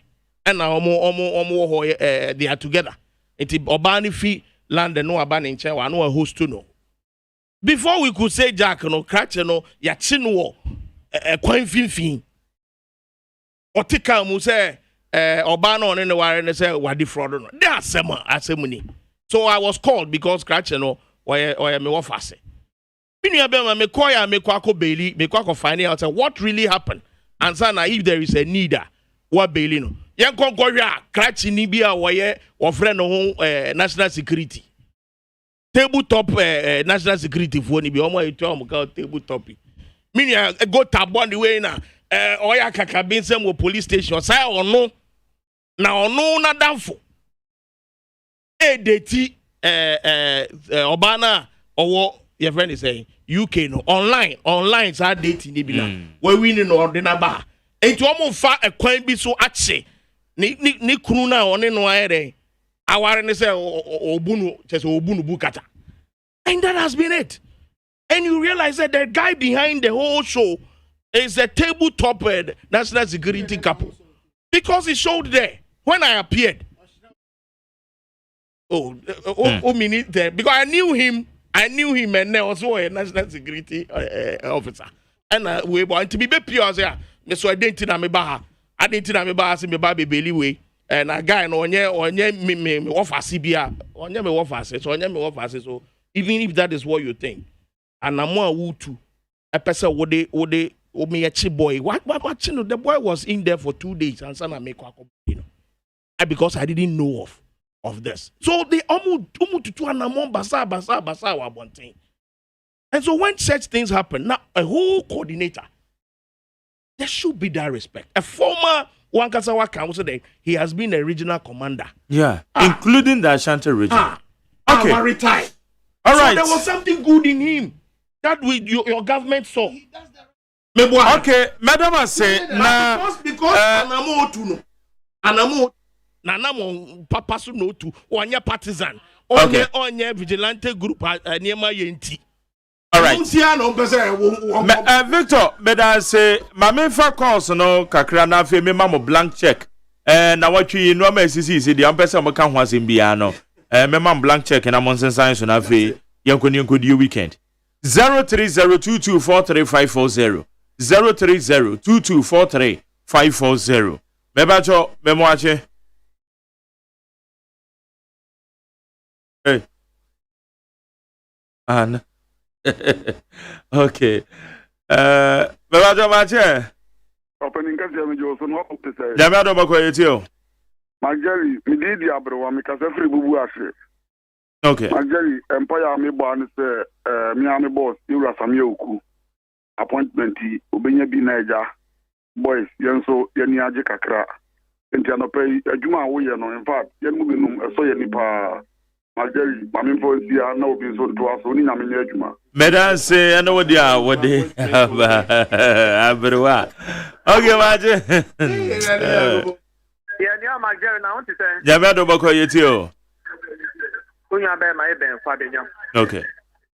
Ma minchia NDC no wakasa papa na minchia ma digibri any ni taki ai janko of the mikwa benya. Jo ashiama bibia be fa na say.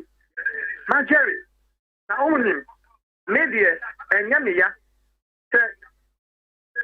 this European pariado and the offenses are challenges no. But the NCMA make be the way I can't be a cat. Near make a change in Cranford, Babu Abu said, a show mono. So I think I'll be frank and it is so because a show mono. I see it saying when I walk out because Yan tension watch us. Oh, then Cranford, now who can we have in a mimic go be so? I think I got to think who can be on the sun said, a show mono. Yo, my Jerry, they come out and say, no, a year who they are sitting. So what you see? Say a next Ghana. Nanado, your man can share and boss it. A panic judgment data and funny feature. And then maybe some what do we see? Now to the some of the more media stations no me blaming me because so be other side contract. What they are reckless and not any reckless. Now what about the terminated contract? Now before Crown Police a contract of $18 million. What's now I and we have been slapped with what $170 million. Now about the blame your sign contract. Okay.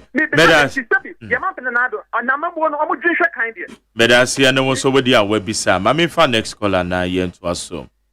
Meba cho me mo ache. Champion Mageri. Na na mo akwa ti say. Adom enem faibo anya hwe yi. That's it. Nyame adom. Omo ye. No complain. No, okay, me point and never be here. And me complain. Mageri, Marufa Akonya Odia Mami.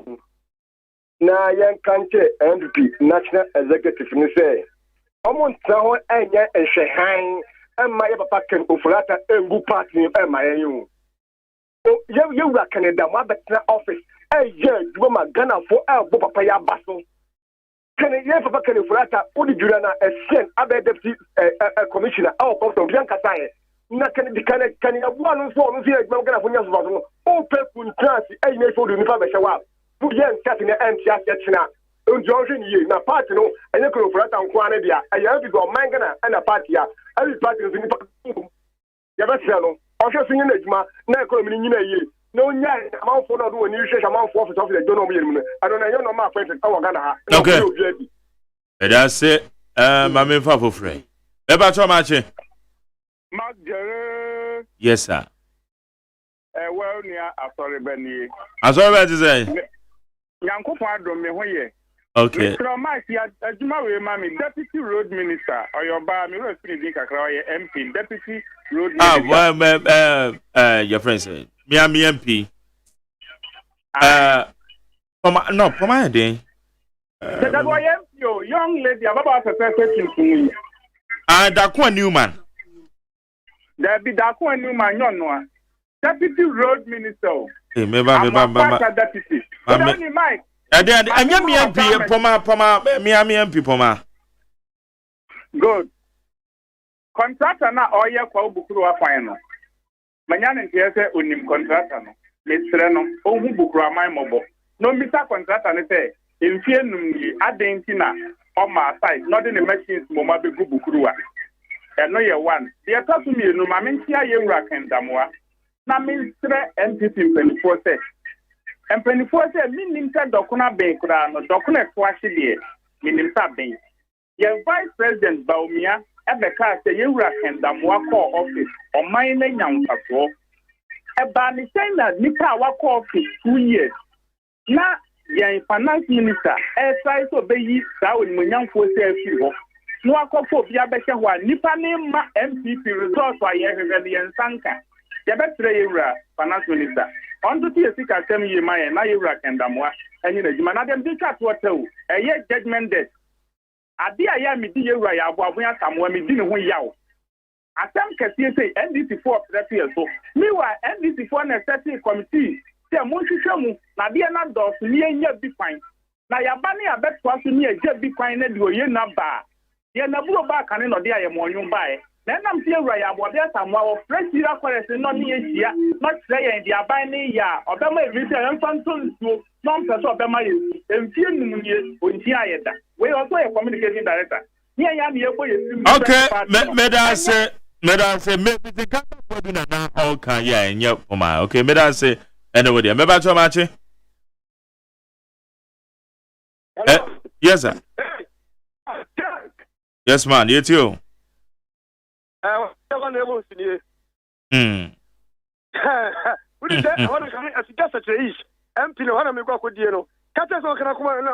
de ye nru ba bi a wa hyase eye campaign a ogodi MP duru ho na wankwa na bi ho oh ma the next president na UCG boss o boy dwuma pa wa ukromi budu ba bi obia no me se na me chairman na Alanche Martin na Benito the American say me na asroba ya adwene omunhwe de asiwo ye nua be ma Canadamoa na there's agenda ya mu boy na be emo ya office tra wa samadi ya no office the same thing on say ye book Canadamoa din ewiase ba bia asa odun saka sam yaku ewiase ba bia obi e kasa se ye mani nya na dwuma na me ne kan da fa nya adwene menam order o man penya suma se ye dwuma sei Baba kase Ghana for say that ye ni military wu anya military e di wo ka kwa no wonder man administration no menam order wo ka we e ofe Ghana for yake akoma tuyem niema pomo mpeni di egu akwa so no ka say ko de kire Martin one diso one for guso a wo bie including jata smith okay nu mienu ye be to bi ni etimi di asitai yakopon sira obi ni meda se ene wo so we dia we de aba ene anope mache mejo so ma jari yes sir yetio na wo ye de me ho ye nyankopando yo uni abe ma bi la me ka se fi abeka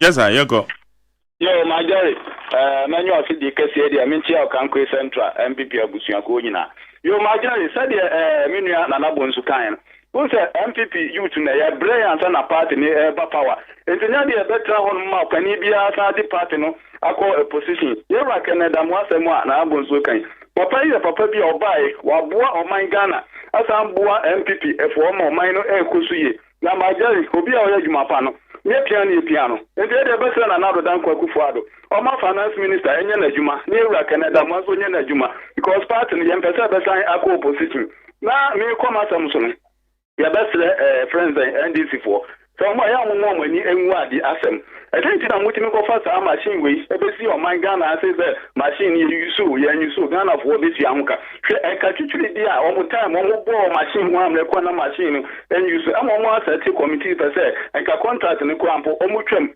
eti mo anga sam ko fa ade ba ko an mu sa ade ni nyente se mo twem na o man Ghana boka nene nyiranka MPP aban no mo aba no mo ze machine si wa ka ebe bo no enye ka ketwa no mo twem a ene mo masan so mo twa yuti aba be gina wonum se na MPP for na ma judgment day aba sa se mo ye ko ka wen MPP for no mo ni o ma di papa bia e di ma o man Ghana enti no mo ATS ni e di mo no ma we si ATS no enti se nka MPP for kura no perform na se ye ta ban bi di friends en o man Ghana shom sa na nka ya NDC obi a ma ti o man ya pansam ne e de san di o man ni shom se that's anopay last one na yedc beba to mache oh we dey enye we na me hwehwe no e wa ha Okay, I'm if away. Me batch me watch it. Mike Jerry, me also. You too, Bema. Champion for saying Adams and me flea. Ashama. Okay. Honorable Joshua Midwa Kamba. Na me chat sama Joe, deputy communication officer. Our Ashama, me tra sama for. Omunkani ziko royal funds to me tiano. Opani, kakra me kan say. Enya me kosu okrom ha no. Me nyaram place omuba omunka o. Omunka. Opani, ani me so fa kroma enkrofo ble wo kromu papa. Mike Jerry. Ama for ble o.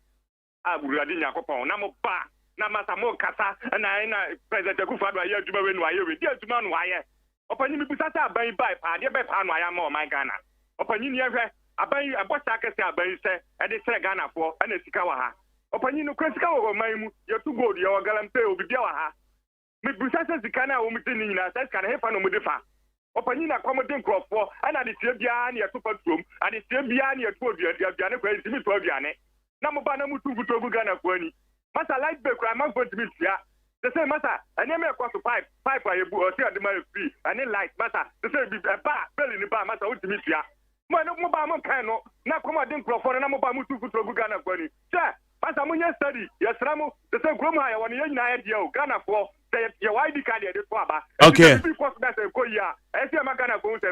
Meda say and also what you in chira with the by nano pay with it 100.9 Walano de frequency or GPGC contract abrogation.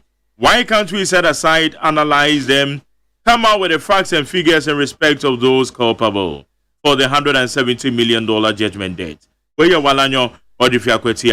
Where is the issue of Airbus is missing? They brought that Airbus issue because it was an election time. Funny Ghanaians, one for with the young Kahon. Pablevi, me da se maka message ni bi. Where's the boss? I don't understand something. Honorable Haruna Idrisu can go to court if he doesn't understand anything and stop the propaganda.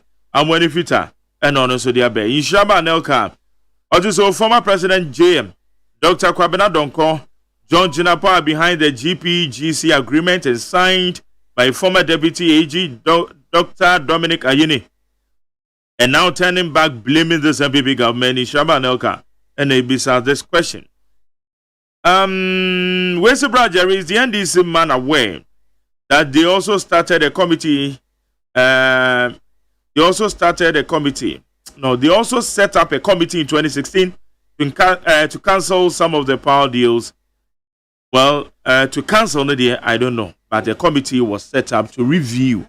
And then I made sure the chairman now our committee in this one. Where's the good morning, McJerry? I don't know why some MPP government officials like supporting bad things. National Security Minister didn't try at all. It's where Francis Akpalu or the Free who Central and or the above. Francis, that's it. Mukana Jonas so say Canada must be careful. Because of Canada Canada agenda Canada is doing a wonderfully well, so I don't know why he was supposed to be sacked. Full soldiers are very angry, so Ken must be very careful. Makafui. I said Makafui, Ebenezer Kwabenya. I said Makafui. But they didn't hear Makafui. Makafui Bianca. Anna. Mabianca or Yakafui. Yakafui, it's a Mabianca home. All right. I don't know. Final comment. There better come as a comment. Inja nya chomono. Ghana for ebre. And Ghana for you see wide awakened today. And mag for ebu politicians and imtia too much. Nya chomono mumi injai. Regarding our judgment debt. This $170 million. Was it first and foremost cancellation of that contract? Was it negotiable in the first? One who said na baby one repercussion one. Why didn't you why didn't you renegotiate? And it has proven say that 18 million as a man year can. Yes, it is a fact. We could have avoided the 170 million. Even we had opportunity, even in court, for the judgment debt. No. for us to go and even make sure say Danka Yebe passes our way, no should have been what? Postponed. We didn't do it. Negligence. Too no. How much I am what? The piano be a politicians at them. So you know tesa. Near me can was a kanda party or koyewo parliament. Say na me die. Excuse me, meto sebe. I mean, there was no sense in that. And who here? Near here beginning now. I'm go to an military room. Are we under military rule? That's a me also hard the then you go and use people and just create unnecessary tension in this country. And where obi afumno nyewa fumno yen twena aboso Godfred Dami should accept blame or fault for this particular decision omuteki here. And they sat down aloof. Okay, may that same. I don't know. I salute the former Attorney General. Once again, she's been one of the Attorney Generals. For me, she has any comments on a lot of steps Abayin Eteki here. You realize that she was very independent and she has proven that she is a real good lawyer. And nothing because we no propaganda no you use the day baby. Okay, Victor Kwasi. So we should enjoy Nyachomono. Former Greater Accra Regional Secretary of NDC. Champion, why local champion or there? Afui Kujo. Yo, me da say na asamu mi nua Victor Ken. Mark, Omako sign energy agreement through the EPA, Emergency Power Agreement. Now, the context of it was take or pay. Upeu, ubetuyaka. That take or pay, Mark, enka ebe cost you $1 billion every year. With all the emergency power agreements no signing here. No? $1 billion every year. Enti say ya na me catch you say aye say achacha eda yechi. Enti no say ya ko contract Victor o ka say no aye din. What renegotiating contract? O ka say no aye din. Enti renegotiation is say ye betua $1 billion and na ye betwam na ya say Ghana. And then renegotiation no. Mark ye ntwamu a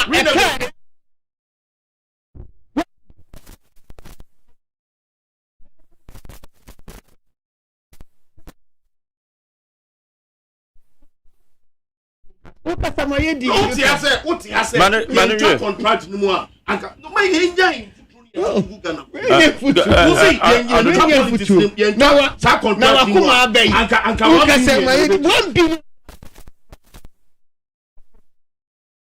are paid close to $1 billion.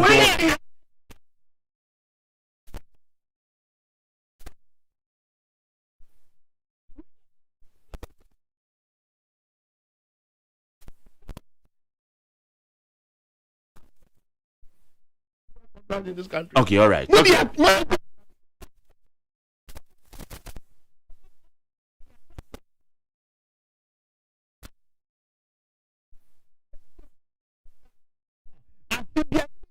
No, who be here says our contract. Patomunui, ye chum. Madam say, how you need other points? I never better for a bed fear. Victor Kwasi Adonu. Or former former regional secretary of the NDC in the Greater Accra region. Kafi Kujo Amega, or your member of the MPP National Communication Team. Also, Abebekaya. Na Kafi, Mofu soldiers, Womania Brom second on Damati Wayan. Or say, Mr. Kodofrata must be careful never to cause Colonel Damoa his job. He's the best problem solver for we, the grassroots. When has Ken Overata paid the fees of a full soldier, let alone having a handshake with us? Has he hosted any party full soldier in his house before? Colonel Kododamoa does this to full soldiers all the time. Enti Mark, the omo person mo ken. No mo kire say. se Kenneth Damoa ne mmira so se eye se omo obi foforo ba ono akwahye full soldiers na chi e na eye se omo ba be ka ne nsem ma no ana obi ye hwe eniema no adwuma no obi enu ho ga na adwuma na akwakosi akiri wo etim ansi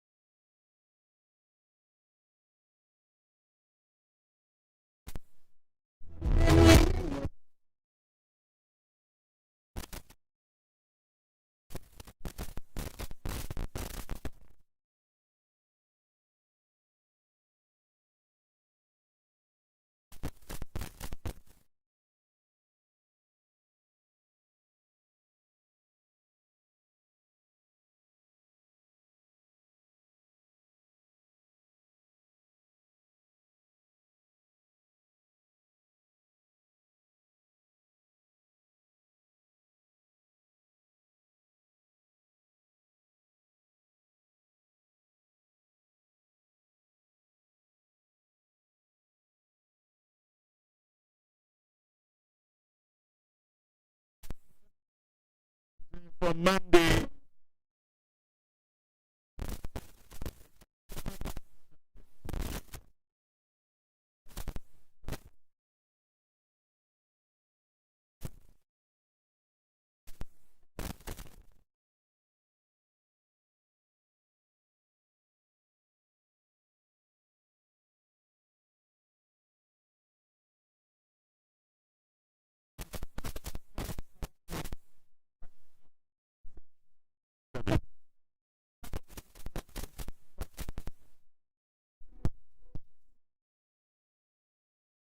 That's been different one.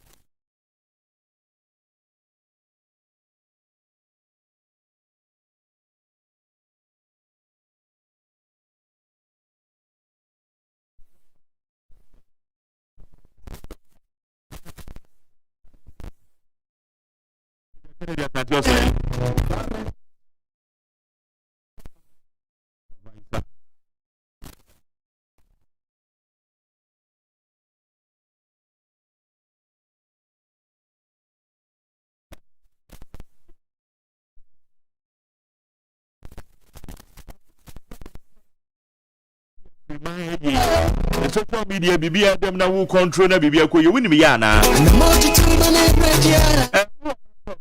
Be our ho. And they see with them now the bonyom. Yeah, be more adwuma because a digital company be who say any pay make am say me why. Oh, a year between 19 years and 23. 19 years and 23. Me pa choti. Tro number is here, Mr. Tro is here. 05011335664. 05011335664. ana wo CVB wo ho a na dia mabobo so nyina no wa modia na wudi aguso na wa send the call info@slotstudios.com info@5lotstudios.com okay 5 more ana wudi trinity a friend number no 0501133564 where we SHS ubetime social media over phone na laptop and you mesra wa over 19 years copy 23 years 0501133564 abusame da say edina dia magjera sa AGYEMAN ulama ikeleba ewie mesa no wahia ye de me menti bebro God bless you.